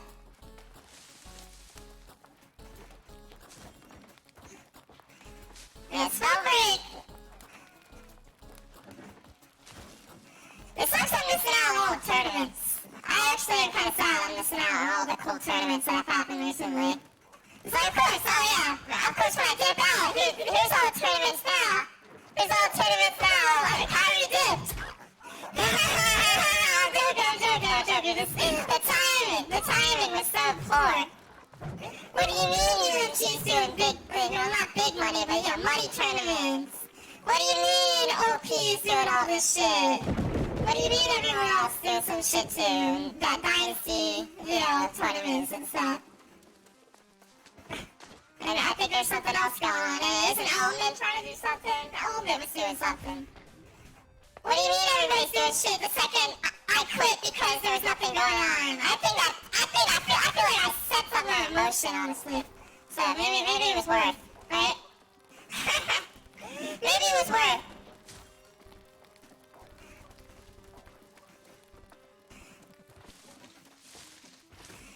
Also, like, I'll put my staff out. I still don't even have any of my abilities, my staff. Like, I just got it. And I have to, like, kill stuff with it, I think. Or, wait, does the damage a little bit with both of my weapons and it gets split XP? Is that how this works? This gave me +4 and +4. Okay, yeah, I saw that in the guide. Alright, lit. Yeah, I'll be, like, crafting as I grind, guys. So I'm, like, a min-maxer. So, like, might as well. There's literally no reason not to right now. I should be mining more. I keep walking by mineable rocks, too.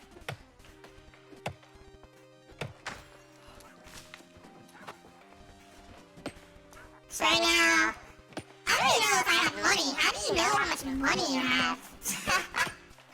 I actually never even checked. Yeah, I have some money somewhere on here.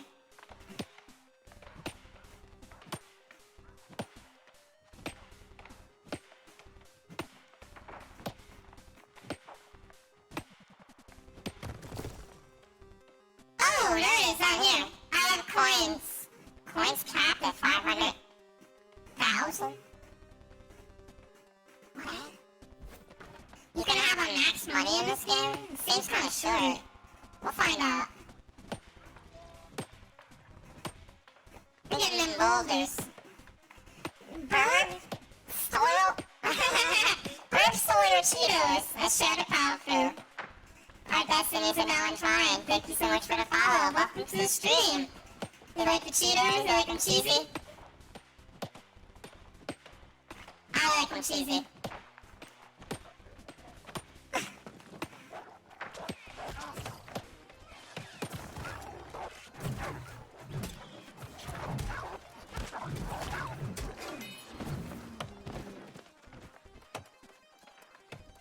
You're doing great today. I appreciate that, Davin. I really do. Definitely help bump up the activities, you know? I actually just hit 1.2k followers. Like, I have 1,204 now. So, it's really appreciated. We're making progress. Yeah, now that I'm gonna be streaming all the time again, I'm sure my stuff's gonna pick back up. Like, I know, like, just like how Shogun missed me yesterday, a lot of people did. They didn't know I was live, because I haven't been live in a month. Over a month. So, that's what happens. So now I gotta be live way more often. Try to make up for that.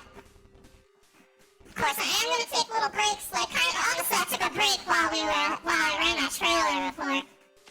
But I'll always have a video or something up and be in chat. It's not like I just fucking AFK. It's just, I even set up a bot that says people, like, I'm gonna be doing that now. Because that's how I have to have a stream. If I don't do that, I'll lose my mind. Because I was definitely, like, dedicating a little too much time to sitting at the computer. Oh, what? Oh, you can cancel it. Oh, you can, like, partially harvest. Interesting.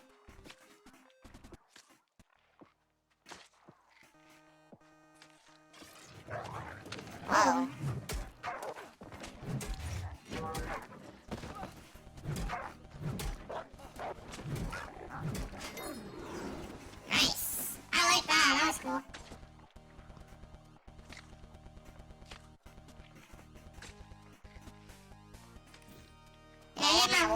experience up. How is that looking? Oh, we leveled it up. Probably got another ability.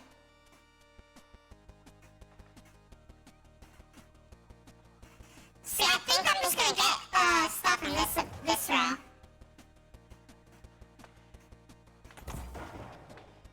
Oh, there we go.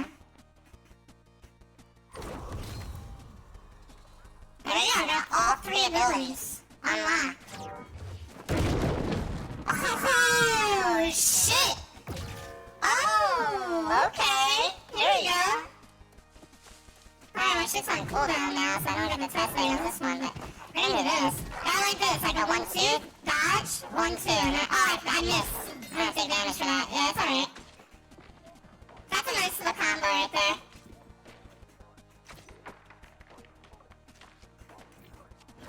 Yeah, I already know, my other one, I'm gonna have bow and something else. I wanna have bow.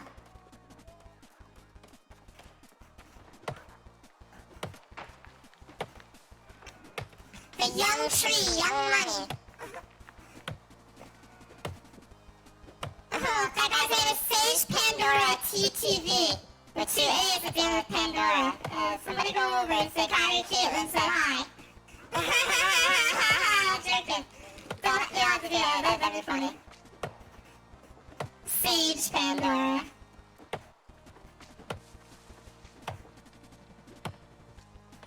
We're on that TTV, and we chop down trees. And we're on the screen. Plus 140 logging. Oh, Howling Wolf, what are you doing? Oh, okay, you're out of here. Got Warhammer up. See, now I need to start getting my life staff experience up. I gotta start remembering, maybe I start with the life staff. Alright, so now we're gonna start starting with the life staff. The way the camera works is weird. Whoa, what the fuck?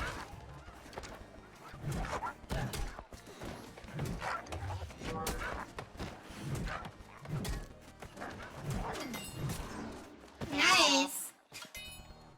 Alright.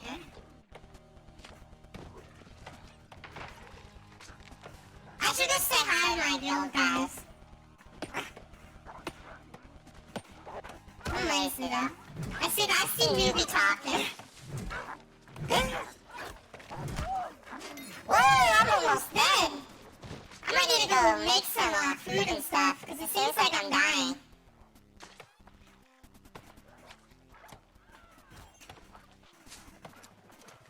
I'm gonna have to dip out for now. I'm pretty low. And, I don't know how to... Oh, no. Oh, no. Get the fuck out. Oh, no. Oh, fuck.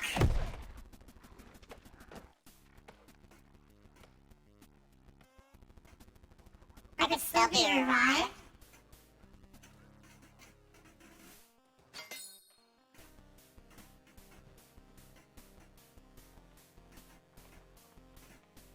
Oh, this person's reviving me!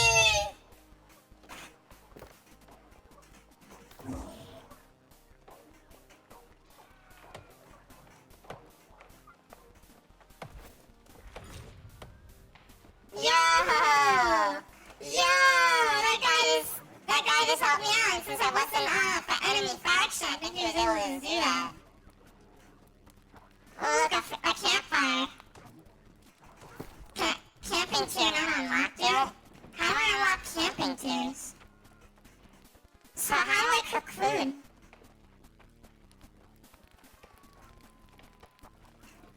I'm scared. I'm just recalling, yeah. I'm scared. Like, I feel like, oh, I can't recall. Oh my god. I don't know how to use these campfires. Yeah, it's $40 for this game. It's really good though. The graphics are great, look at the sun and shit, like...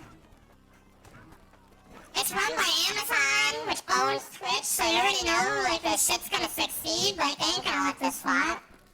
Especially when there's this many people watching it right now. You look at the category, dude, it's freaking insane.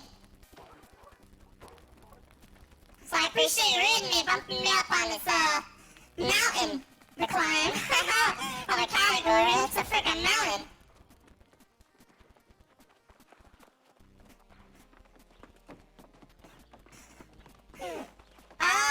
Alright, I have to talk to this thing. I've heard so much about. The fabled warrior Eloise has deputized to help.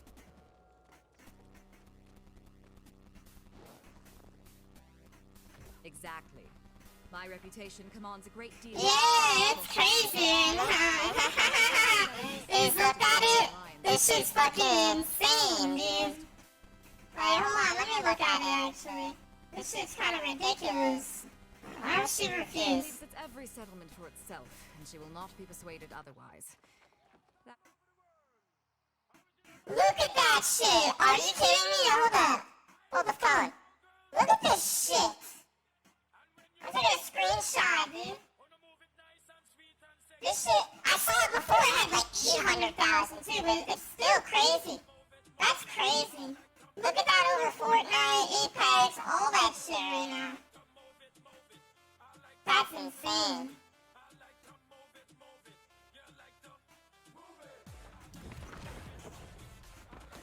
I gave you a full satchel. Oh, what am I supposed to do? I have to gather some stuff. Retrieve the iron ore from the heavy satchel in the inventory. Fucking ass. What? What does that mean?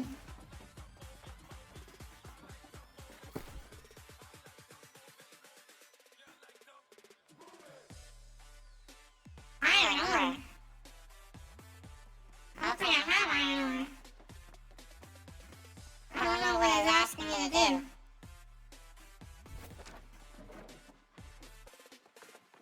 Let me back over here. Stone cutting. I don't think that's what I'm supposed to be doing. That's not what I'm supposed to be doing either. So right over here. Full satchel of ore. Smelt it and forge us a sword. We will see if your talent extends to the hammer and anvil. Okay, so I have to go over here. I'll forge this, I think.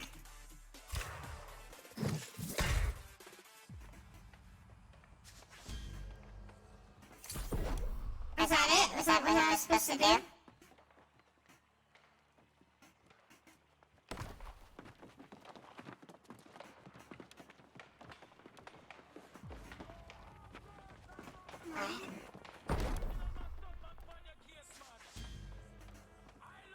I'm so confused.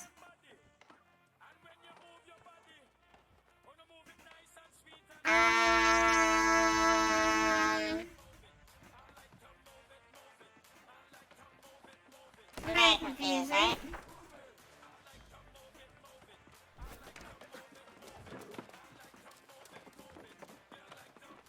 I gave you a full satchel of ore. Smelt it and forge us a sword. We will see if your talent extends to the hammer and anvil.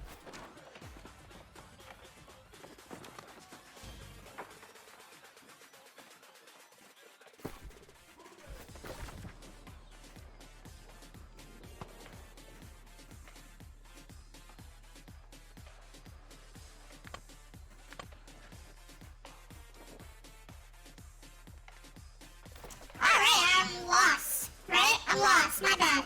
I'm actually completely fucking lost. So, this is what happens in a nutshell. We're running around. That's the storage shed. 90 hit for a heavy satchel in the inventory. I don't have a heavy satchel.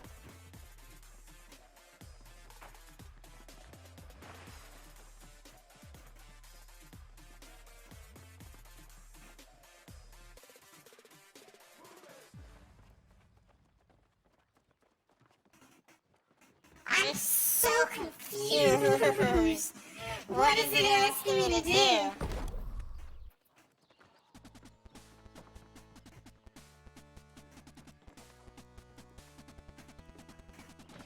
And a heavy satchel in my inventory.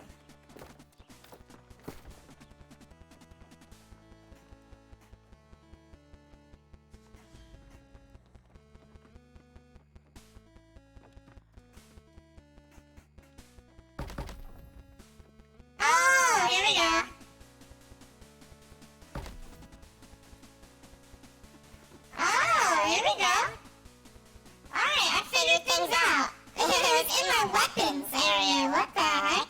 That threw me so off. Alright, so now that I have this, I could probably, go over here and do what they asked, right?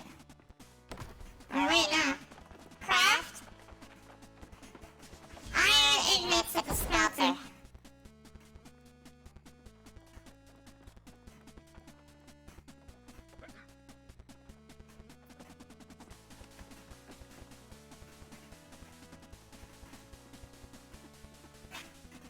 Iron.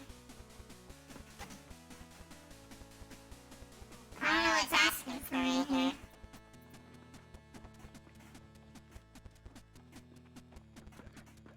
Iron it. Iron loss.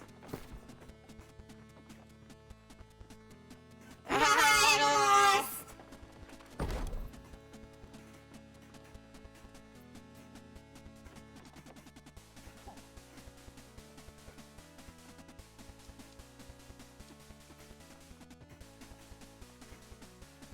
That is not what I want.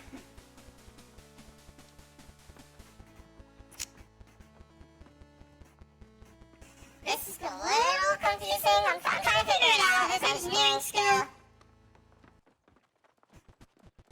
Yeah, through Steam, through Steam.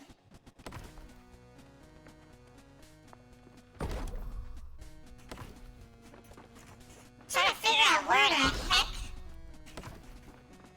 I don't know where to go. Let me talk to this person I again. give you a full satchel of ore. Smelt it and forge us a sword.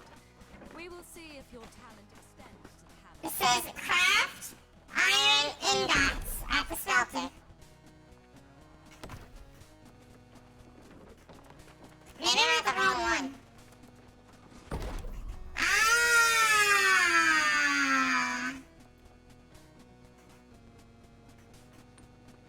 Looks like it is all, right?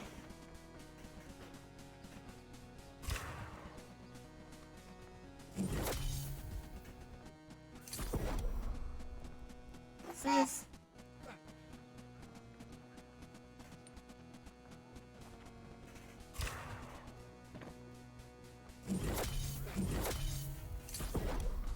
Okay. Got my smelting levels up. There we go. We're making progress. I got lost for a second, but now I'm in the mix, and now I can make these. They want me to make this iron longsword.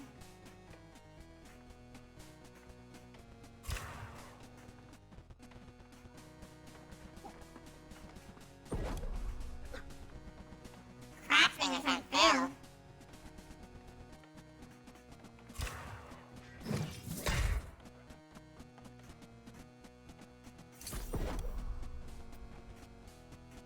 Am I done? Alright, cool. Wait, they gave me like extra materials. What kind of warhammer do I have? Just a regular default. So let's get this iron one. Is it better stats? 200? All that? What's my current one? 109. Oh, this is a big boost. You got boost power. Activate. 4 months. Warhammer Iron. Iron Warhammer. Iron Man. Iron Woman. Iron Squid. Freaking Tony Stark's daughter, whatever her name is. Alright, so we have the Iron Warhammer, which apparently I can equip. So I'm gonna equip that. Okay. And this I can't find my new life staff yet. Ah, yes. The blade is slick. I strongly believe an alliance between settlements is essential to battle the corruption. Short of that, I will do what I can at the forge. I strongly believe... Indeed. You are sharp, aren't you? I fear we're also at risk of losing the loyalty of some right here in Monarch's Bluffs. I wonder if you might help me ensure this does not happen. There is one here whose skill matches my own in her discipline, Survivalist Thornton. She is very much a lone wolf and tempted to leave the pack right now. Please speak to her and convince her to stay.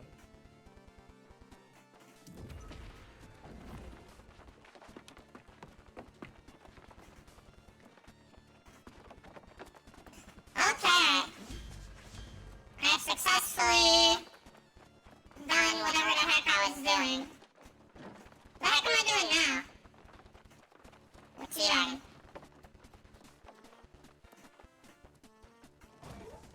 I have to talk to some dude over here. Tsubaki! We're walking.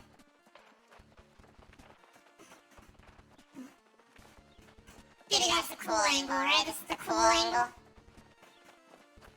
I don't always be like this. Or some shit, you know? Or like this. Look at you guys this. Look at the sky. Look at all the surroundings.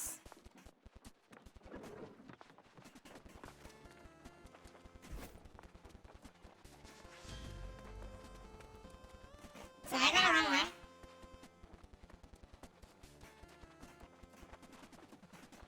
I went the wrong way, but honestly I was exploring.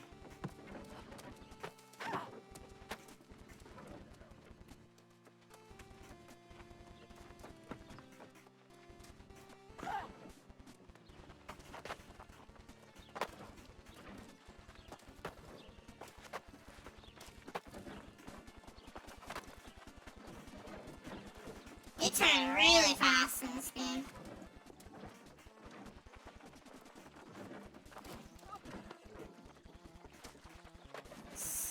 Alright.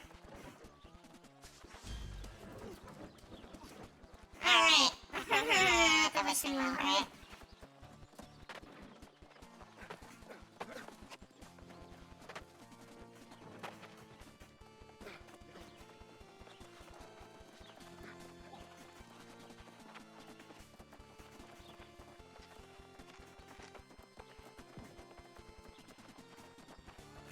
Sorry, not so much in the mood for conversation right now. Bags to pack, places to be. You understand. So what if I am? No business of yours, is it? Wait a minute. Gomes said, I'll level with you. If all hell breaks loose and the forces of corruption march across Eternum, I'd rather be out there than in here. I'm not going anywhere just yet, but it's nice to know I can. Sure you can. Hey, you know what? Since you and Gomes want a medal, how about you step up and do a little hunting? Head out into the wilds and make camp and visit the local wolf dens. I'll wait for you right here. Alright, we're about to head out into the wildy. The wildy. Level 50 wildy.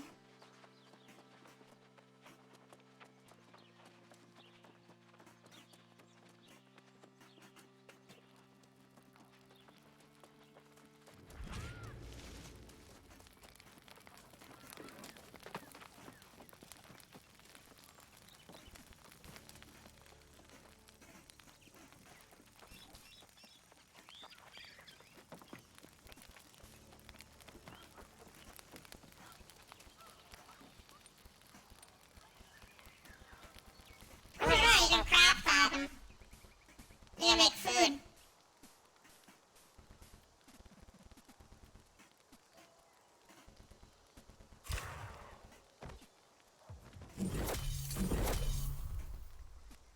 This gives me +3 cooking. This one also gives me +3 cooking. What's the difference?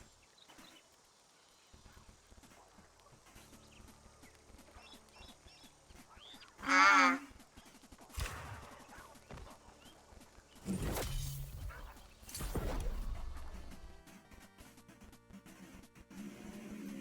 Let's turn on it.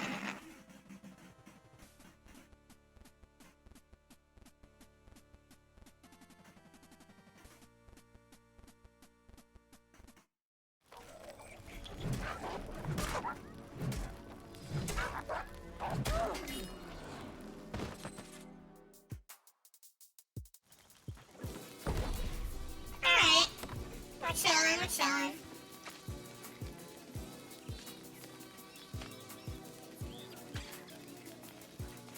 Speed and move. Figuring out all sorts of stuff.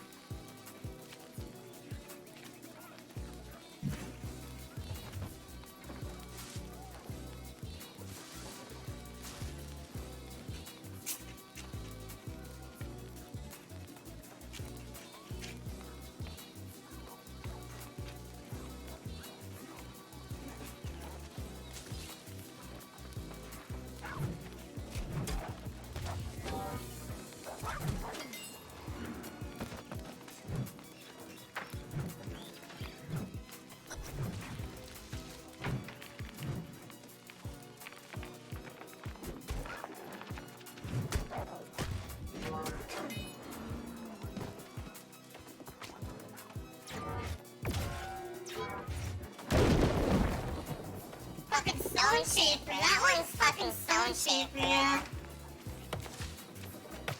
That one is literally Stone Shaper.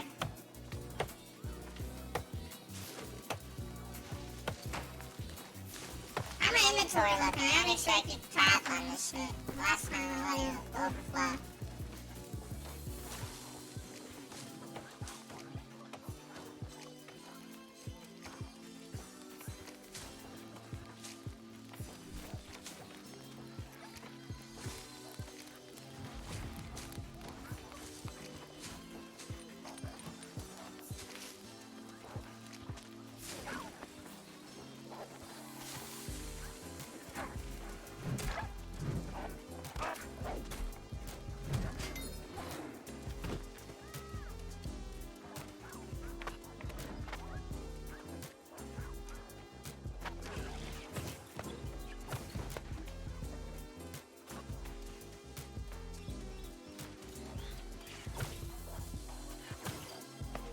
I can hit all over.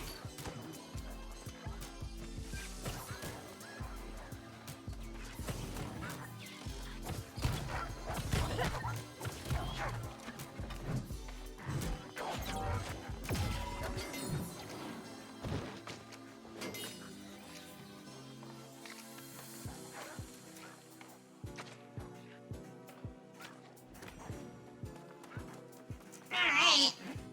Making our way through. This person doesn't give a fuck about the bodies. I'll pick up all these zombies. I don't even know mine.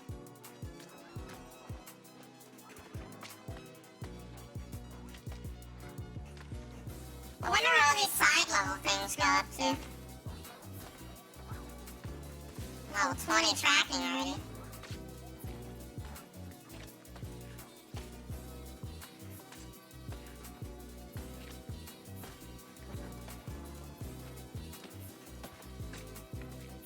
There's so many things to track. Oh no.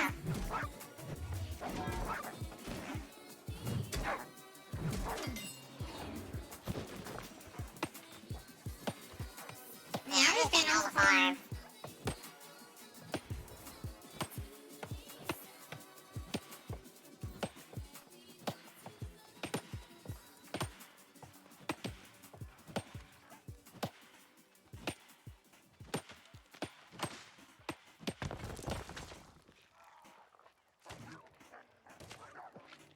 My mining's always so low in every freaking MMO I play.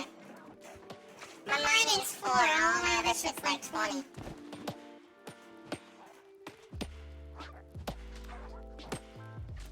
How did I mining it? Grim Man, a shared account through. My destinies are now entwined. Thank you so much for the follow. Welcome to the stream. Doing some new world. A whole new world here. It's kinda new, you know? A dazzling place, it's kinda new. We got a howling wolf.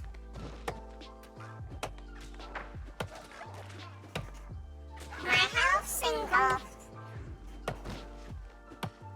in blood.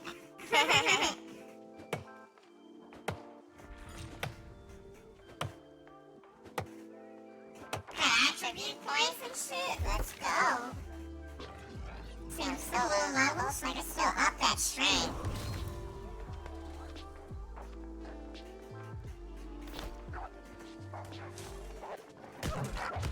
Get the fuck off. That combo killed. I didn't even need to do a light attack. Interesting.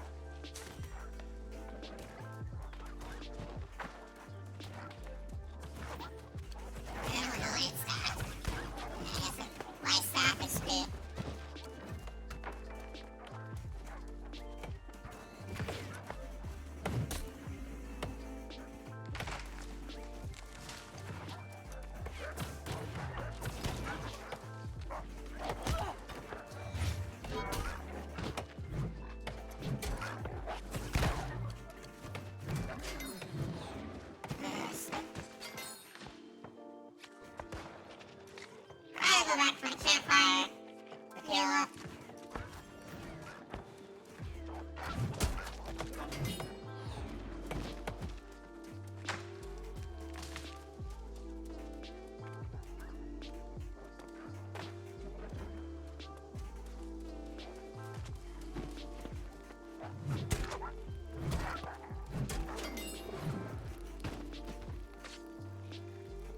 Alright.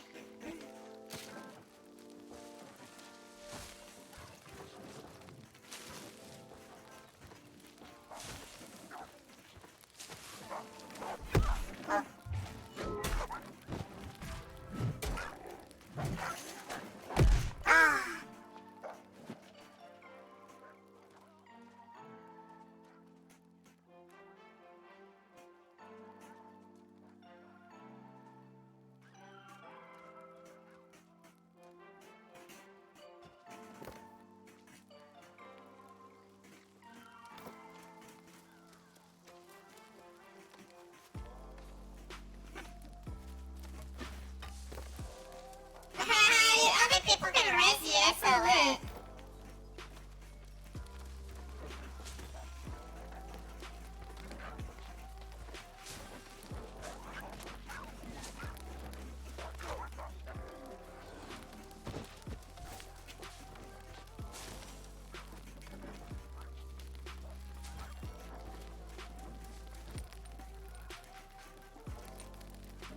Which one's my recall? This one. I can make food now, right?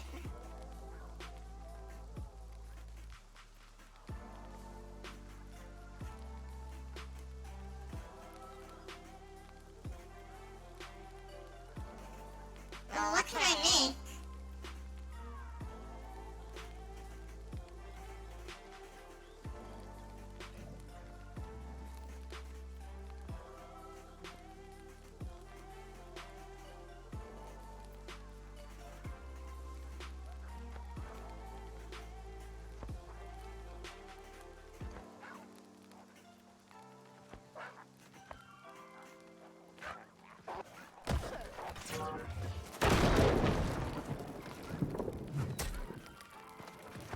Yeah, I don't think I can make any food.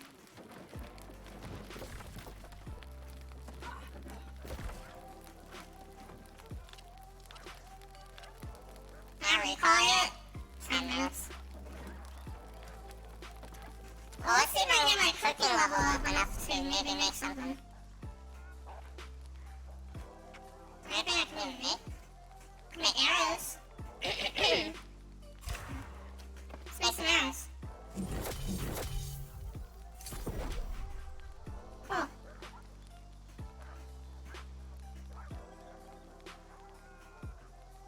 That still didn't help my whole situation here. I have no heals.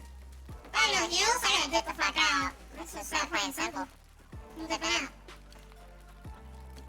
Go back to the... over here.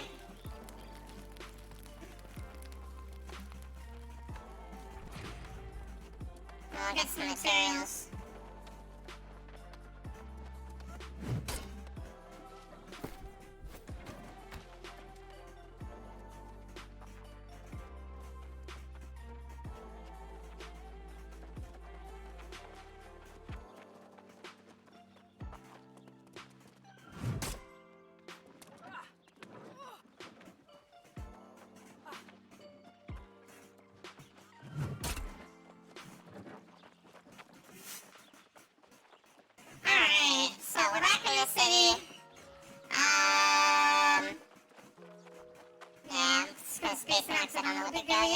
still getting used to everything. Over here is the trading post. Don't think I want to go there. I want to go craft stuff. All my materials and everything.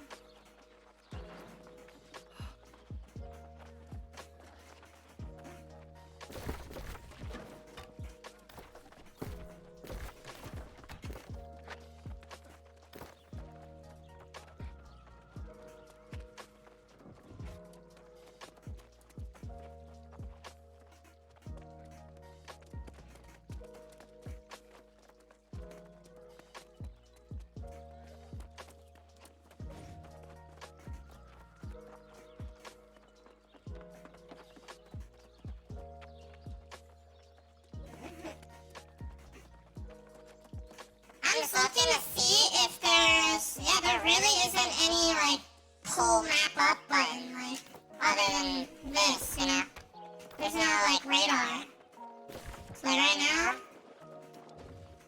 I need to go this way, apparently.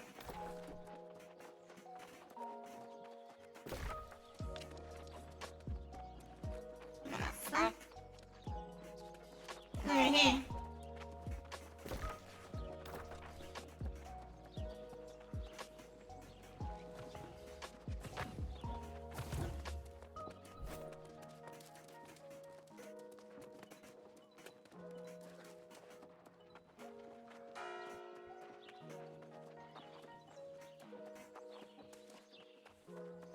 I've never been over here.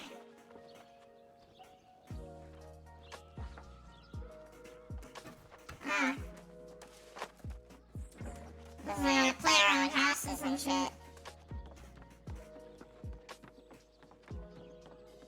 They built the city rock and roll. Woo! Diving. Yeah, we're chilling. It's pretty much the vibe right now. It's the chill mode. We tried hard enough. This city is really cool. Yeah, look how poppin' this game is. Like, look at this. It's all people. That's not bots. Those are all people. It's all people. This is lit. How many hours I logged in and the game looks really cool. I go through the first town and it looks like this. Like right here. There we go. Got one guy on the screen. That's the whole town. That's the whole fucking town. This town's like, what? Whoa, this guy's doing like Call of Duty Duck guys. Okay.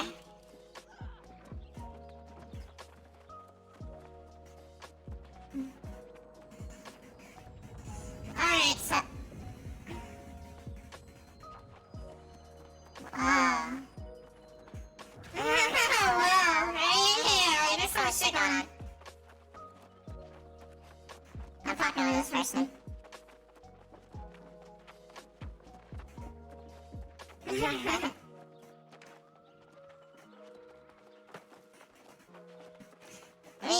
in the MMO. We looking like freaking Kirito before he freaking went and power level while everybody went to sleep.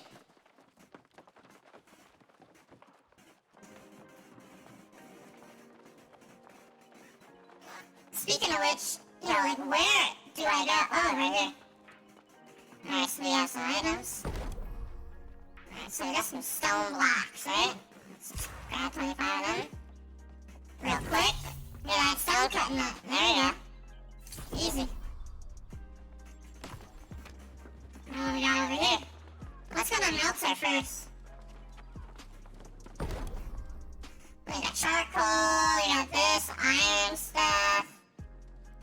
Let's just make a bunch of charcoal, fuck it.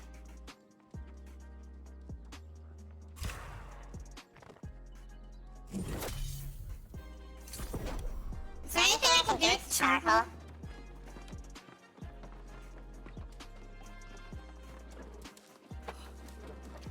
What's this? Oh, I could do wood cutting with the wood here too.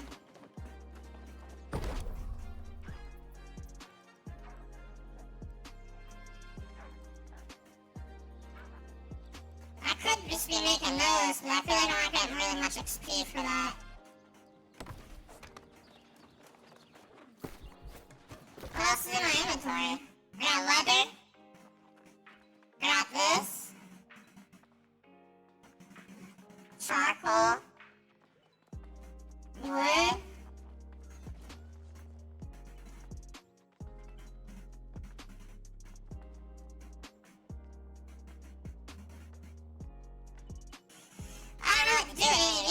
So it doesn't look like I can use any of it.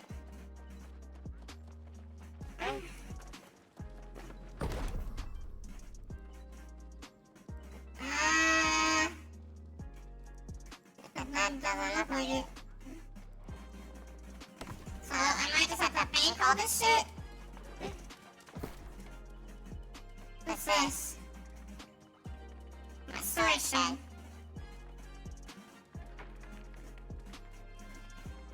Oh, this is used for smelting. Yeah, let's take it out real quick just in case I can use it. Nope. Hey, it's going pretty good. It's going pretty good. You know, I'm learning as I go here. Let's open this armor case. Ooh, gaming boots. Das boots. There we go. Let's see, let's store this. Yeah, right now I'm just kind of figuring shit out. Actually, before we store everything, let's make sure I check every crafting section. Right now, I'm just like getting the basics down, learning the crafting, learning the town I'm in. Yeah, but there's really long queue times, and you're probably going to have to play on like a random world. If you're trying to play Eden, it's like kind of crazy. The wait time is kind of fucking insane. Like, I had to go to a different world than I planned to. But they offer server switches after 2 weeks, so we'll be able to switch servers. There we go, I got some leather stuff. Make it all.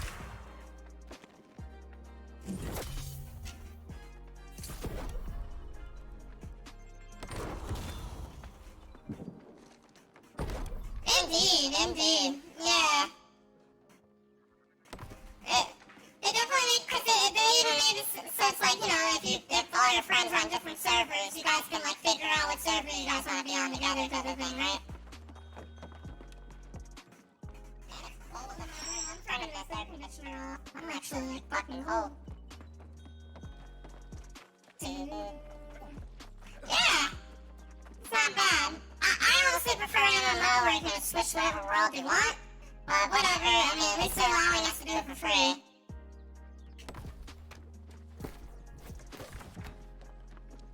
Did I use everything? Like, let's see. I haven't tried the kitchen.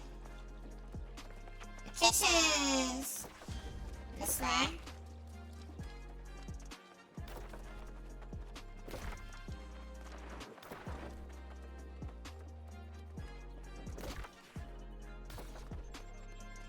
Kitchen's right here, it looks like.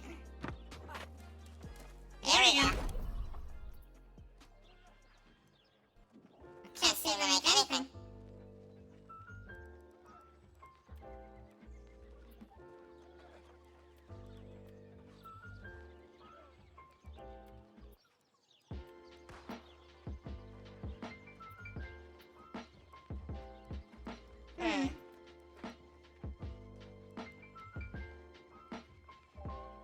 So I can't make any food.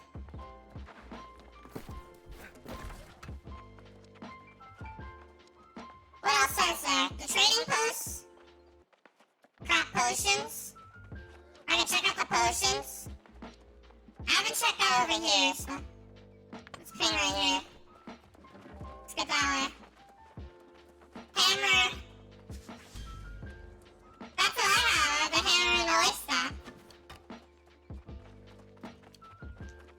Yeah, I was looking at a bunch of videos and they said the hammer and the light staff is decent.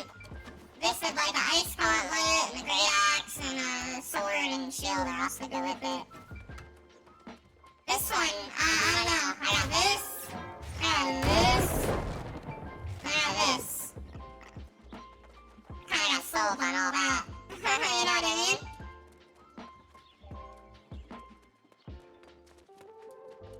Cause like, if I'm gonna be the healer, they're gonna get on me. I'm gonna knock them all off. And I'm gonna dip. You know? I'm gonna dip.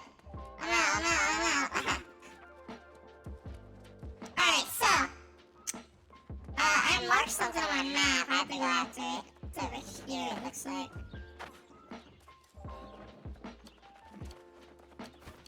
See, I still don't know where the fuck anything is in this town. We're going this way.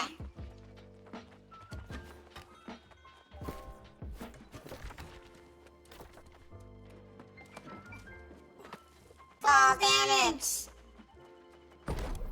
Ooh. Doesn't look like I can make any potions yet. What about over here? I already did this. What else do we have?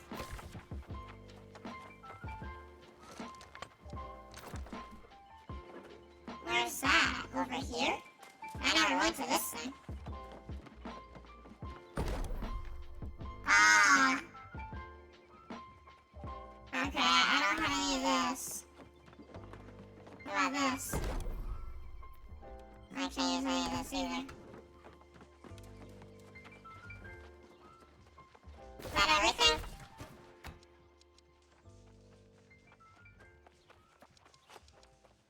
I haven't done my syndicate nonsense yet either. When do I do that?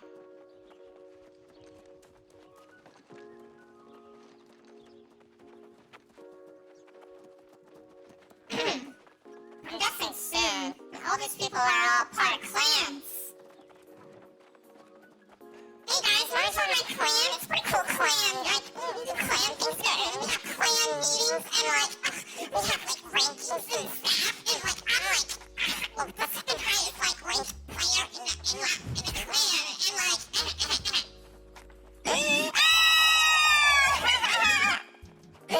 you guys don't really like that impression.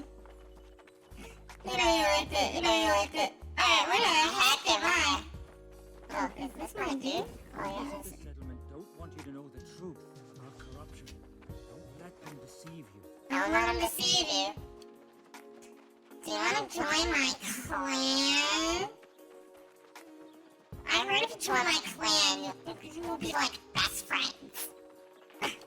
Oh my gosh, I'm not making fun of like every person ever who said that. Yo, wait, I can't go out there without food. I'm so shook right now. I can't make food. I need to go bank again and at least bank everything right now. Because if I can't use any of this shit, it's time to bank it all. And we're gonna start fresh in this area, but I'm gonna have to go to the trading post or something and sell, like, something, or buy some potions. That seems to be a move right now, so let's see, we got a storage thing right here. So like store everything, right? Store, what, shift? Let's go store literally everything, cause why not? Got some light rations we can equip. What are these? I don't need that right now, I need these. Oh, these are consumable too. Which one heals more? Is mana regen? I don't need that right now. Alright, so let's equip these. Okay, cool. Alright, I do have some heals. Alright, so I have enough to get by. And I already deposited all the stuff, right? Is this all deposited?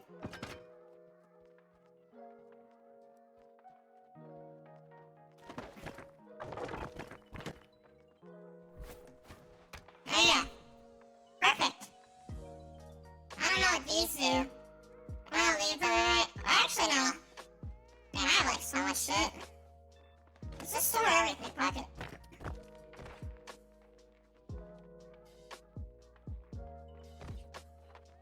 There we go.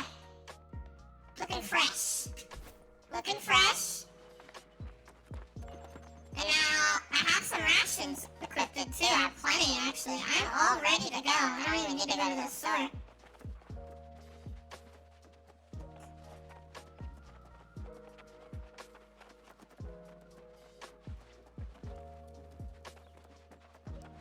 Alright.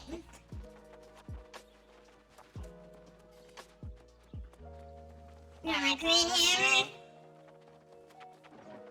Where am I going? Let's see, we gotta go back to the campfire, which is this way. hit up the campfire.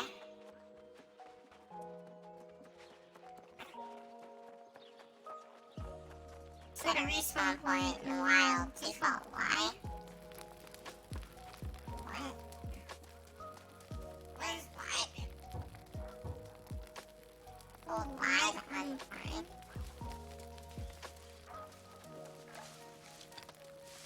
My campfire is just one all the way on the edge right here, if I remember correctly.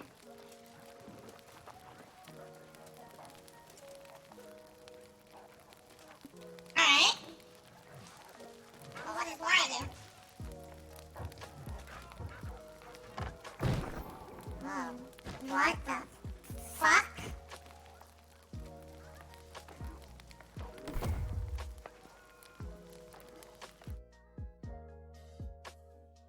That's accidentally undeafened from Discord. Just why undeafened? Huh. Alright, anyways. Oh, it jumps! Yo, you get the fuck out!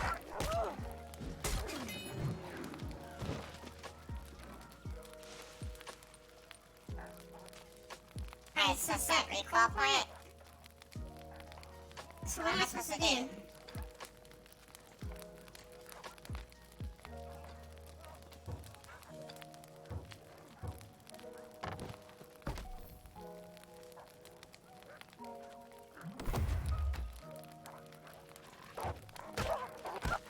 Yo, I keep getting interrupted when I'm trying to do this shit.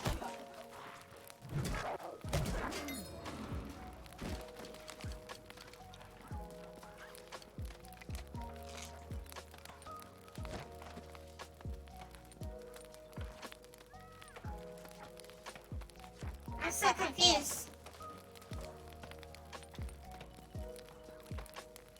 I'm so confused. What am I supposed to be doing?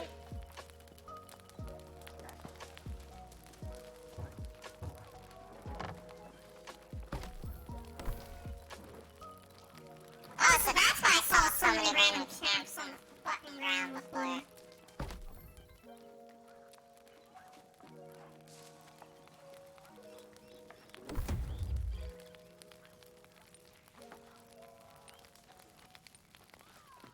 Oh, I don't have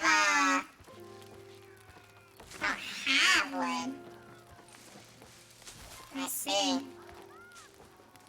I'm understanding things.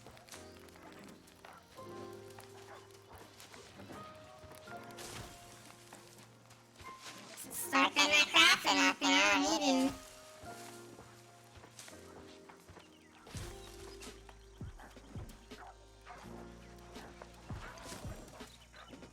I don't have a knife equipped, dude. What the fuck do you mean?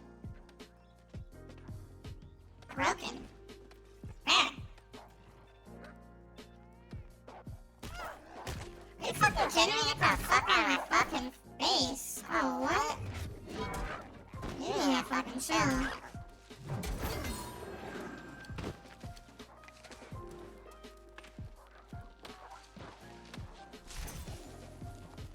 Alright. My knife is fixed.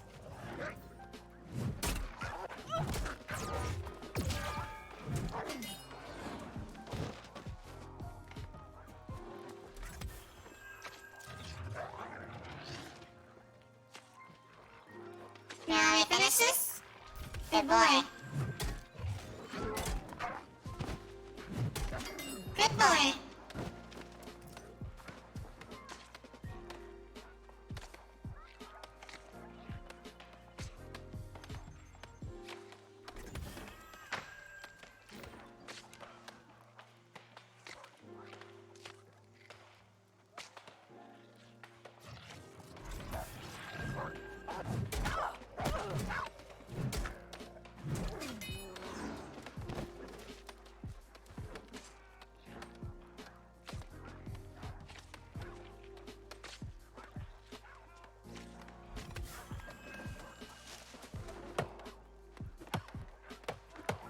I'm getting stuff done here. Got the young tree, young money. The sun shines bright.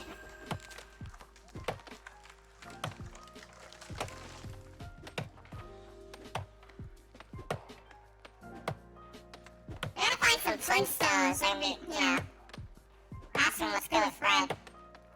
Like, I don't know where they're at. I'm about to start just calling them Fred Stones, just because they're named Flint and they're stones.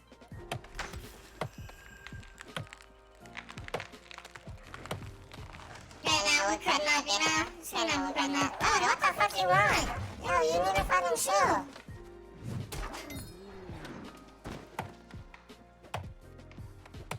Right back to my wood cutting.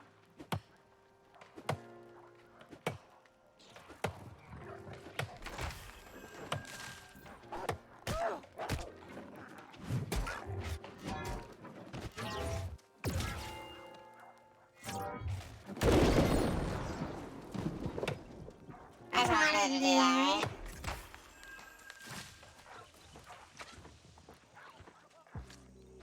Then I crafting it.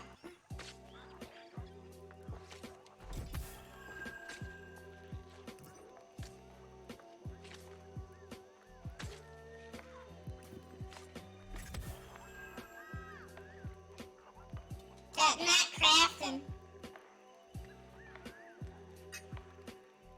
We crafting. Let me see what I got right now.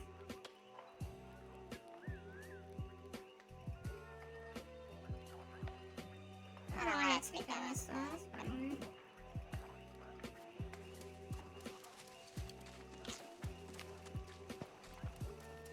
Alright, so how do I do this? Second, why? Anything restricted in landmarks? What?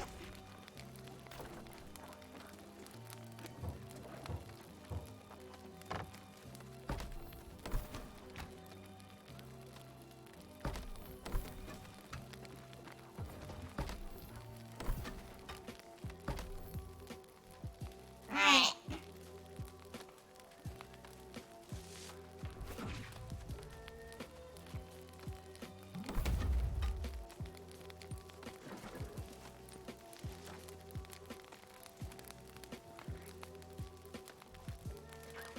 I need to find a Flintstone.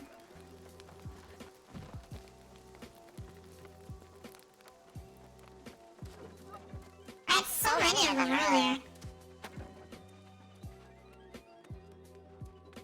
Give me some stones. I think running through some stones, you find some, right?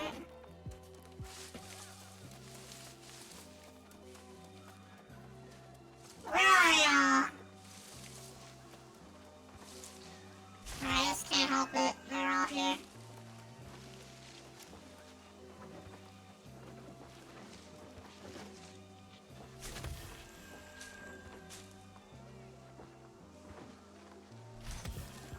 All the bushes. Now these are Flintstones.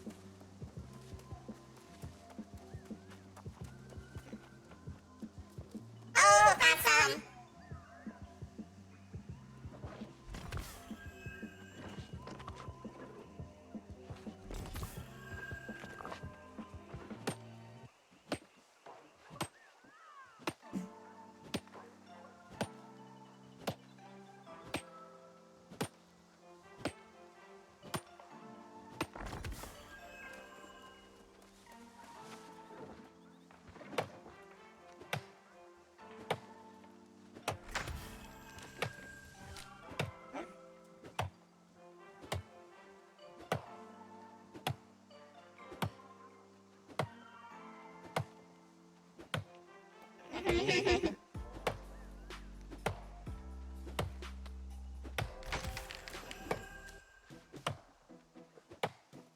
Yeah, we don't need that wood cutting out. We gotta show people we from RuneScape, you know?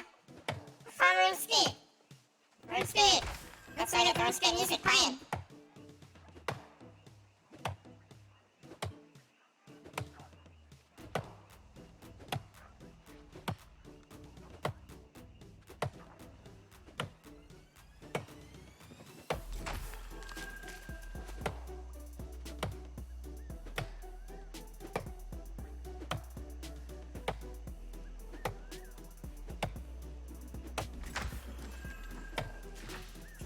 Woodcut and grind.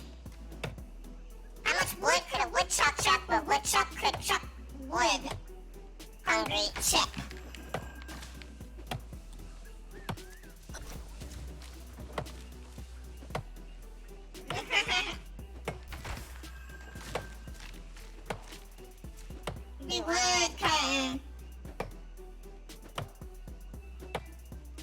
I don't know, 3. That's correct. Oh, check. I imagine.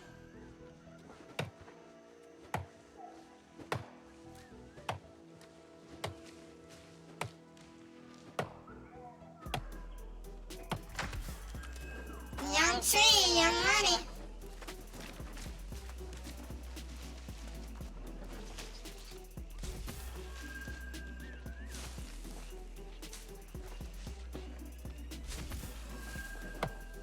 Get that wood cut, we got that wood cut.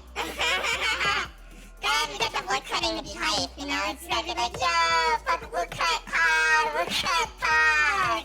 Oh no, I could never keep that up all day. That's a damn sure. Holy shit, the fucking wood cutting. No, I haven't changed the faction yet. We haven't joined the dark side yet.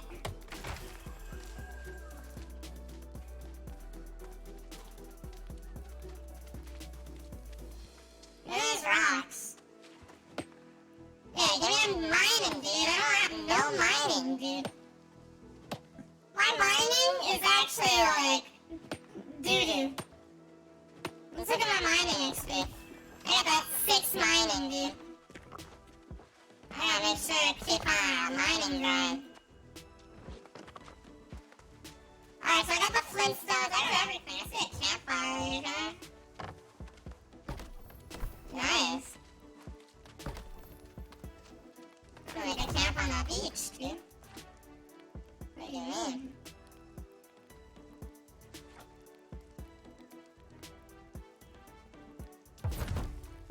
I made a campfire! Let's go! Travel to hunting hole.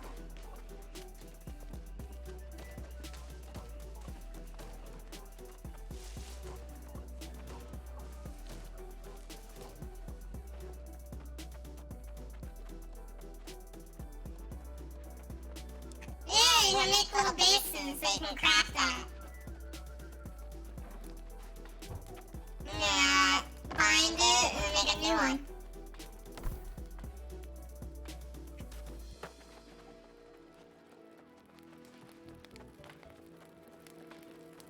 Look, I can take a camp too, looks like. They're not using it anymore. I wonder how long these camps stay up for. It's kinda crazy, there's like a billion of them.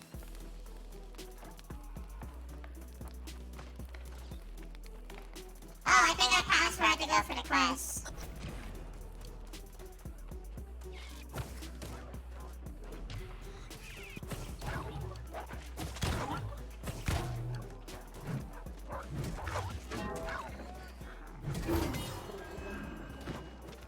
Hi, here.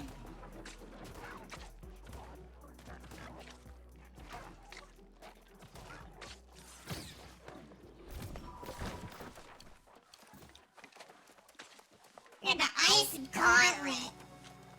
I wonder where they got that from. No. Obviously, League of Legends, everybody. Spellbreak copied them. I'm joking, of course. But still.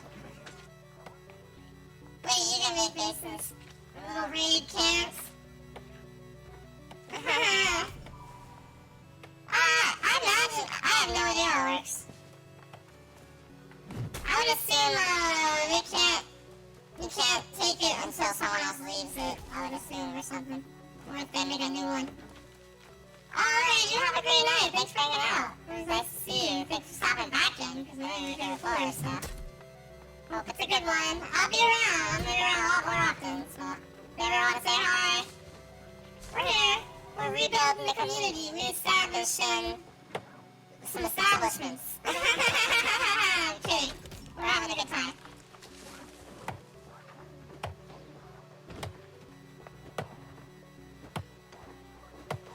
Get that woodcut. We got that woodcut grind, Living like a pro lumberjack. Alright, Chip. Till next time. Bye-bye. Have a wonderful night.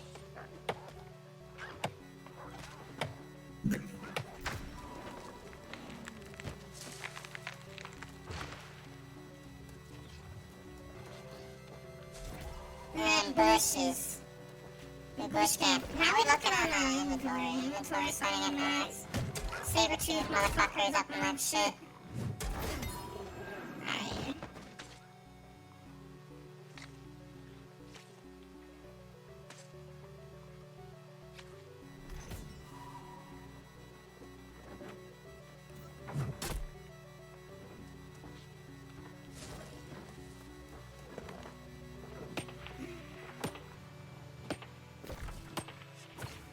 I have to go over here.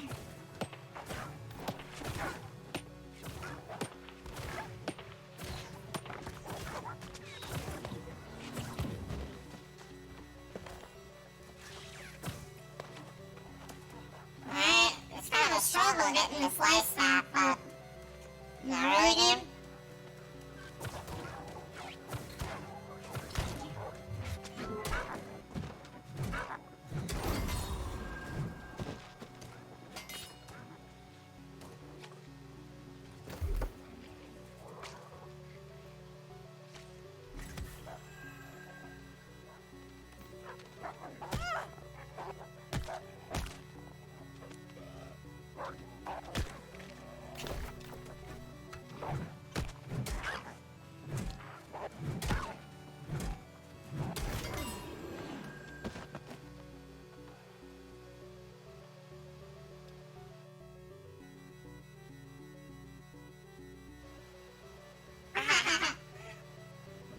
So I hope everybody's having a good time. We're hanging out. Getting shit done.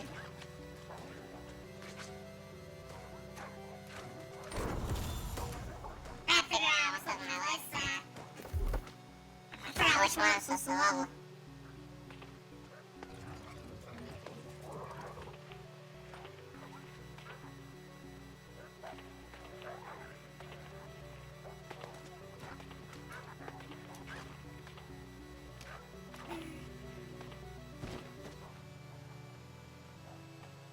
I don't know what ones I'm supposed to get. I actually kind of forget.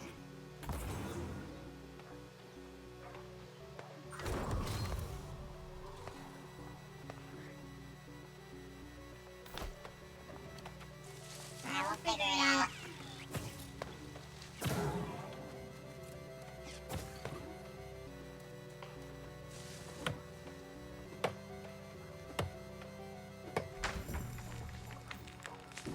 Well, I have a life staff ability.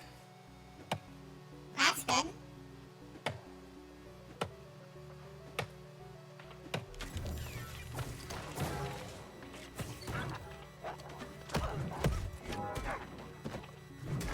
Yeah, they look like Thor out here. Wow, wow, wow. You know what I'm saying? More like sounding like Thor.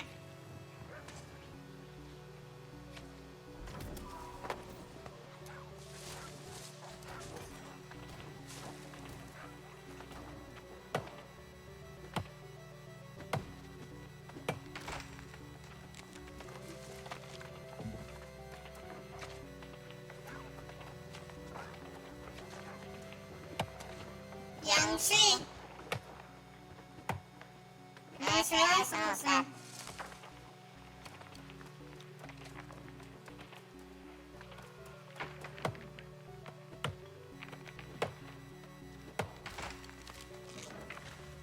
Oh, so eating just resets the cooldown, doesn't stop.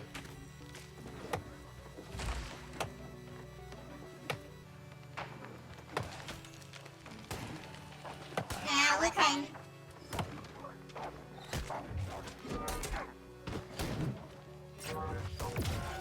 Huh?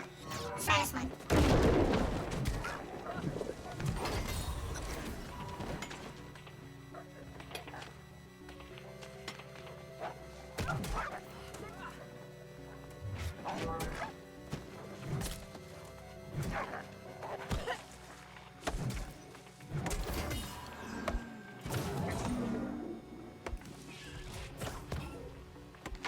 Did I get healed? Like, what's going on?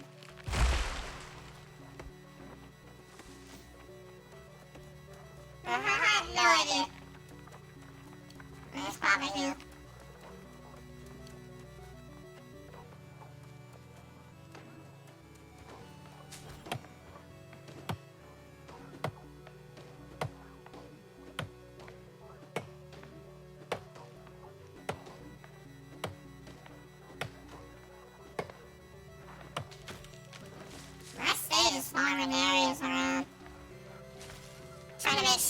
keep all my shit up so I don't get fucked leaking.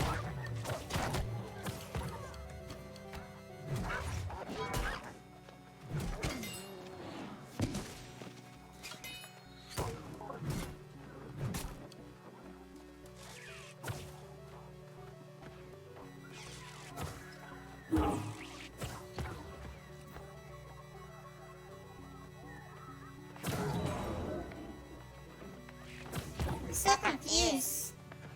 The skill feels like it doesn't even do much. Hold on.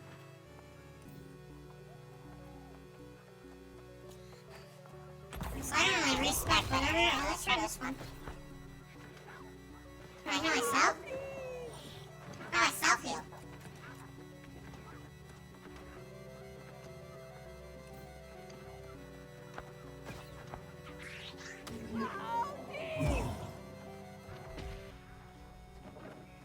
Did I heal me?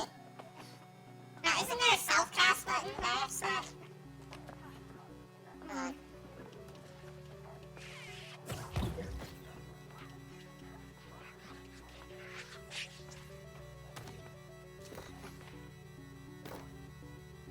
Self-cast. Target self. Left control. Whoa.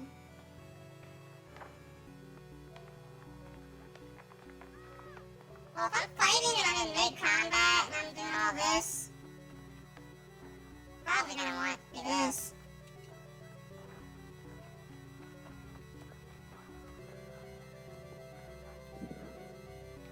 Do I really need sheath? I don't know. But sheath is like L or something. Okay. B? Oh man, I don't even know what the fuck to set this shit to. I don't even care. I'm gonna sheath my weapons. Wait, does sheathing my weapons make me run faster? I don't think so.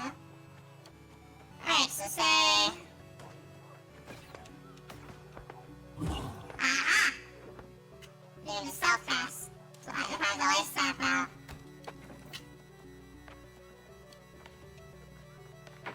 Oh, that's so good. So I can be doing this.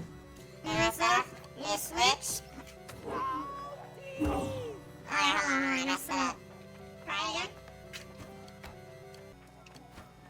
Attacking, doing my stuff, doing my stuff.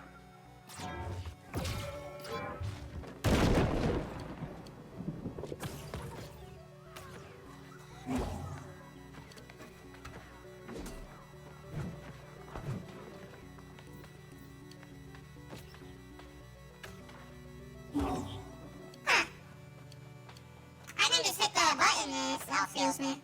It's actually really good. Because I can be just like going. There's a lag on it, it looks like. Let me see when I have to hit.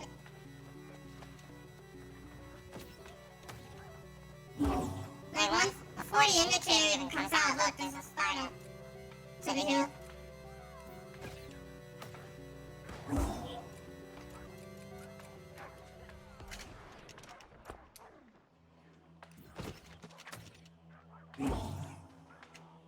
So that's the self-heal. But, hold on a second.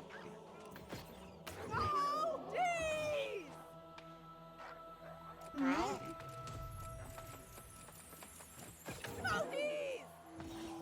Why is it targeting someone?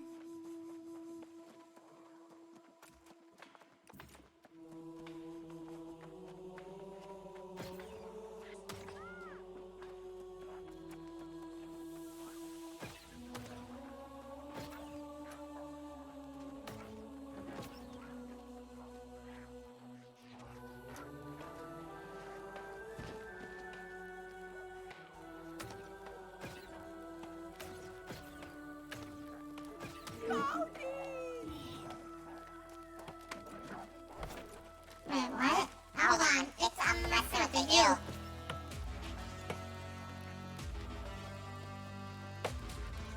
Oh, I can like move through targets, look. There's multiple people.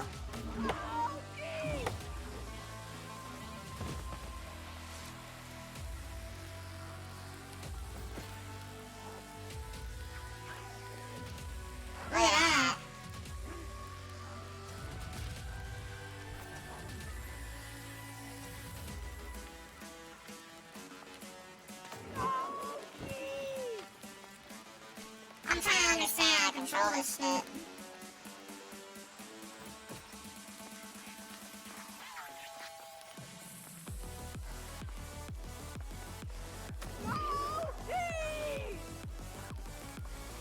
Oh, I'm so confused.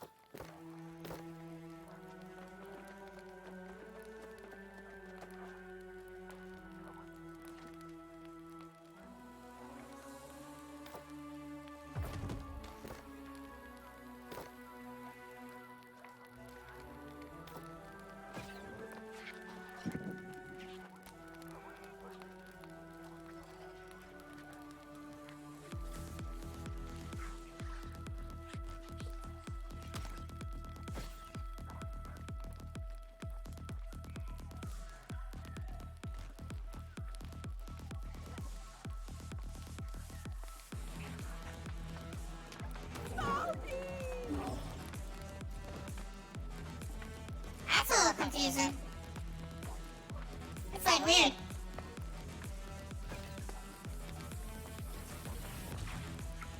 Can I aim it? It's really hard to aim.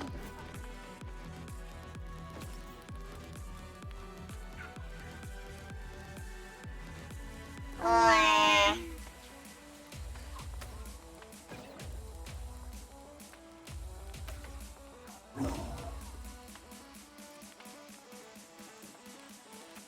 I see something.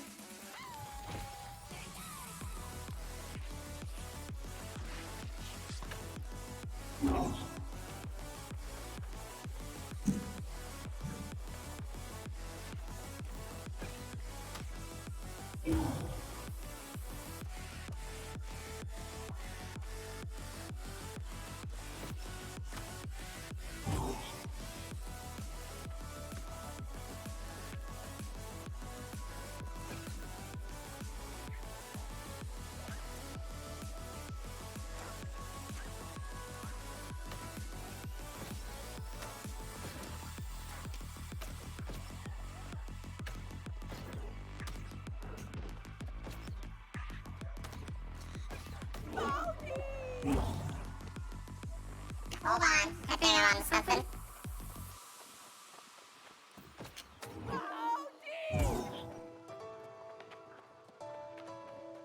Compared to the self-heal button, which is... Yeah, that's faster! That's faster by a lot! That's faster by a lot, so you hold it. You gotta be careful, see you heal a random dude there. You gotta make sure you get the manual aim. You hold it, aim straight down, and it should be able to affect me. And it seems to be faster. Look, cause it by default aims you up and then over. But if you're already aimed at that spot, it looks like. Let me see.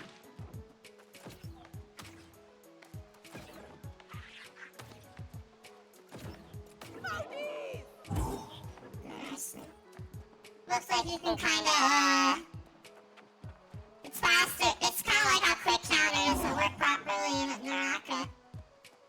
Like, that would be good if I'm just like running and I'm in a pinch, just like, oh. Yeah, if I'm like running, just need to heal real quick type of thing. There's too much shit going on, but if I have like actual control over my shit, might be better to just... See, like, that's off. It's like...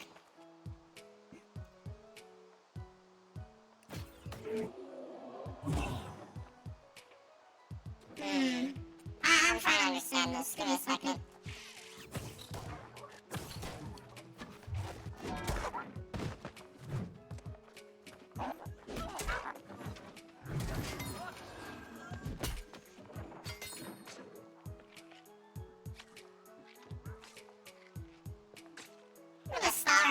beautiful.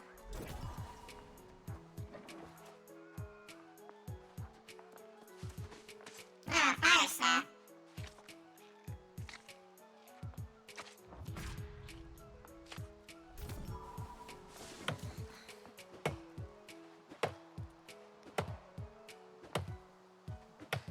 Oh, I gotta talk to that person. I've been out here doing bullshit this whole time. Well, I'm learning. Yeah, like if you're aiming like there, and you can whip it over, cause look, right there it's aiming somebody.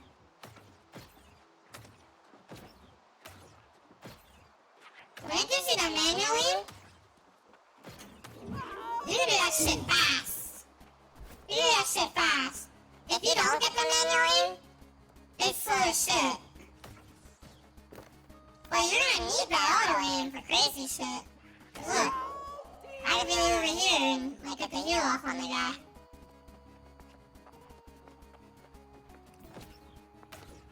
But if you get that quick, you get a quick kill like that, compared to just doing a self-heal button. It's the self-heal button, look how lag it is. Two, compared to...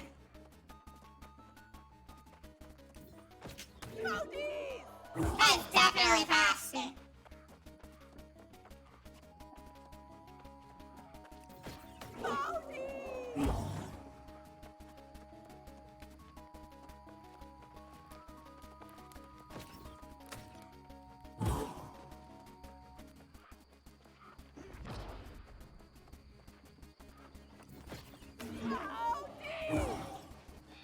Yeah, that's definitely faster.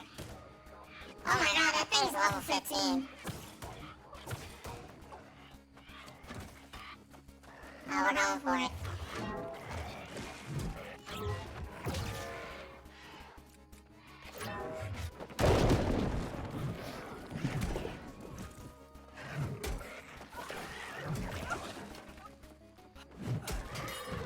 Level 15? No fucking problem.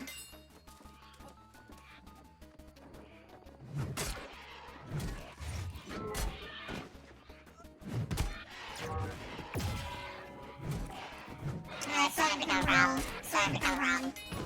I killed it.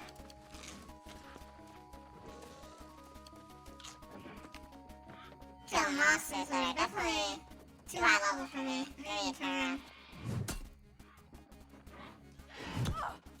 Actually, I need a dip. I need a dip.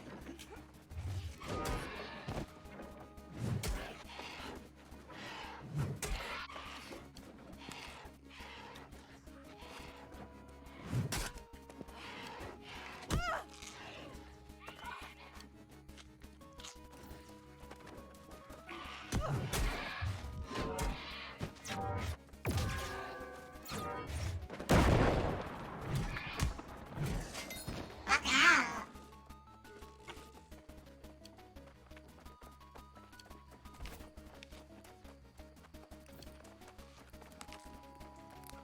Alright. So somehow... Oh, turkey, turkey, turkey, turkey, turkey! Give me the turkey! Gobble!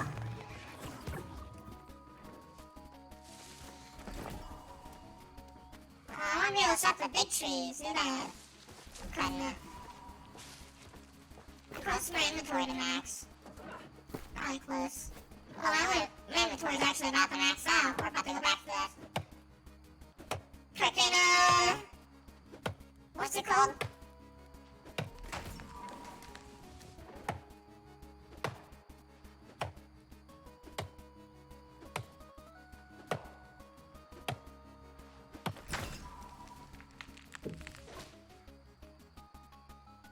Oh, I got some tiles.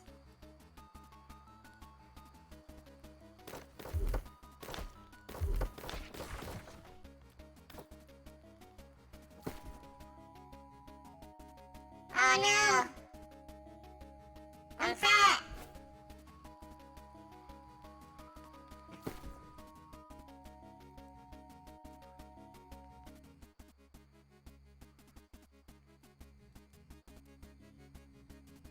Encumbered. Well, we have to drop a couple things here.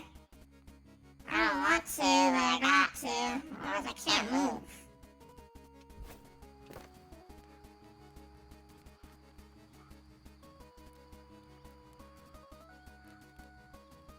I gotta figure out what to do here.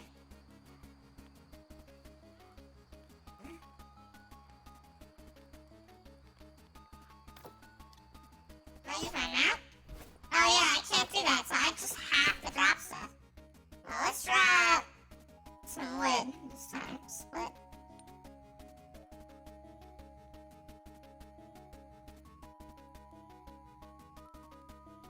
Alright, 13. Drop all that shit. And now, we're gonna speed run this one. We're gonna TP back for this. I'm not encumbered anymore. At least I shouldn't be. What the fuck do you mean I'm encumbered? What? No. Split. 13.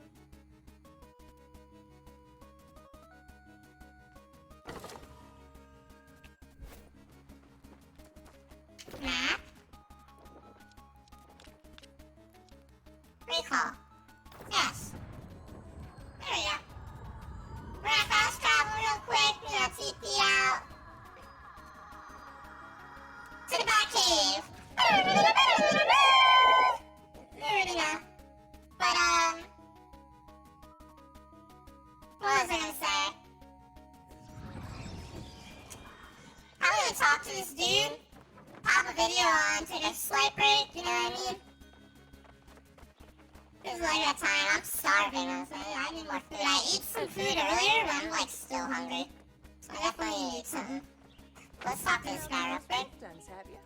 You're tougher than you look. Alright, you made your point. Not like I really want. I've been calling this place home for more than a decade, you know? Even when you're roaming about, it's nice to think you have somewhere to go back to. I will. But I can't say Magistrate Bixford does much to inspire confidence around here. He's a strange bird, isn't he?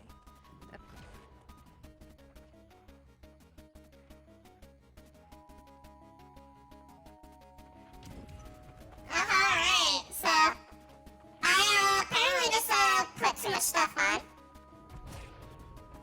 I'm gonna get to a storage shed like that. Look how slow I am. That quest made me go overweight, and I don't feel like dropping anything else. So we're gonna head over here. Like a freaking snail. We're gonna get there. Yeah, my shed's right there. Not that far. Shed!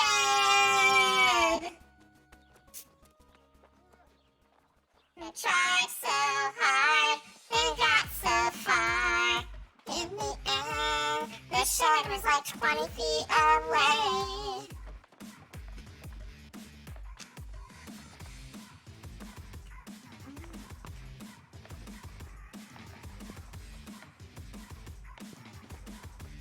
Oh my gosh, we're almost there. Are we there yet? No. Are we there yet? Yes, we're there. Harry, shut up. Oh, this is stuff in my shed? Let's store all this shit. Let's store all this shit. Store all this shit. Store all that. We got some quest items. And...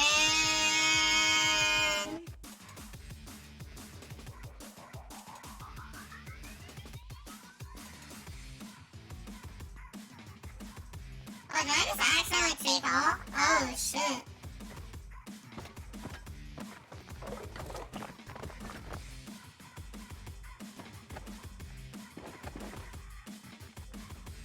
Alright, that seems good. Alright, perfect.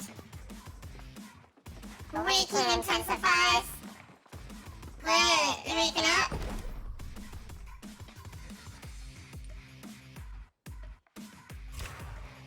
Let's get my stone stuff up.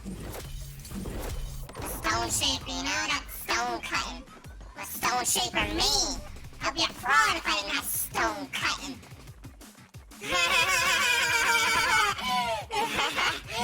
The freaking Stone Shaver mean, dude. You don't understand. I picked that shit up in a month. I made the devs nerf it. I'm joking. We all knew it was already broken. I just had to further display it. I'm gonna leave that wood there, because I feel like making charcoal isn't really doing me a whole lot. Oh, let's just do some stuff with timber. Now this is something I can do.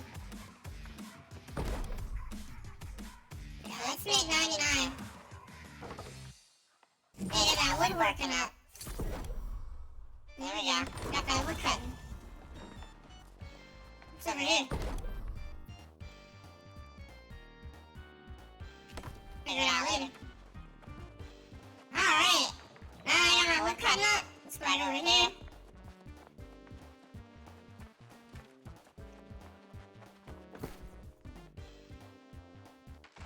Pause it all that. Got so much stuff to work with later. Got some fishing stuff here too.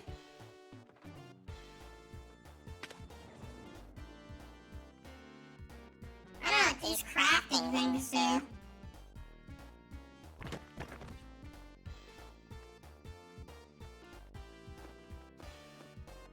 What do these do? They don't weigh a whole lot. Nothing really does. It just all adds up. This gives me luck and stuff. I feel like I should save these for my higher level.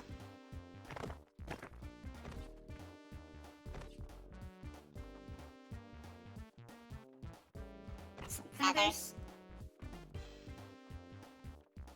Keep a fishing bait in my inventory, I think, right?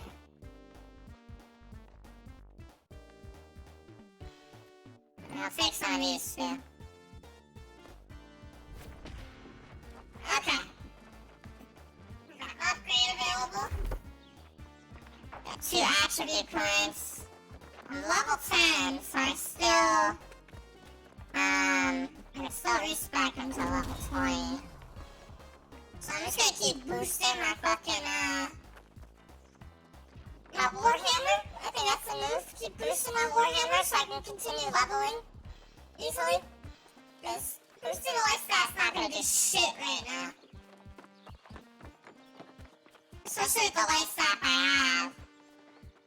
I feel like I need to look up another life stat video because I feel like my life staffing ain't too good right now.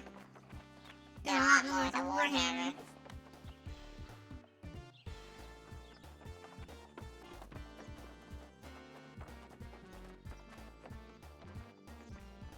This does a debuff.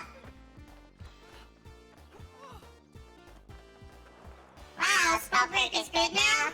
Ah, chapter 4, maybe. Chapter 5, maybe. 5. Chapter 28. I'll be there.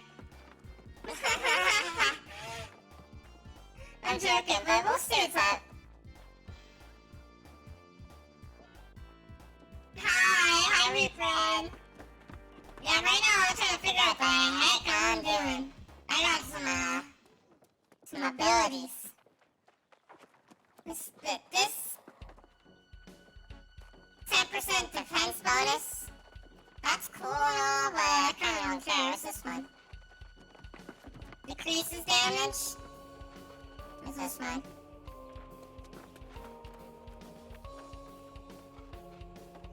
That sounds good. Cooldown refresh. What's this one?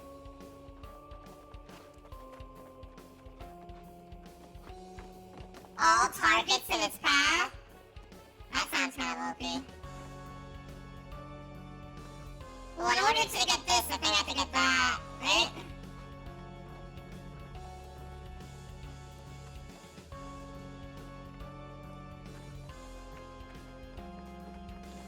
Ah, I see.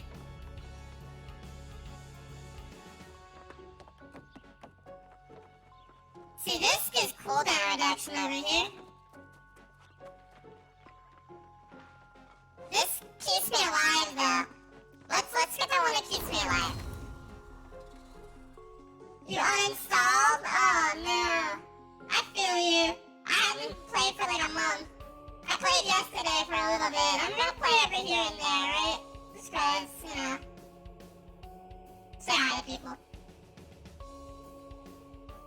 do stuff. But right now, we're definitely in the New World realm for a bit. We're gonna be doing some New World. Still playing a rock on the side every here and there. So, I don't know, kind of slowing around. We're in a in-between period right now. So, in this in-between period, you know, we got New World. And we'll figure out what's next after. In the meantime, just kind of chilling. Alright, so I just leveled up my thingy. I was gonna watch a video, honestly. I need to get up. But, I'm here. We're gonna be playing probably all night, honestly. I'm gonna be here like all fucking night. Gotta make some dinner. It's like 9. I ate dinner before too, it just wasn't enough. I got my life stuff, I got this. Got all my inventory cleared out. I got some money. We're getting some shit going. We're having a good time. Enter the light. The darkness and the light. Alright. So let's learn more about the game, right? That's what I've been doing in my little in-betweens. Learn more about the game. I need to learn more about the life staff, because I already see, I don't know what the fuck I'm doing with it. So I need to like rewatch a video. I am doing work with that freaking Warhammer. I like that Warhammer. The life staff though, I think we need to rewatch the video. Let's watch this one. This one's a pretty good one. Life staff, and I felt it stood out. Ahoy! Would you like to heal your allies and support your friends in battle? Then you've come to the right place, because today we're going to introduce you to the life staff's playstyle, how the abilities work, and also give you a build along the way. Let's roll the intro. Alright, I'm here. I'm going into the chat now. Notice I didn't say I'm Dukesoft and I will be your guide? Well, that's because I won't be your guide today. At least not your only guide. Joining me will be the fantastic Micah, whose channel I recently stumbled across, and she is dedicated to healing, I can tell you that much. So I figured an expert like her can introduce you to a lot more in-depth details that I may otherwise overlook. Let's begin with a quick introduction to the life staff. And for that, I hand the metaphorical mic over to Micah. Alright. So the life staff in New World feels like a very traditional MMO RPG healing weapon. It is a large healing staff that can utilize AoE healing, single target healing, and buffs to support allies and keep everyone alive. The life staff is the only healing weapon currently in New World, which by extension means it is the only weapon that can be efficient in healing. The life staff is also currently the best weapon at keeping a 100% uptime on Fortify, a damage reduction buff, should you choose to go with a buffing playstyle. The life staff is not good at dealing damage, as it only has one damage skill available in its entire kit, so players will heavily rely on their offhand for damage that isn't an auto attack. With that said, players who are likely to really enjoy life staff are people who enjoy healing and supporting other players in their groups, along with perhaps solo players looking to add a bit more self-survivability to their damage kits. For attributes, life staff only scales with focus, and not only that, it is the only weapon in the game thus far that scales with focus to begin with. I would be on the lookout though. New World has some weapons in the works to be released, which should hopefully include a new focus weapon. When adding attribute points towards life staff, I would also add in at least 50 constitution, as your survivability as a healer is key to ensuring you can keep the rest of your team up. So, now that you know what the life staff is about, let's have a look at the abilities, starting with the healing tree. The first ability here is Divine Embrace. This heals your target for 150% of the weapon damage and has a 1 second cast time. It can also be self-casted, so you can self-heal with it. It has a 25 mana cost and a 6 second cooldown, so relatively short, and if you upgrade it with some perks, then it can bounce between multiple targets. The second ability is one that you've most definitely noticed if you've seen any healer footage before or you have played New World, and that is Sacred Ground. This is a circle AoE heal that lasts for 15 seconds and heals for 20% of the weapon damage every second. So in total it's a 300% weapon damage healing, assuming you stay in the circle the whole time. This ability is instant, it has no cast time. It has a 15 mana cost and a 20 seconds cooldown, but this cooldown ticks down while the ability is active, so effectively it only has a 5 seconds downtime. So on a healer with sufficient mana, you'll see this on the ground most of the time. When investing into additional perks, this can increase all of your healing by 50%, and Micah confirmed to me that this actually includes the healing from Sacred Ground itself as well.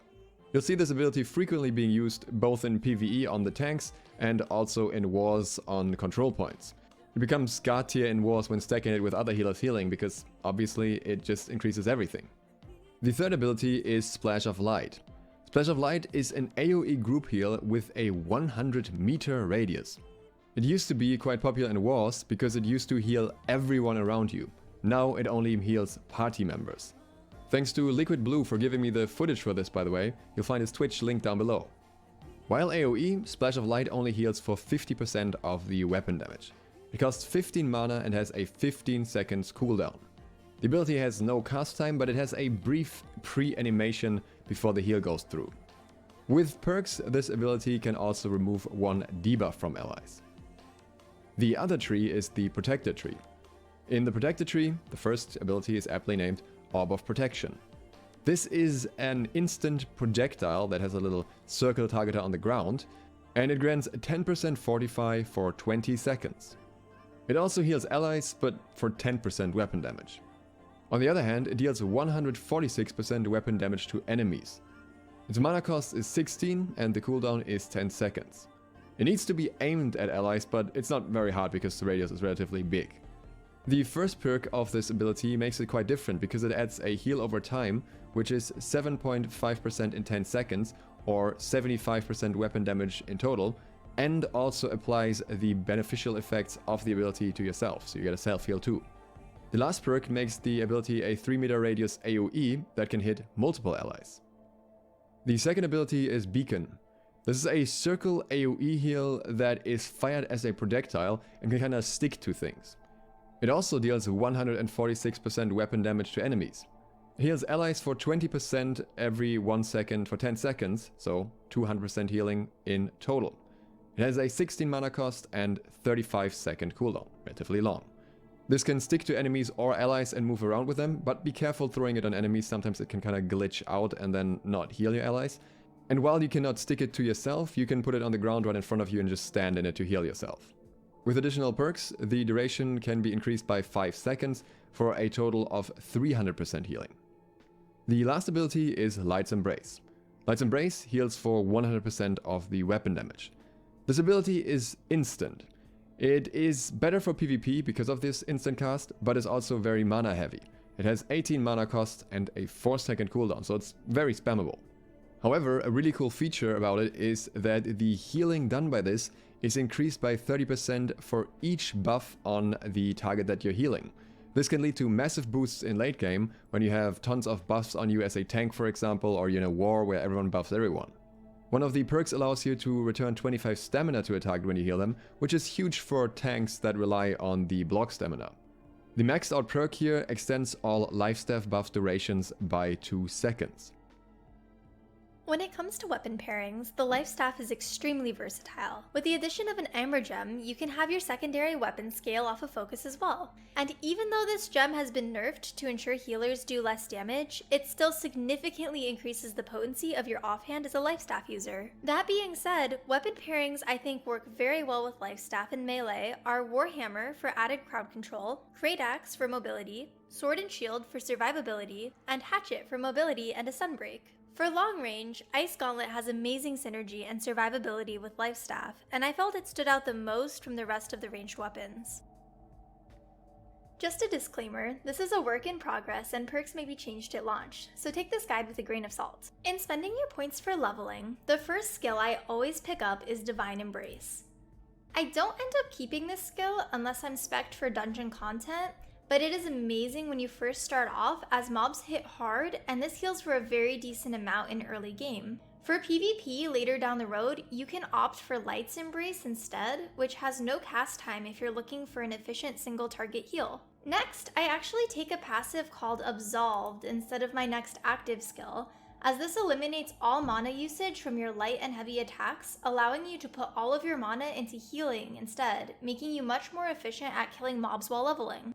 Next, I grab Sacred Ground, and I feel as though this is a staple AoE in both PvE and PvP due to its final passive, Blessed, which increases all healing while inside of the AoE of the skill by 50%, which is huge. Next, I go into the Protector tree and grab Orb of Protection. I'll actually keep this skill if I'm solo leveling, but if I'm playing with friends, I'll eventually swap it out for Beacon later down the road, as the double AoE from Beacon and Sacred Ground do massive amounts of healing on allies. I put my next point into Blissful Touch to turn my light attack into a small heal. Then I pick up Revitalize for a cooldown reduction and the first passive of Orb of Protection for a heal over time buff.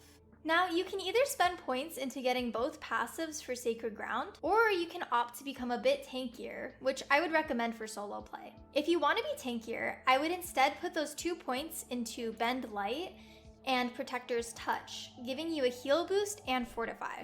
At this point, you can either opt to keep Orb of Protection or trade it out for Beacon. Since I often play with friends, I love switching to Beacon as it is a very fun skill to use, as it is a large AoE that can attach to enemies and allies. If you stack it with Sacred Ground, you can fully heal someone in a matter of seconds. After swapping to Beacon, I will take the first 2 passives for Sacred Ground, followed by the first 2 passives for Beacon. This increases the radius and the duration of Beacon, which makes it an altogether easier to use skill. The final 2 passives I highly recommend taking afterward are Sacred Protection and Intensify, as they both greatly improve your overall healing output. The rest of your points are up to your preferred playstyle.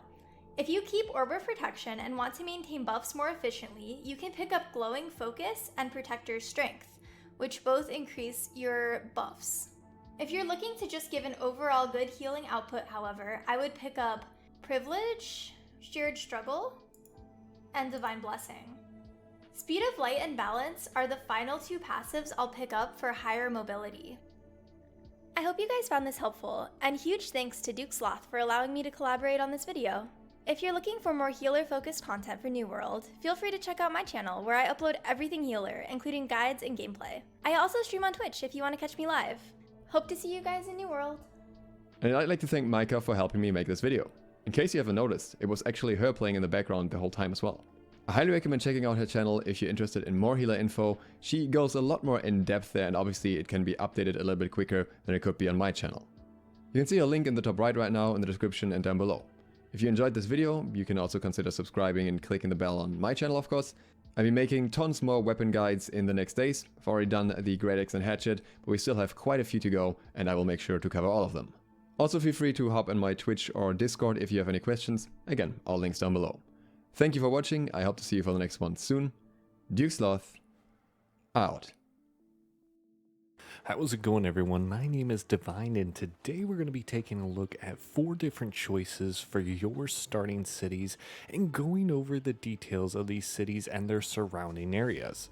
I'm making this guide to let you know my personal feelings about the starting cities, so if you already know from previous tests and what city you want to start in, then I say go for it. But if you want to know just a little bit more maybe about other areas first, then this video is for you. It's really meant to just help others who don't possibly know about all the different city features that are out there, and just to make the most informed choice when the game comes out. Now, there is 4 different starting zones, which include First Light, Monarch's Bluff, Everfall, and Windsward, and each really do have their own pros and cons for them. So starting up first, we're going to go with First Light, which is the southernmost city on the map. Now let's talk about a few features that this city does have to offer. One of the first features you're going to notice is Sherry the... So I watched this video, it's very good. On this playlist. I'm gonna show you guys the playlist actually. Curious to see the videos like Mark. I haven't watched all of them yet. Some of them are really good, some of them are meh. You know, that'll be on YouTube. In case you want to find that video or any other videos that we're watching. I got it right there. I'm gonna play one more video and I'm probably gonna come back and play. We're throwing some pepperoni pizza things in the kitchen and stuff right now. What haven't I played? Dude, this is like the 8th best build. I'm curious to hear what the meta is. Everybody, and welcome back to RPG Dojo, where we talk guides and builds for the world's biggest games. Now, in this video, we're diving deep into New World, a massive multiplayer online RPG with an overwhelming amount amount of possibilities and playstyles. During my playtime in the various betas that were available for New World, I tested as many builds as I could think of for solo content, group content, PvE, and PvP. And I've come up with this list of my favorite builds that you can try out for yourself once the game goes live. For each build, we'll talk about weapons, attributes, skills, equipment, and more. And I'm also working on written guides for each of these over at our website, rpgdojo.com, so make sure to check that out when you're ready to see more. That being said, let's jump right into the builds. First up, let's look at some group builds with what will most likely be the meta tank setup for years to come in New World. This build, of course, is focused on heavy armor for the extra physical and elemental resistance. Plus, you'll also want to pick up a kite shield for maximum block effectiveness. And speaking of shields, we will definitely be running sword and shield as the primary weapon on this build, as you would definitely with any tank setup in New World. Sword and shield just has the best skills in the game when it comes to tanking, which we'll look at in just a minute. Obviously, you also get the extra armor, the block stability from equipping a shield, which is going to be fantastic for tanking as well. Now, your secondary weapon on this build is going to be the hatchet. You might not expect this on a tank build. The hatchet in New World is actually a strong melee damage dealer type weapon. It's great for both PvE and PvP combat, but it also has one of the best skills in the game for tanks, which heals you for a percentage of your health every few seconds and also taunts all enemies around you. That's right, you can pick up an AoE taunt if you use the hatchet. And as far as attributes for the meta tank, it's actually very, very simple. You'll want to focus first on Constitution and not much else. This is because Constitution in New World translates directly into more health for your character, and as a tank you want as much health as possible. Putting points into Constitution will also result in some nice perks for tanking, including better healing from your potions, increased health and armor, and even more passive damage reduction. Finally, for skills, make sure to pick up Shield Rush and Shield Bash for the extra crowd control and mobility for the sword and shield, plus Defiant Stance, which is an AoE taunt on your main weapon that also heals you when it expires. For the hatchet, we already mentioned the skill Berserk. That's one of the best skills in the game. As we said, healing plus the AoE taunt is fantastic. And then for the rest of your hatchet skills, just feel free to put in whatever else you want. I prefer to use Feral Rush and Raging Torrent. Next, let's talk about an easy healer for group content. That's going to be our Ice Cleric build. Now, this comes with tons of healing power as well as group utility skills and even some extra damage to help out your group. First, the primary weapon on this healer will of course be the Life Staff. This is definitely the way to go for any build focused primarily on healing in the game, and it offers a great mix of single target burst healing, healing over time, as well as AoE heals. Now, my secondary weapon of choice for this build is going to be the Ice Gauntlet, and that's mainly due to the nature of this weapon and not the element itself. The Ice Gauntlet in New World specializes in crowd control skills and debuffs, especially slows. Now, this is one of the best, if not the best, support weapon for group content in New World, because it just makes fights so much easier. Your tank will thank you for slowing down those enemies and helping to keep them packed closer together. And for armor on this build, a medium equip load will actually be the most balanced, giving you some extra physical and elemental resistance, while also giving you a 10% bonus to healing, while a light armor approach will give you 20% bonus healing, but at the cost of lower damage reductions. For attributes of choice on the Ice Cleric, Focus will be your primary stat, as this directly contributes to the power of healing, which is going to be extremely important for this build. So the more focus you have, the bigger your heals scale in effectiveness. I'd say as a secondary attribute, I would invest a little bit into Constitution as well for the extra bonus health. And finally, for skills on the Life Staff, make sure to pick up a targeted burst heal first, like Light's Embrace or Divine Embrace, as well as some group healing options such as Splash of Light and Beacon. For the Ice Gauntlet, again, our focus is going to be on crowd control skills, not so much damage. So abilities like Ice Storm and Ice Shower will be what we want to start with. Then Entombed is also highly recommended as a powerful defensive skill when you are in trouble. Next on our list of New World builds is the Hunter, a medium to long range damage specialist that excels out in the wide open spaces of Eternum. And the theme of this build, which you probably have guessed already, centers around using the bow as the primary weapon. Bows in New World are best at long range, letting you fire multiple shots into your target before they get a chance to close the distance. And if an enemy does get close to you, we've picked one of the best melee weapons in the game, that being the Hatchet, to easily chop down foes as they approach us with already low health. Now for the armor choices on this build, a light equip load will result in the highest possible damage, with medium being a nice balance in between of slightly less damage, but better defenses. This allows you to wear a heavy chest piece, for example. For attributes on the hunter build, dexterity will be your primary stat. This is due to the fact that the bow's primary scaling attribute is dexterity, guaranteeing some chunky bow shots that do big time damage. Dexterity also offers some great passive bonus milestones like more critical chance, more critical damage, and bonus damage to headshots. Strength will be another attribute you want to pick up, as this is the primary boosting stat attribute for the hatchet.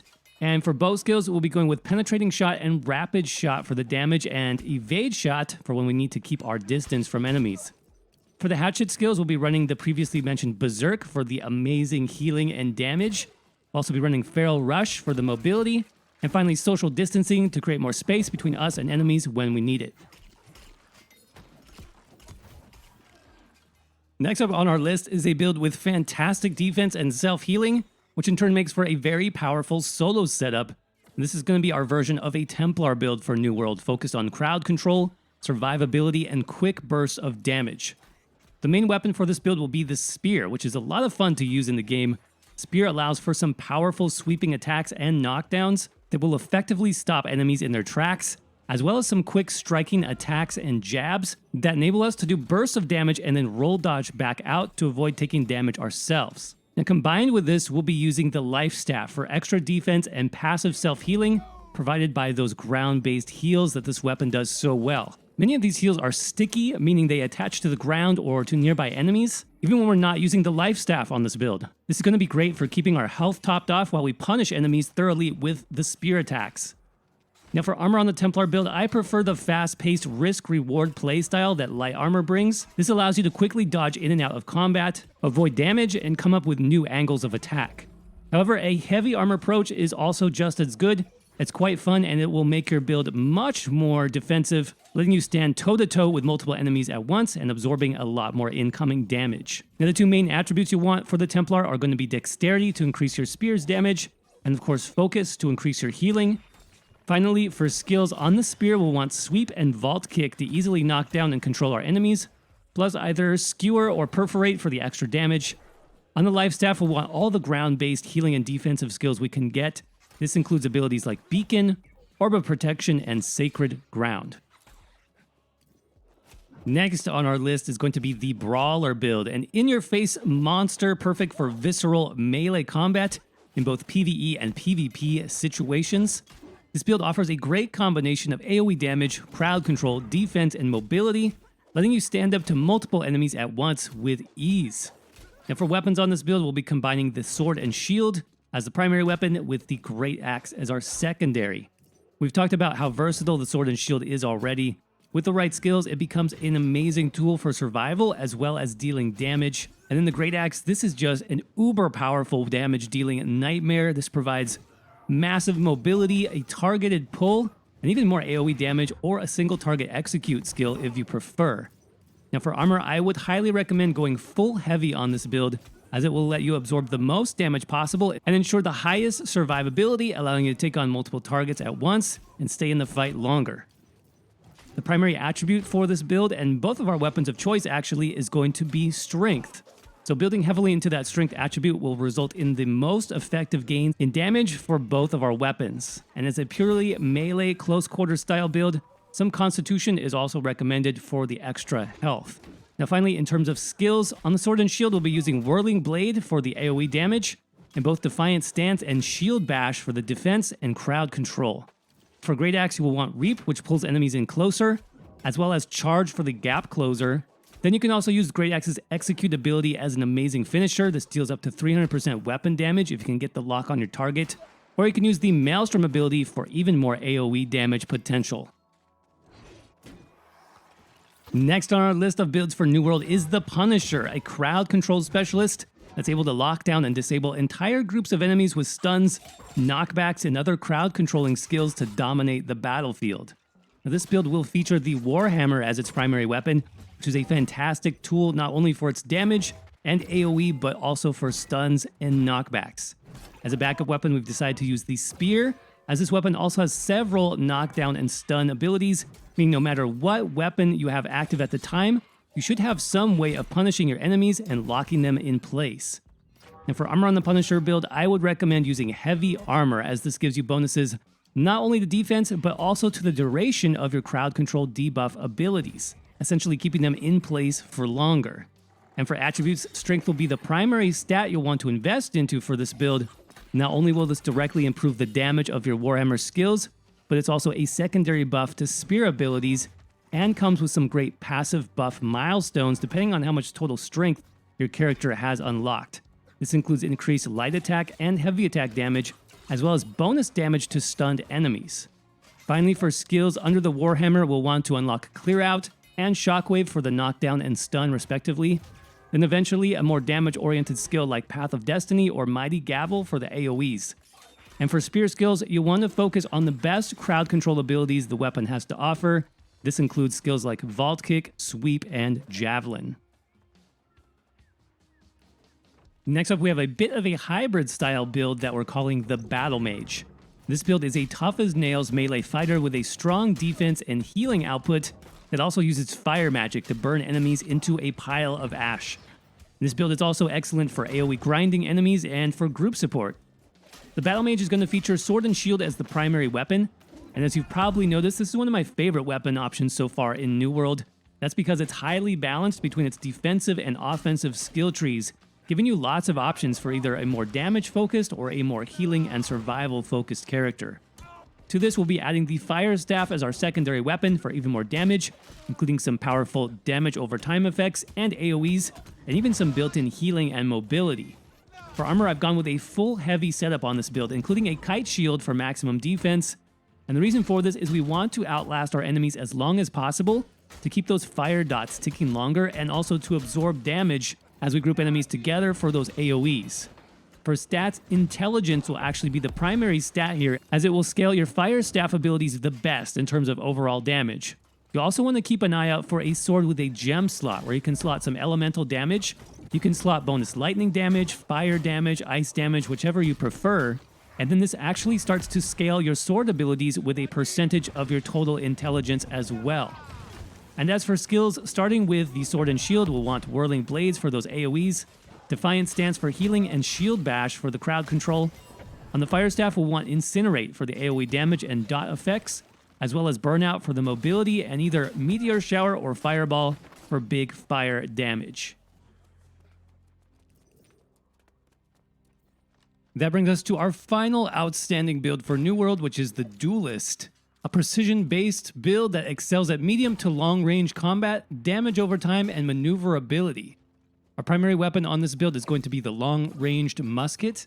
The musket in New World is a fantastic option for those that love to pick off targets from afar, as well as apply traps, bombs, and damage over time effects.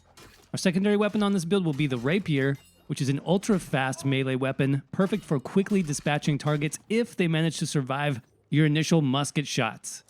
For armor on this build, you will most definitely want to go with a light equip load to maximize your damage by 20%, and also to unlock the best dodge roll in the game. For attributes, Dexterity will buff both the Rapier and the musket equally, so dumping all of your points into Dex early on is definitely the best way to go on this setup. Finally, for skills on the musket, we'll want 2 powerful range shots in Power Shot and Powder Burn, and my favorite musket ability, the skill Trap, which roots your target in place, making them even more vulnerable to musket fire. For the Rapier, Tondo is a very powerful bleed attack that can get even stronger when you refresh it, while Flourish and Finish can consume any stacked bleeds on your target and apply a big burst of damage all at once. Then there's Fletch, which is an impressive mobility skill that sends you flying through enemies in a stabbing motion forward that deals big time damage and can also help you reposition and outmaneuver anyone on the battlefield. So there you have it, everyone. 8 fantastic builds to help you get started in New World. If you enjoyed this video today or you found it informative, please do us a favor and crush that like button. And if you really enjoyed the video, consider subscribing for even more New World content. We are a brand new channel here on YouTube, and every single like, subscribe, and comment really makes a difference. So your help is... Everybody, and welcome. Now, in this video, we're diving deep into New World, a massive multiplayer online... Like right as it was about, like I literally just barely missed the timing. It's kind of salty. So we're just gonna watch something else. Whoops. Whoops. I did not mean to do that. That is totally my bad. I was totally ready to jump right back in right now, too. That's actually not unfortunate. But let's see.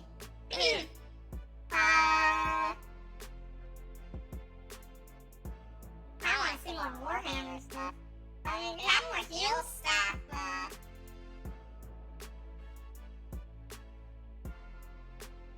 Done here.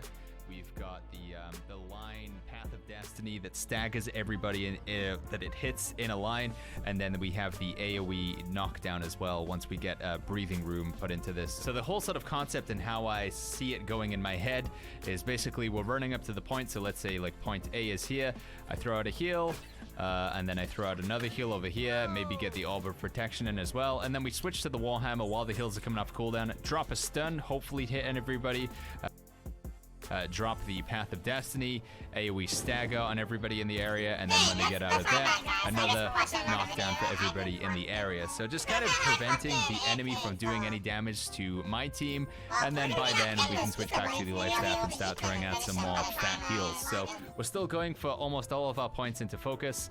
I think ideally if you have enough points left over, and this is going to be quite a bit of a late game build, you want to try and get to about 100 Constitution as well, because you get that increased max health by 10% of your physical armor.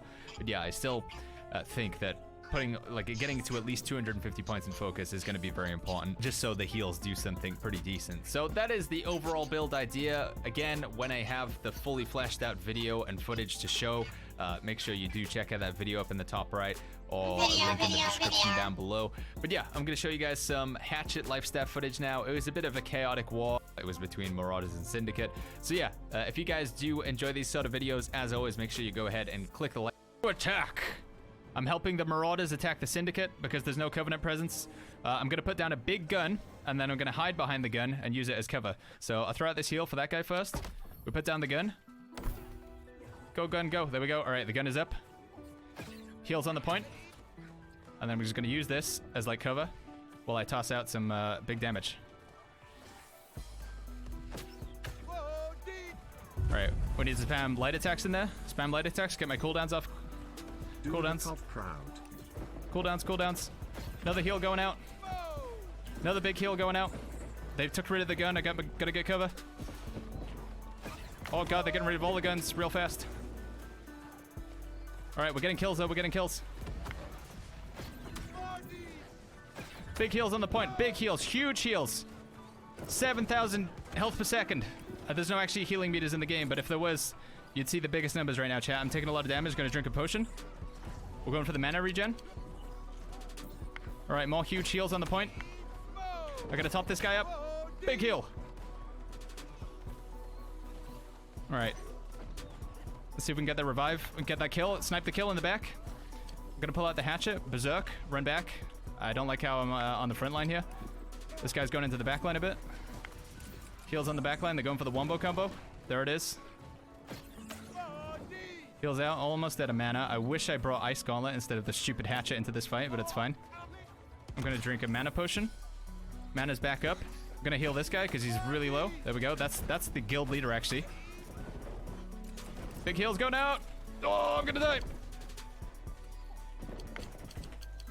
Heal myself. Okay. Oh, this tactic of pushing B does not seem to be working right now. So many people.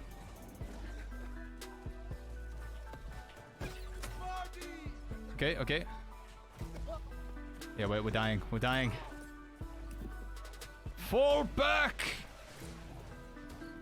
We need a new strategy!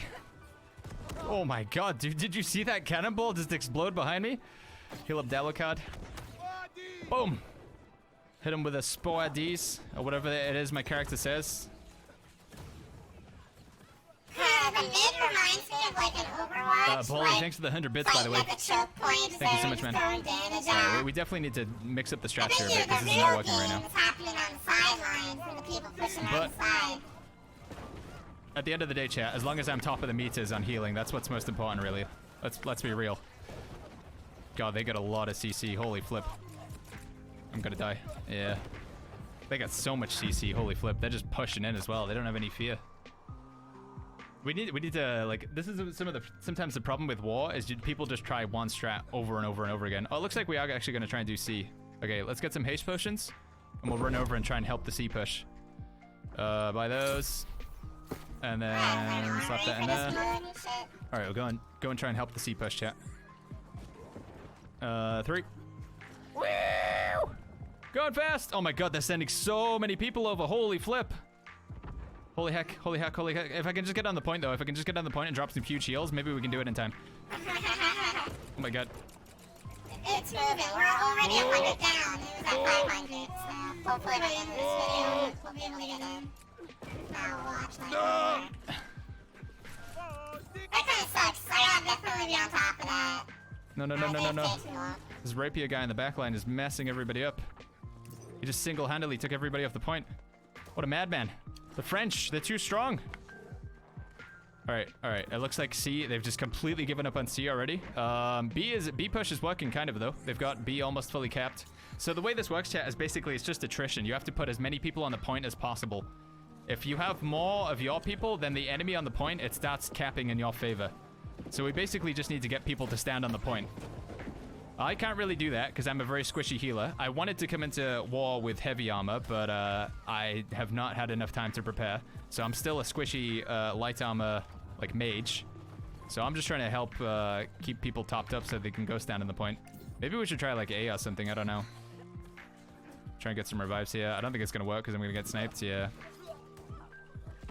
Oh, I got the res. Okay. I mean, I basically can't really go do anything on my own. I have to stay with the group. That's how I'm going to be useful, but... Like I say, chat, we'll just try... I'm just going to pad my healing numbers, basically. And if something happens, it happens. But you get rewards in the war based on your contributions. So I'll get more gold, more Azoth, and better gear if I do more healing, if I do more damage, if I get more kills. So at the end of the day, I'm just going to play my best. And to be honest, it doesn't matter if we win or lose because it's not my faction. I'm just a mercenary in this. Oh my God, this combo though, when they throw the stuns in like that, it's so nuts.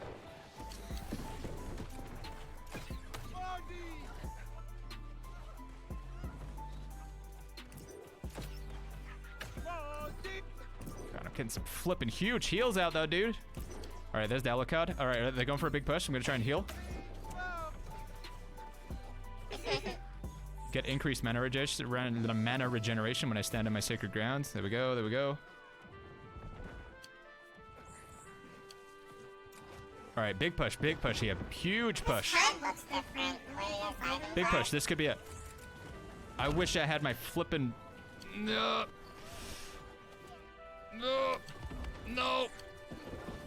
Oh, it's so much chaos. Wrong target.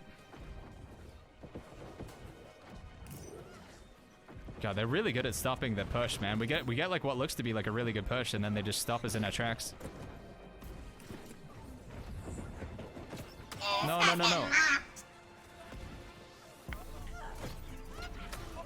No, the CC. Oh.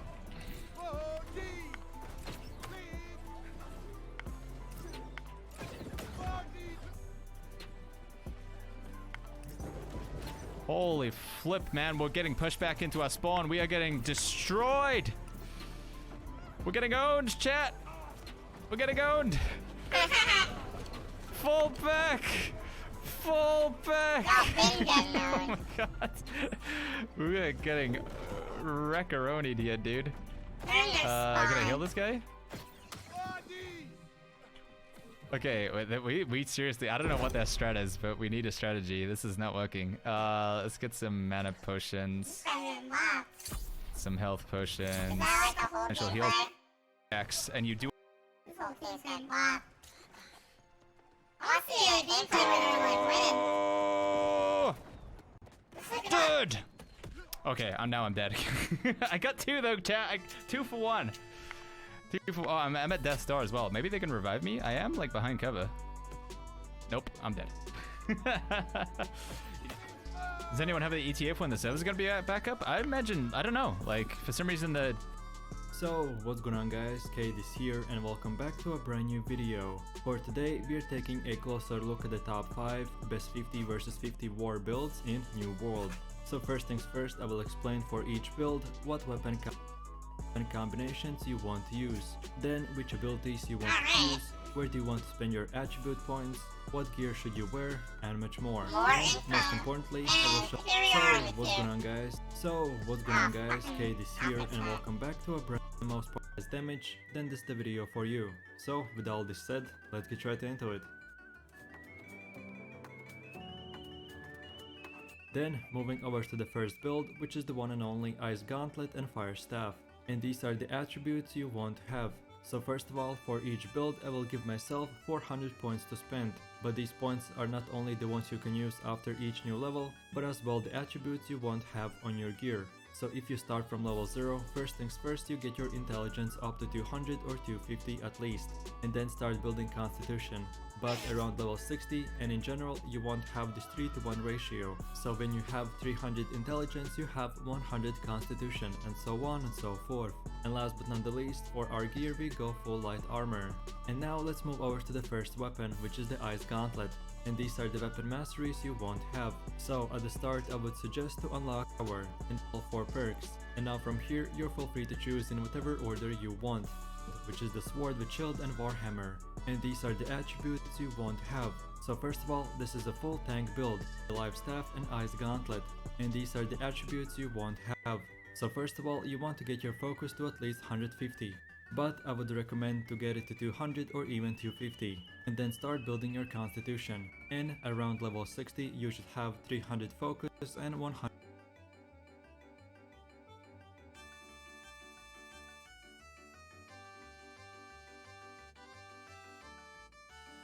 constitution. And for to the second weapon, because they are most likely players to take damage. But with that in mind, when you are on cooldown for your life staff, just switch to the Ice Gauntlet and keep on using your abilities to attack or defend yourself. The best thing as well is that some of the abilities and perks we have selected will give you a lot of mana, so you will be able to keep on healing your teammates 24/7. So with all this said, if you're looking for a closer look at the other side and unlock this perk, and then unlock the second ability called the Ice Shower, then get the next perk to him, and lastly unlock the third ability, and then again go over to the other side and unlock all the selected perks to get this ultimate chill, and then afterwards you're feel free to do it in whatever order, 50 and 50. Taking a closer look at the second weapon, which is the Fire Staff, and these are the weapon masteries you want to have.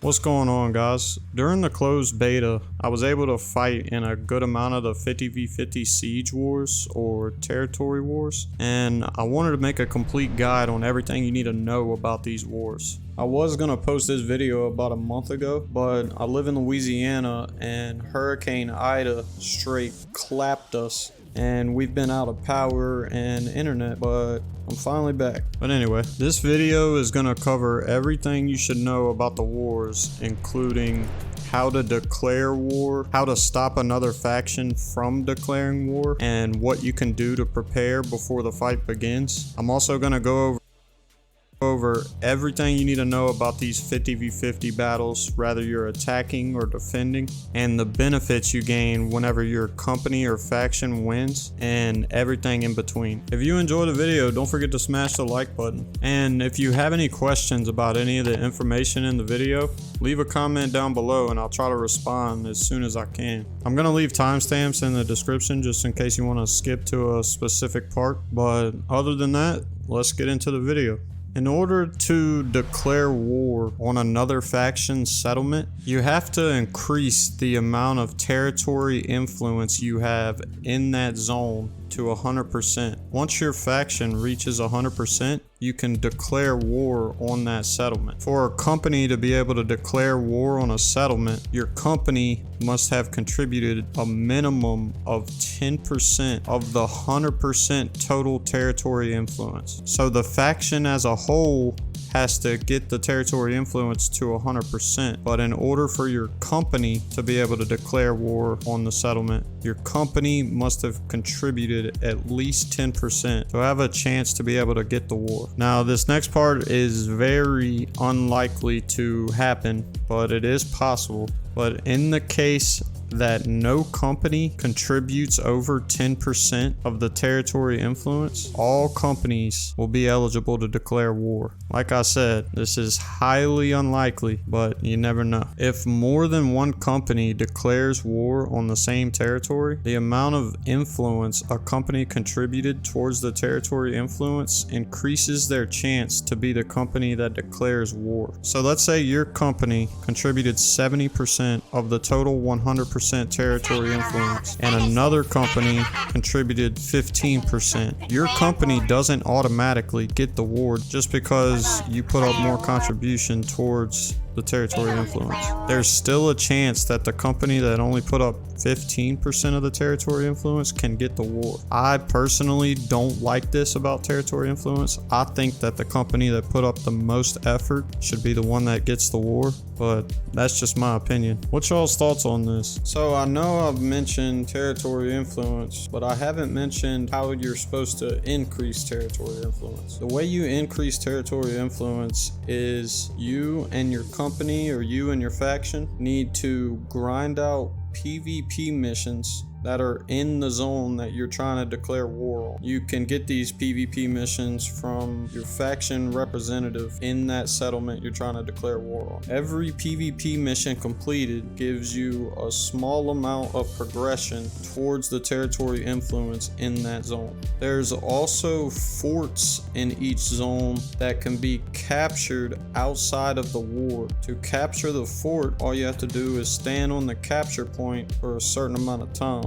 The only problem is that the other factions can come and contest you while you're trying to capture the fort at any time. But having control of these forts will give your faction a 20% territory influence increase from PvP missions and 5% increase in XP while in that zone. Another perk of owning each fort is that each fort in every zone has a unique global buff. I'm not going to go over each individual buff the different forts give you, but you can pause the video and take a look at all of them if you want. To capture the fort solo, you'll have to stand on the control point for 5 minutes before claiming the fort. The time decreases with each additional player standing on the point up to 5 people. With 5 players, it'll take 2 minutes and 30 seconds. So any amount of players standing on the point above 5 doesn't let you capture it any faster. 2 minutes and 30 seconds is the fastest capture time with 5 players or more. Another thing with these forts is that only 25 players from each faction can be near the fort at a time. This was done to help maintain server performance.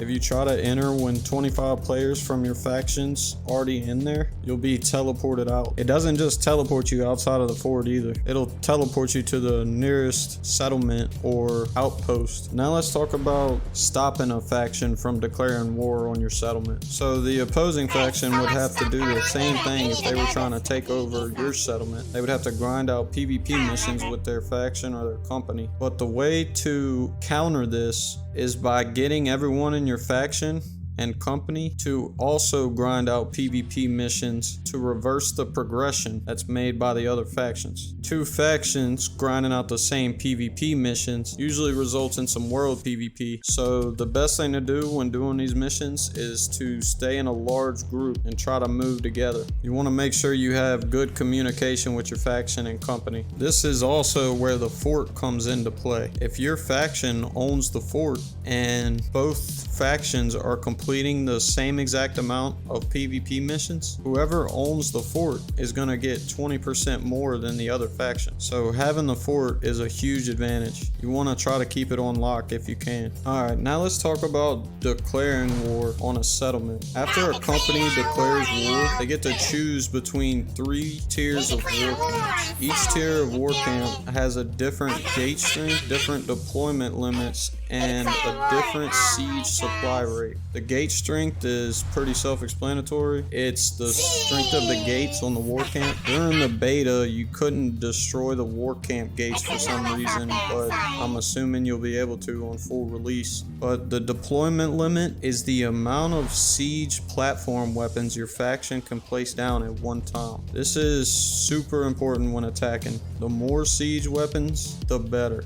We're gonna go over the siege weapons in more detail later on in the video. And then the siege supply rate is the rate your faction receives. Siege supplies are used to repair gates and siege weapons in the fort. So the tier 1 war camp has normal gate strength, a deployment limit of 6, a normal siege supply rate, and it costs 7,500 gold. Tier 2 war camp has a high gate strength, a deployment limit of 8, and costs 10,000 gold. And the tier 3 war camp has the highest gate strength, a deployment limit of 10, and costs 15,000 gold. After choosing what tier war camp you want, which most people choose tier 3, you can choose to pay with your company wallet or your personal wallet. The company wallet will pull the gold straight from your company's treasury, and the personal wallet will pay with the gold your character has. During the closed beta in July, they had a bug that was causing the declare war timer to be super long. At first it was a day and 20 hours, then it went up to around 7 days. So I decided to hop on the New World website and I was gonna submit a ticket or whatever, and they actually had live support that I was able to talk to literally immediately. I thought that was pretty lit, but I pretty much just told them exactly what I just told you, and they told me they would look into it and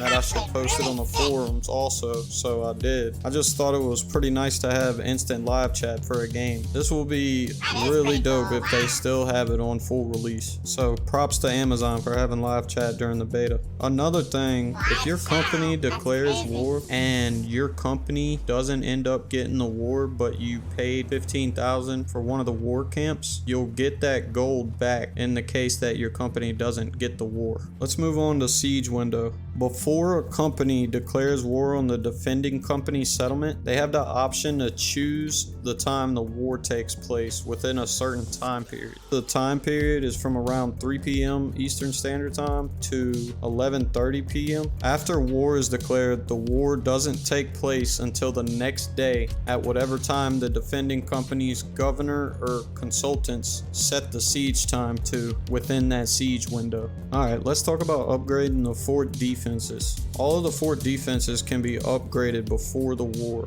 The upgrades can be started at the territory planning board that's found inside of the town hall. After choosing an upgrade for the fort, your company and faction has to complete town board missions to complete the upgrade. The town board missions can be found right outside the town hall, which is the same building the territory planning board is in. When the upgrade reaches 100%, it will be upgraded automatically. You can't start another upgrade immediately after you complete the first upgrade. There's a day timer before being able to start the next upgrade. This also applies to upgrading the crafting stations and lifestyle upgrades in the settlement. You can upgrade emplacement points, which is the number of spots that will allow you to place down siege weapons on your fort. You can also upgrade the gate strength, which increases the gate's HP, and you can upgrade all of the siege weapons, including the warhorn. Like I said earlier, we'll talk about the warhorn and siege weapons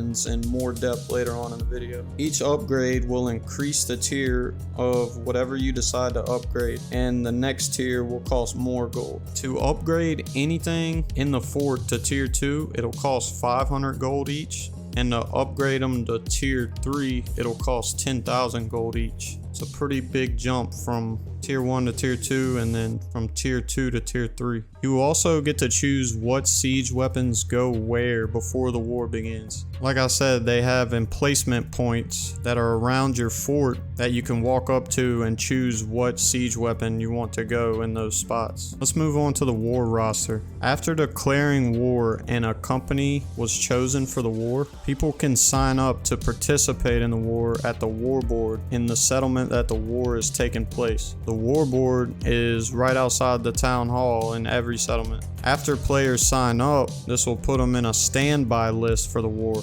The company that was chosen for the war gets to choose who participates in the war. Only the governor or consultants in that company are allowed to pick who is placed on the war roster. The governor or consultants can also choose to make the roster get auto-filled as people sign up. The war roster can be edited all the way until the war starts, even after the roster gets teleported into the war. You'll get asked to teleport into the war 15 minutes before the war begins. You can actually add faction members that aren't on the opposing team to your war roster. For example, if the war is Syndicate versus Martyrs, Syndicate and Martyrs can put Covenant members on their roster. So there's multiple ways that you can give your faction or your company the upper hand before going to war. The first thing you could do is either buy or cook some food that gives you additional stats. I had a recipe in the closed beta that gave an additional 30 strength, and then I had one that had focus and health. It had 18 focus and 12 constitution. All of the good cooking recipes have to either be bought or found throughout a tournament. You can't just level up your cooking and unlock these. During the closed beta, I always made a ton of extra food and passed it out before the war to my faction to give us the best odds possible of winning. Let's just assume both teams are equally statted, but yours all 8 plus 30 strength food buffs. Of course, not the healers or anything like that, but that would put your team at a huge advantage if they didn't use any buffs and all of your team did. It does get expensive when you go to try to make it for everybody, but if you make this a group effort, you should be able to do this fairly easy. It's another reason I think that they should add a company bank. That way you can share with other company members, but that's a whole nother topic. But yeah, even though the making all this food can get fairly expensive, it's 100% worth it to spend the little extra money that it takes to give you the advantage in order to be able to keep your settlement and all its benefits, including the tax income that you get from the settlement. And the next thing you'll need to do when prepping for war is smashing that like button. Nah, I'm just playing. But the next thing you want to get when prepping for war is potions. You shouldn't be spending your war tokens on health and mana potions during the war. It's a waste of war tokens whenever you can just buy or make the health and mana potions before the war and use those and spend your war tokens on something else. I know we haven't went over war tokens yet, but we'll get to it in a second. You can also buy focus and regeneration potions if you want, but that's up to you. Another thing that I would definitely get before the war is honing stones. They increase your overall damage by 4%, which is a ton, and you can use these at the same time as your food buff. So if you have plus 30 strength and increase your damage by 4%, that's a huge difference. Huge. Especially if whoever you're going against isn't using them. I usually pass these honing stones out before wars too. There's a better version of the honing stone that gives you 5% increase to damage, but they're more expensive. So I usually just went with the regular honing stones. Let's go over gear. If you're a tank outside of these wars and you're using Carnelian or threat gems, you want to make sure that you have another set of gear for when you're going to war. You don't want to waste gem slots on threat during a war whenever threat literally does nothing in PvP. So make sure you're not using threat gems in PvP. Alright, let's talk about the overview of the war. So during the war, there's going to be a defending team and an attacking team, plain and simple. The defending team is going to be defending the fort. The attacking team is going to start at the war camp and try to take the fort. Pretty straightforward. The attacking team has 30 minutes to capture the fort, and if they don't capture it in that 30-minute threshold, they lose the 15,000 gold that they paid for the war camp, and they don't get the settlement. Before the attacking team can claim the fort, they have to capture 3 capture points between the war camp and the fort. The capture points are called A, B, and C. If you want to see some strategies that I saw used during the closed beta, or some strategies that we used during the closed beta, let me know in the comments and I'll do a separate video on that. I would put it in this video, but this video is already too long, so I don't want to make it any longer than it needs to be. Let's go over the war tokens and the armory. War tokens are pretty much the currency used during the war. You can exchange them at the armory inside the fort and war camp to buy different items. They can also be used at A, B, and C capture points too. These tokens, or the items that you get from the tokens, can't be taken outside of the war and don't carry over to the next war, so you want to spend all of your tokens and use all of the items that you get. The items available are the Inferno Mines, Azoth Arrows, Azoth Bullets, Turn Ammo Kits, Cleansing Elixir, Healing Elixir, Mana Elixir, Haste Elixir, and Powder Kegs. The Inferno Mines are basically traps that cover a small area in flames when an enemy walks near it. We like to use these traps all around the capture point and around the gates when defending. These things are definitely my favorite thing to buy when our faction is defending the fort. Just make sure you spread them out a decent amount so you get the most value possible out of them. Azoth Arrows are pretty much just arrows that you can buy if you're using a bow. I honestly think this is a waste of war tokens, but that's your decision.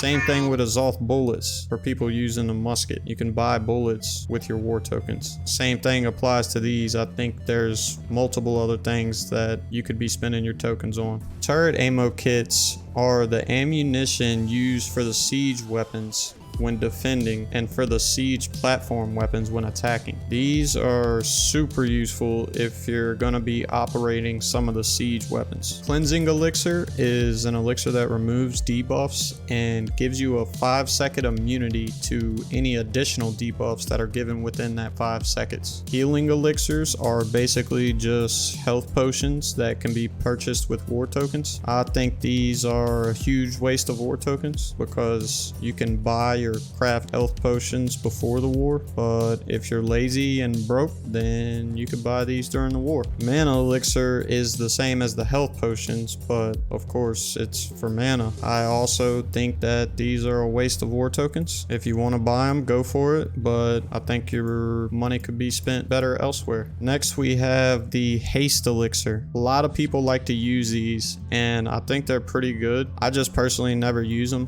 These elixirs give you a temporary increase in movement speed and the duration is 20 seconds. There's plenty of situations that these are useful. I just haven't got the chance to mess around with them. Powder kegs do more damage than any siege weapon. These are usually used to destroy the fort gates or to destroy siege platform weapons. Once you place these down, you still have to light the fuse manually. Then there's a small duration period that gives the opposing team a chance to destroy it before it detonates. If it's destroyed by the opposing faction before it detonates, it's not going to do any damage. But if they don't destroy it within that small window, it'll do a ton of damage to whatever it's next to. In my opinion, I'd be buying the Inferno Mines if you're trying to protect the capture points or the fort gates. The powder kegs are good if you're trying to get rid of some of the attacking team's siege platform weapons or the defending team's fort gates. And the turret ammo kits are good if I'm using siege weapons, or you can buy the haste elixir for a multitude of situations. The Azoth arrows, Azoth bullets, cleansing elixir, healing elixir, and mana elixir, I personally think are all a waste of tokens because of the simple fact that you can pretty much buy the exact same items outside of the war. But that's pretty much all I have to say about the war tokens. Let's move on to the siege supply generator. The siege supply generator is used to generate siege supplies. Siege supplies are used to repair the fort gates and to repair the siege weapons in the fort. This is for the defending team. So make sure every time you see these things taking damage, you're going to the supply generator and grabbing siege supplies to repair them. You can repair them pretty quick just by walking up to them and pressing T or R. I can't remember, but it tells you exactly what to press when you walk up to it. Let's go over the fort. There are 5 different gates that the attacking team can try to come through during the war. Most of the time, you're going to see them using the 3 gates in the front, but they can use the 2 back gates. The fort can also have at least 8 siege weapons mounted around the fort. I'm not 100% sure on that number, so if you know the max amount for siege weapons, let me know in the comments. It's definitely at least 8 though, maybe 10, I'm not sure. Let's go over the siege weapons that can be used on defense. Ballistas are used as an anti-structure siege weapon. They can take out siege platform weapons placed by the attacking team. These things do massive damage but have an average fire rate. The explosive cannons fire explosive shots that knock back enemies, making it really good against large groups of people, especially in choke points like at the gates of the fort or at capture points. The cannons have a very slow fire rate though, which makes them highly unreliable against fast moving targets, but they're really good against large groups of people. Repeater turrets are pretty much an overpowered machine gun, and I really enjoy using these. They have a high fire rate, but they deal a low amount of damage. So they're really good at taking out single targets or a few targets at a time. If you constantly shoot with these turrets for too long,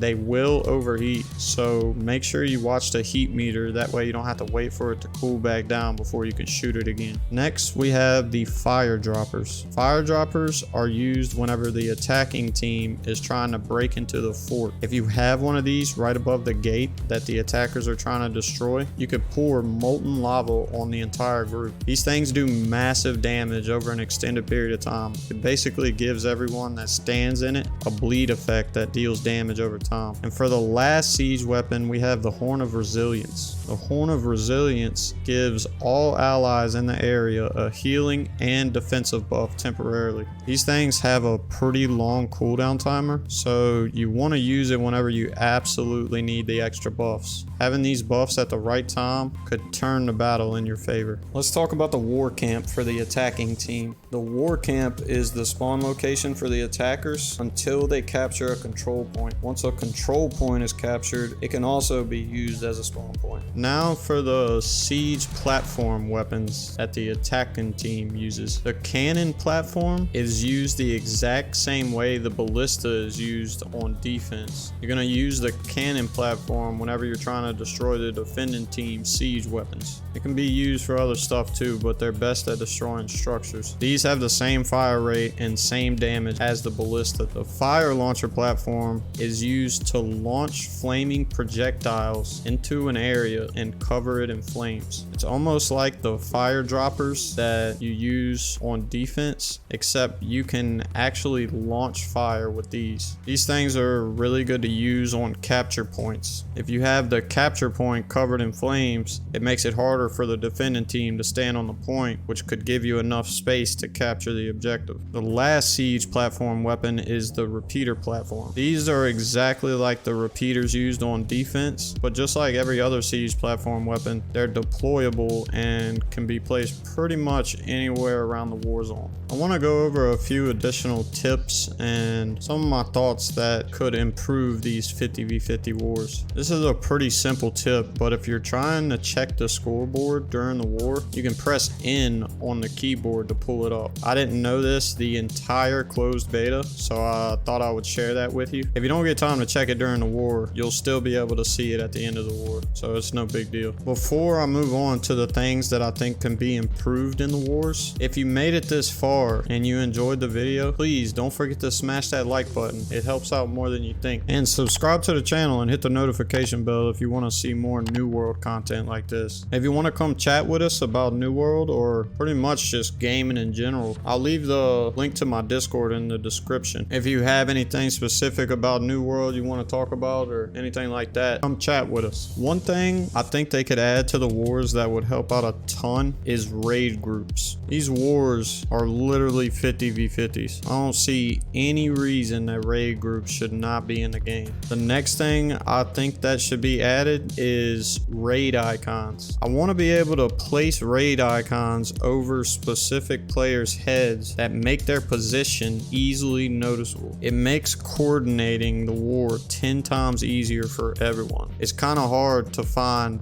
one guy out of 100 people participating in a war, so it would be really awesome to have. I want to give a huge shout out to It's Louie for being the main and supporting the channel. I also want to give another huge shout out to my boy I Am in Shane and Crazy Zach for being the main. I really appreciate the support. Y'all are awesome. I hope you enjoyed the video, and like I said, if you have any questions, just leave a comment down below and I'll try to respond as soon as I can. Thanks for watching. Until next time, peace.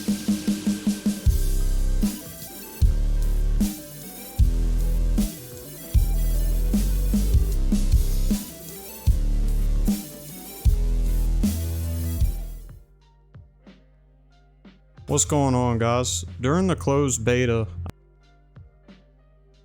We got 69. Got 67 now. We're really close.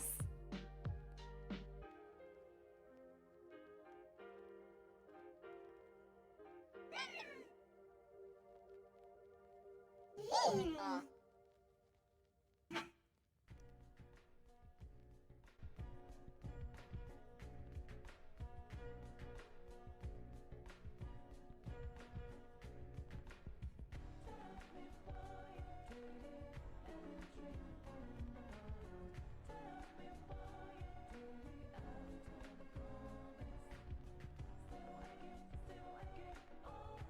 What's up, guys? Gray here. In today's video, we're gonna In this video, I'm going to give you all the tips on how to heal effectively with the life staff in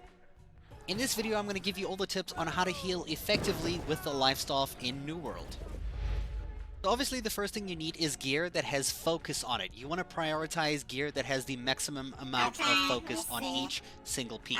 In terms of attributes, you should put as many of your points into focus as possible to increase your healing, as well as your damage with the life staff, which is actually really great. You can actually do a lot of damage with this weapon here, and you'll see these perks over here can give you huge increases. The more of these perks that you can get, the better for your healing output. Like, look at this one over here, 20% healing output. That is absolutely nuts. You can also put a few points into Constitution, but it's not really needed. You want to focus more on, well, your focus. In terms of your mastery for the life staff, you're going to want to get the Sacred Ground ability as soon as possible, and the second perk with it that increases the stamina and mana regen by 100% while you're standing inside of it. Then going to want to select the Absolve skill that lets you cause light and heavy attacks without costing any mana, so you can actually do damage and help your team. Another good one right after that is Blissful Touch. This means when you actually shoot your attacks through an allied player, you can heal them for 20% of your weapon's damage, which is actually quite a good heal. Especially if you use it with the one that makes your light attacks and heavy attacks cost no mana, because then you can efficiently heal without actually spending any mana. Next heal you're going to want to get is the Splash of Light. This will do an AoE heal to everybody around you, including yourself.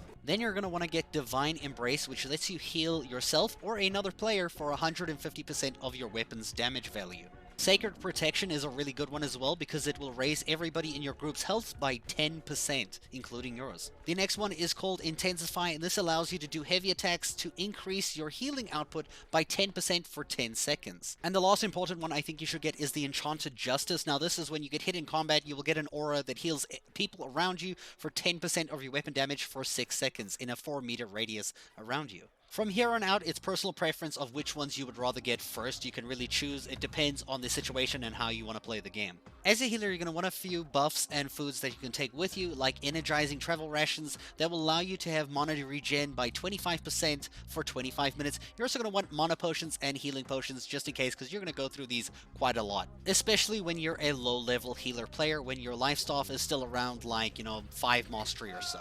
Alright, so now I'm going to give you some tips on how to heal during combat, like in expeditions with a party. So it's generally a good idea to have a tank on the party just to make things a little bit easier for you. If not, you're going to want your players on your party to stack around the enemies they're fighting, at least in your Sacred Ground healing spell, the AoE one that you cast on the ground that they should stand in. It's also good for you to stand in it to regen mana as well, so especially during combat. And then you just want to fire off at enemies and help them do damage to kill the enemies as quickly as possible. As for my F ability, the ability that heals everybody around you, including yourself, for 50% weapon damage. You can press that one anytime somebody's health is a little bit low, just to get a little heal out there. It doesn't take too much mana, and it's okay to use. And then you want to use your Q, your Divine Embrace, as soon as you can, either on other players whose health get really low, because it's a big heal that takes a lot of mana, but it's important to know that you can also use these heals on yourself by holding down the left control button and pressing those buttons to actually engage the heal on you directly, much like I've just done over there.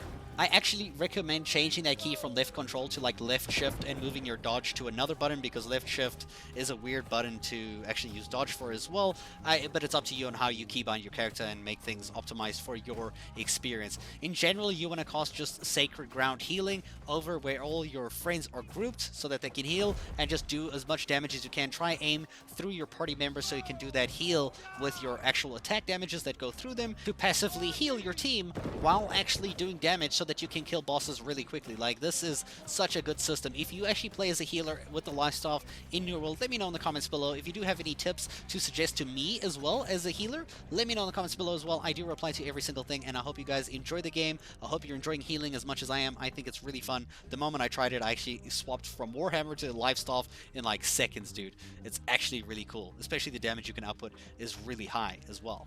So yeah, I hope you guys enjoyed the video. Hope you found the guide helpful, and thank you so much for watching.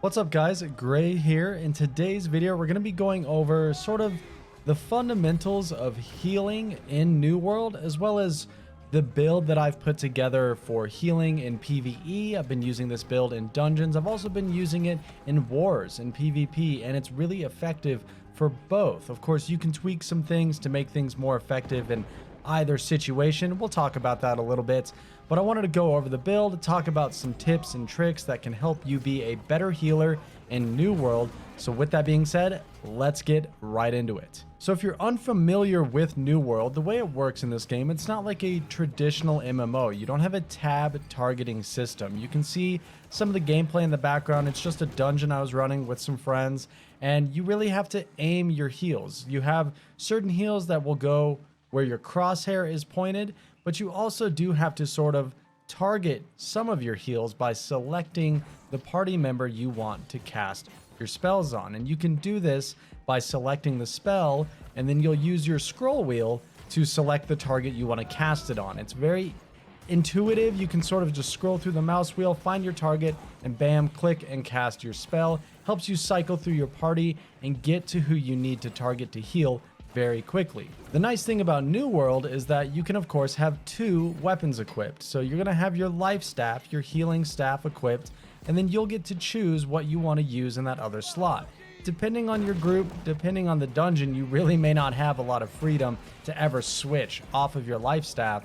But for me, I like to use the Ice Gauntlet as sort of my off weapon. If there is a time where everyone's healed up, I have plenty of mana, I can switch to the Ice Gauntlet, throw down some ice AoEs, and that does nothing but help my team. It slows down enemies, gives them crowd control, deals a little extra damage, but it's up to you what you want to use in that other slot. Now, I wanted to give a couple of pointers here because there's some things that I personally changed that made healing a lot easier for me, and it has to do with your keybinds actually.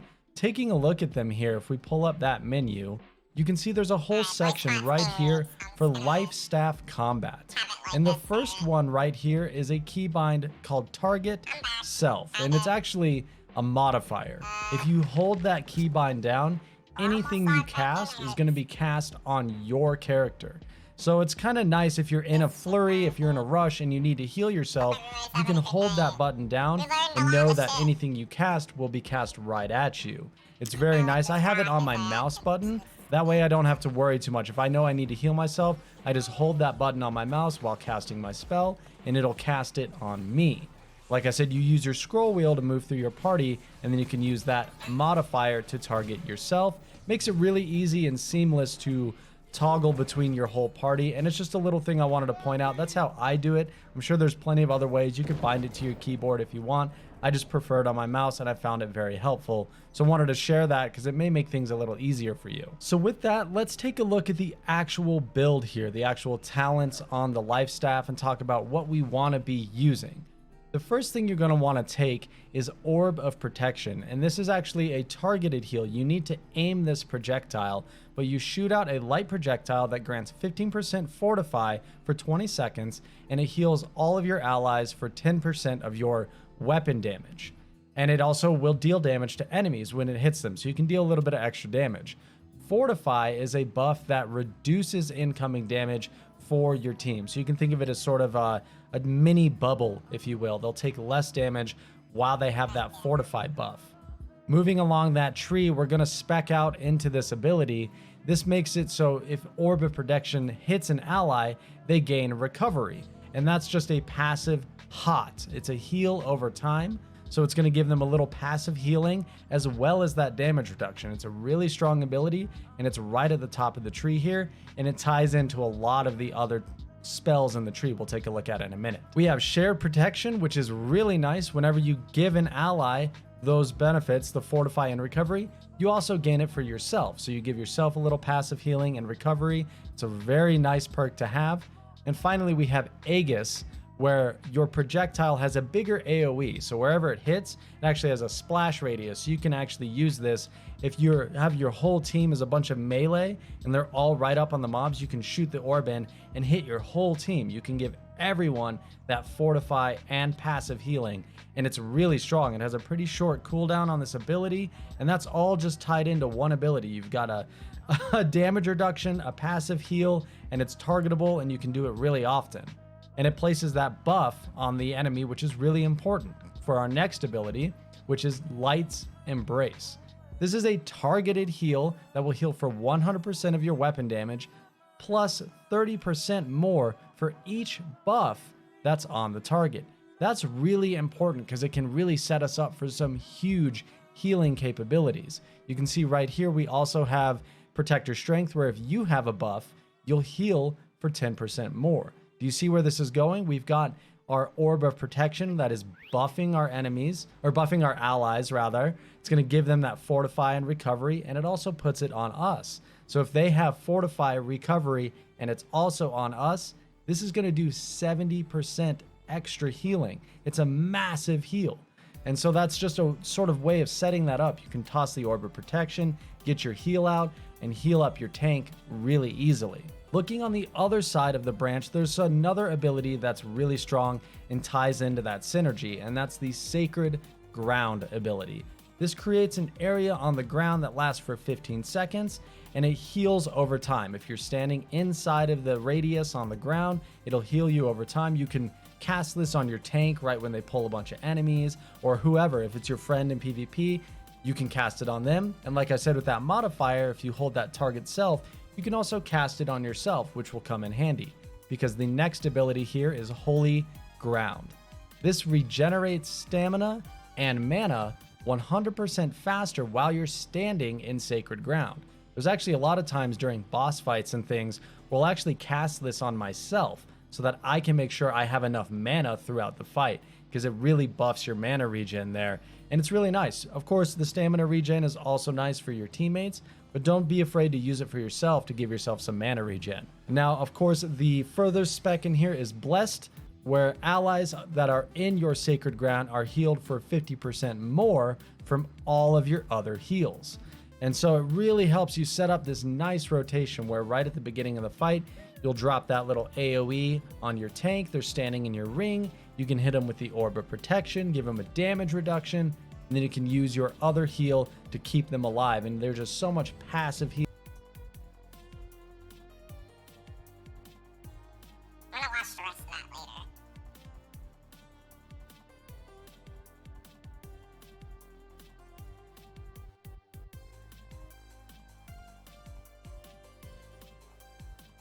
Okay, so we're here.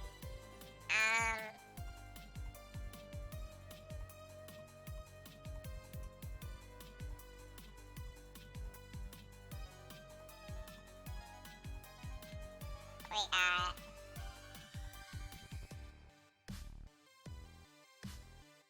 Ooh, I didn't mean to do that.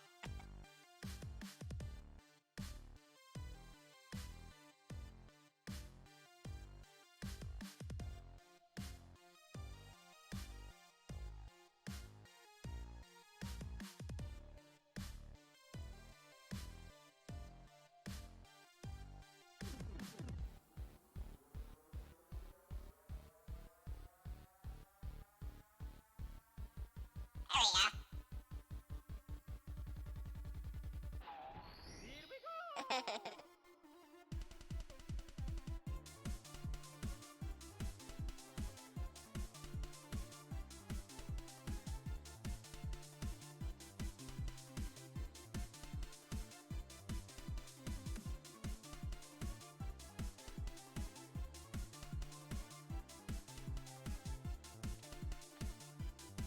That person's name's Hazardhead.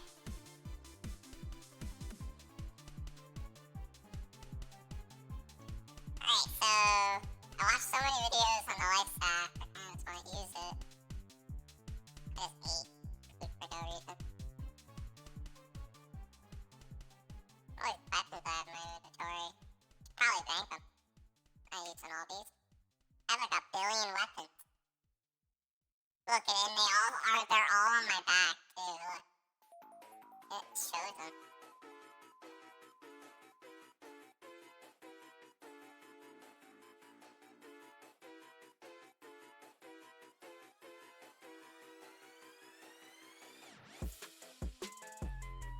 Interesting.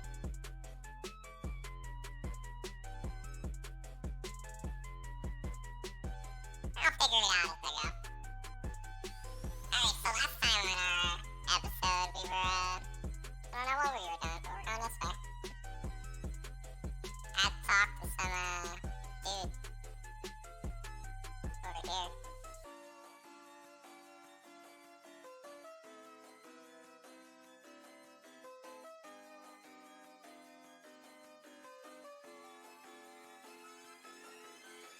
Big squishy. That guy's a big squishy. Watch him be like a tank. The tank wielding like double damage or something.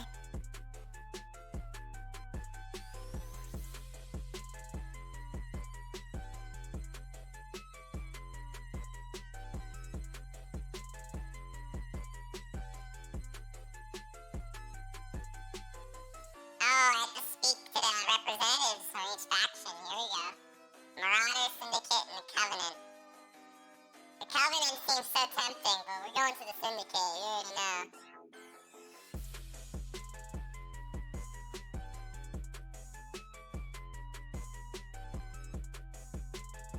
I went the wrong way. Hello. Towards the Syndicate, or whatever. Well, you have like a whole bunch of them. One of them's right here. I think these are the Covenant.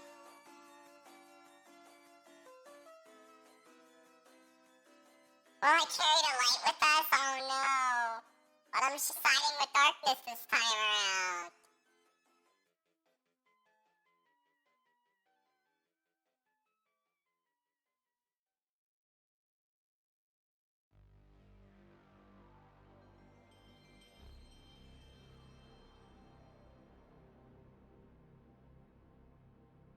I'm not gonna lie, I have mad respect for the Covenant. Like, they protect the light. They protect the light. But I'm sorry, I gotta go. I gotta dip out, I'm sorry. We need to talk on the clans first. Let's look at the map, see what we got. The Syndicate's there, let's go to the Marauders first, though. We gotta go tell them, like, they suck real quick. We gotta walk up and be like, yo, y'all are trash. I'm kidding, really, you know what I mean? You need to go over there.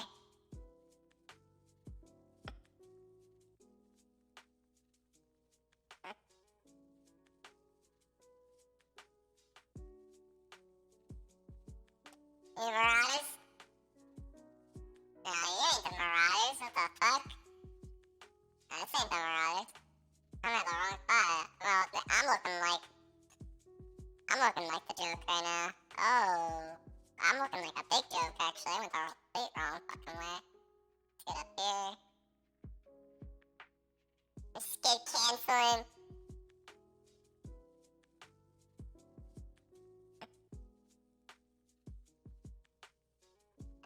This way, please. Thank you. Hello, thingamabobber.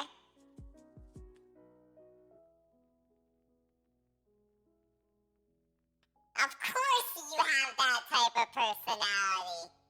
Yo, y'all trash.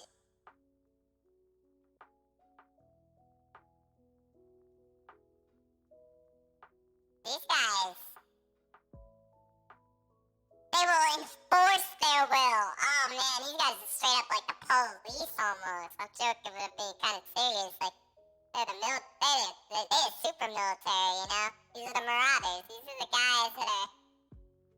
They don't fuck around, but, you know, yo, fuck y'all.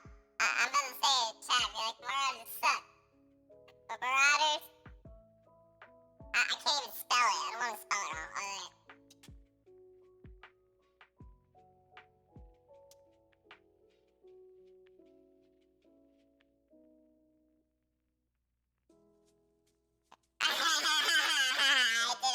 Marauders and a little angry face at them.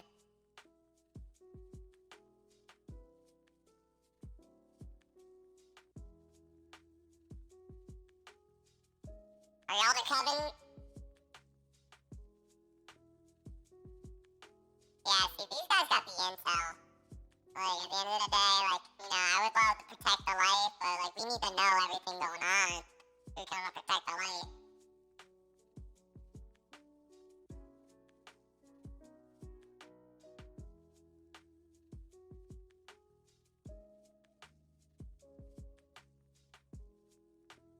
Yeah, I'm sorry, Covenant.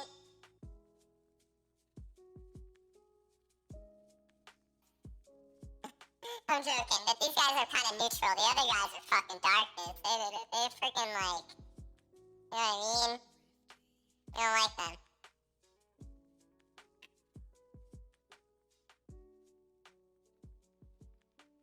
That guy knows what's good.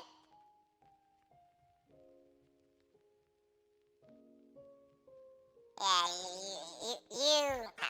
you bench Pokemon.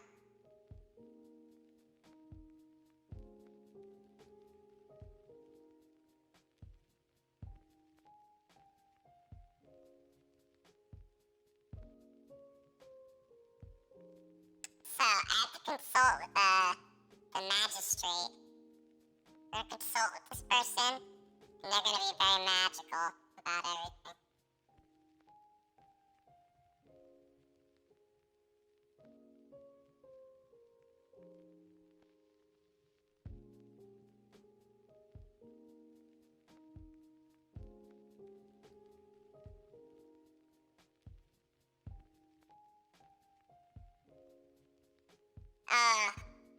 I'm just making sure we're syndicate.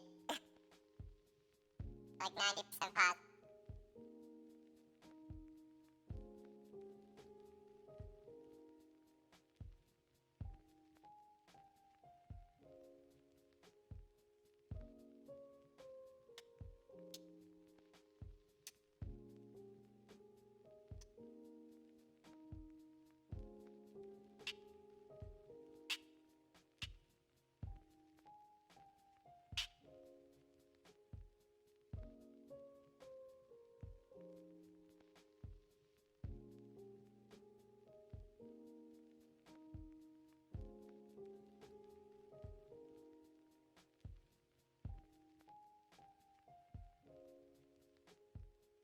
I'm just trying to make sure. I'm pretty sure we're syndicate.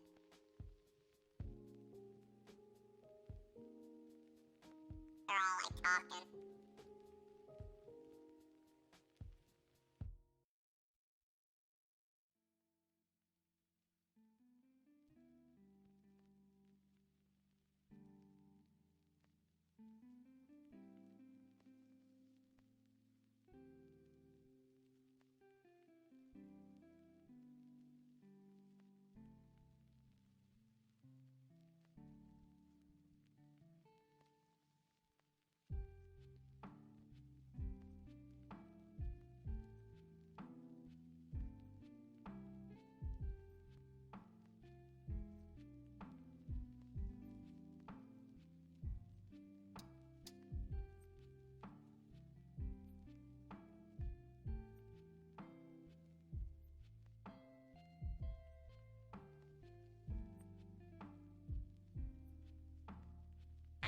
figured this out.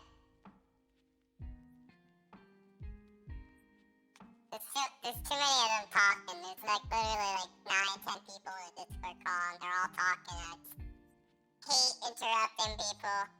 One of those people really don't like doing it. They're all talking.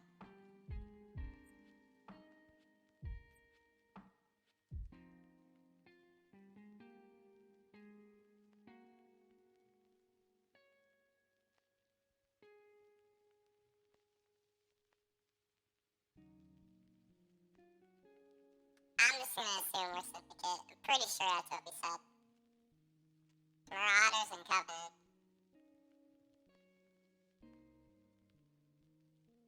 Where those Syndicate guys at? That's 8 food again on accident. Gotta stop doing that. My map button's just in a weird spot. Gotta get used to it.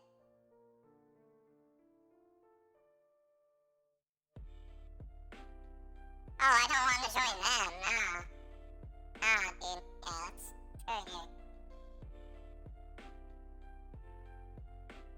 I really want to make sure before I join.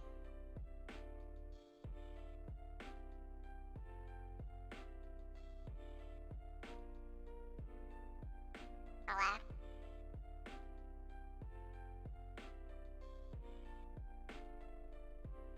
Trying to fuck her.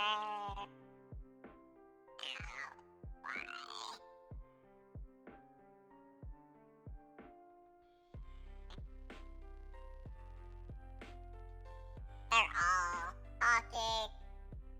So bad at interrupting people.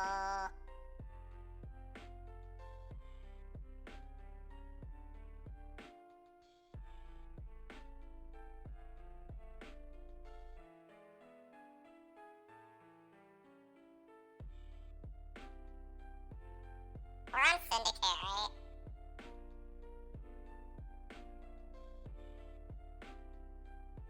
You're fine.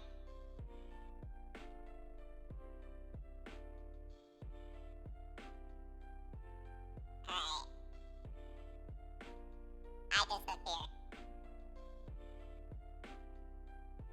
So they're doing stuff.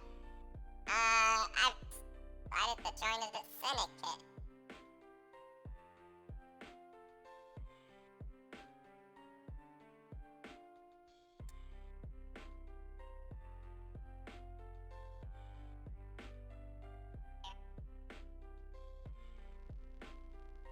I should take screenshots of this. It's too much for me right now.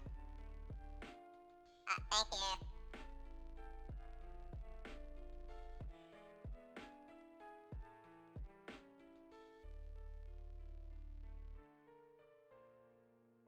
Taking screenshots. Too much to read right now. Oh my gosh.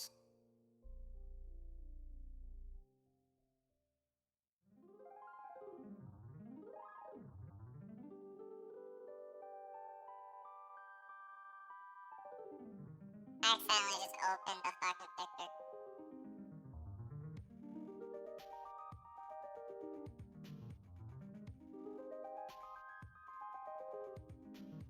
Took a screenshot of that for no reason. Clever disciples who fight with cunning for the sake of truth and progress. Righteousness and justice, and then glory and self-improvement. The guys be doing stuff.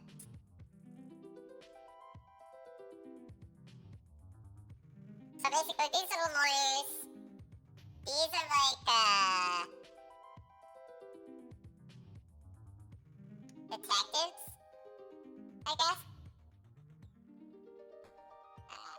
Like secret agent type of shit. And these guys are like army, like YMCA shit. Like, I don't even know.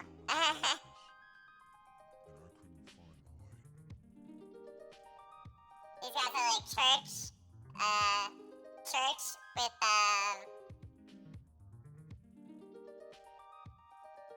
lawyer, like a church lawyer. These are some type of secret agent, frickin' stuff. detective. Yeah, YMCA. Funny.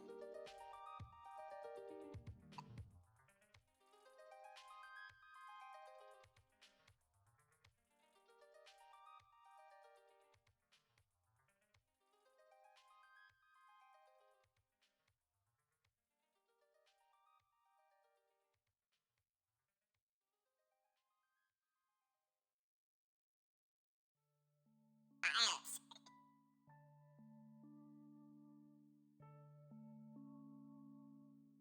Oh no.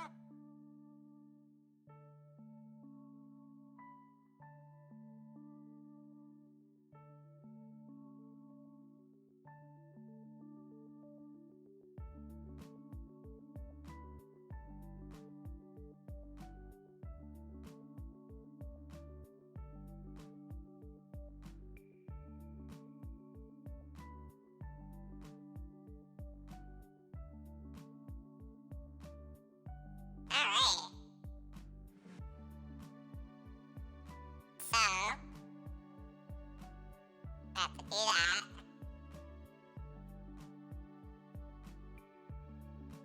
So what, how do I join a guild now?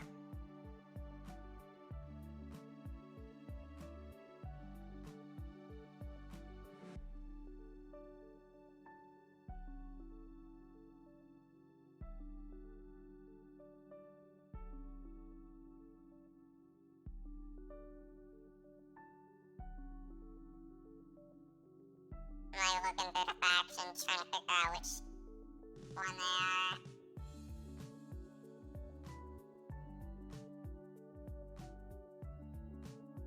Hey look, there's the person, Big Squishy. That's funny.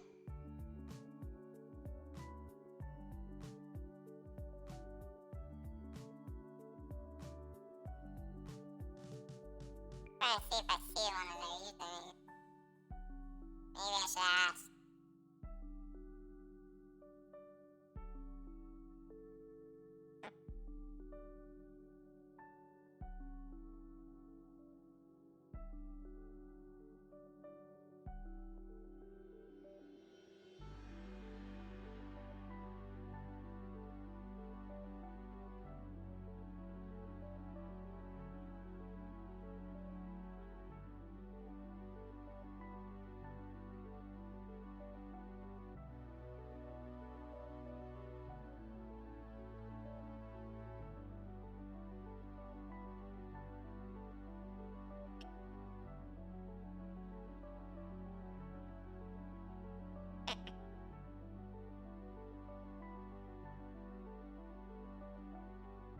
Trying to look.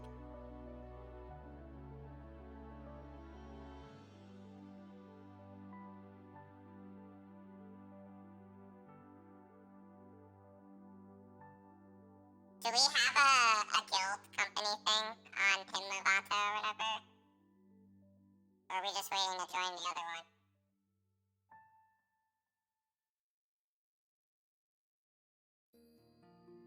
Oh, okay. That's fine. That's what I figured we were doing. I figured I'd check. Nah, I'm working solo queuing.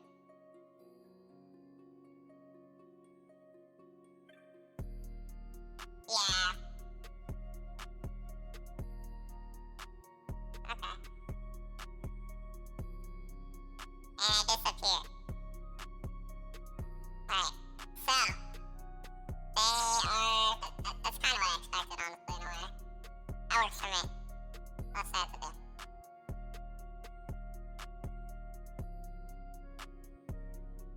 So we're level 10. We got our stuffs. We in the syndicate. We have to explore some dude's anger, but we got Angie. Yeah.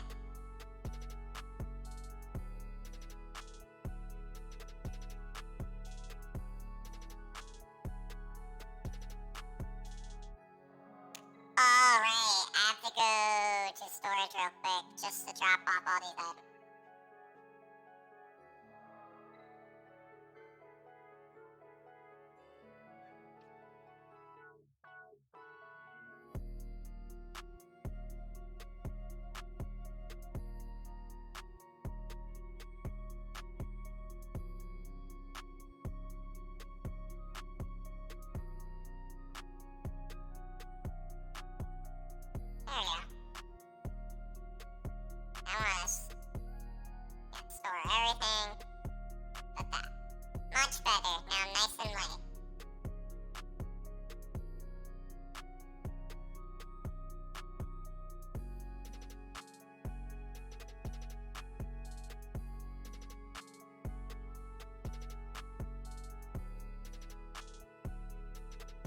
Movement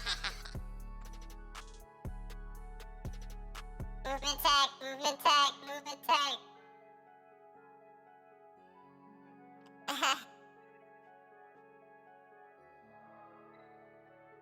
Me in a nutshell. I got my life staff. I got my this. Got another life staff there. With a shield on my back, I guess. This is the loadout for now. Eventually, we're gonna have to change our stuff up.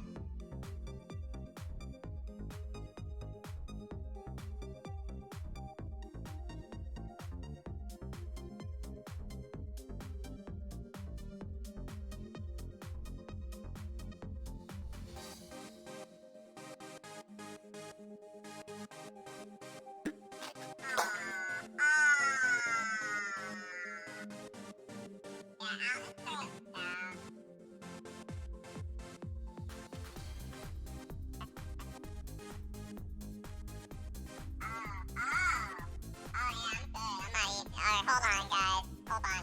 Where's the thing? Oh.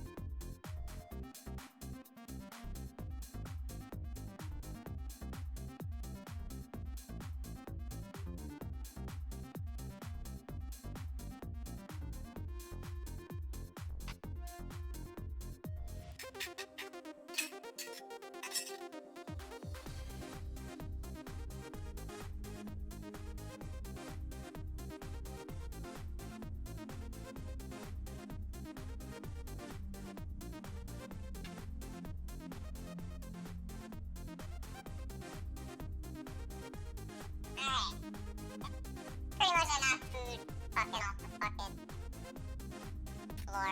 That was so annoying on so many levels.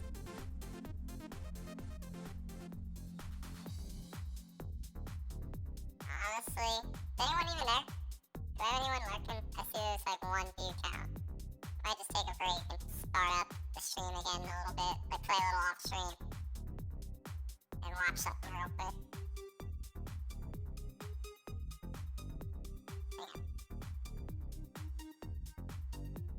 Put up for 7.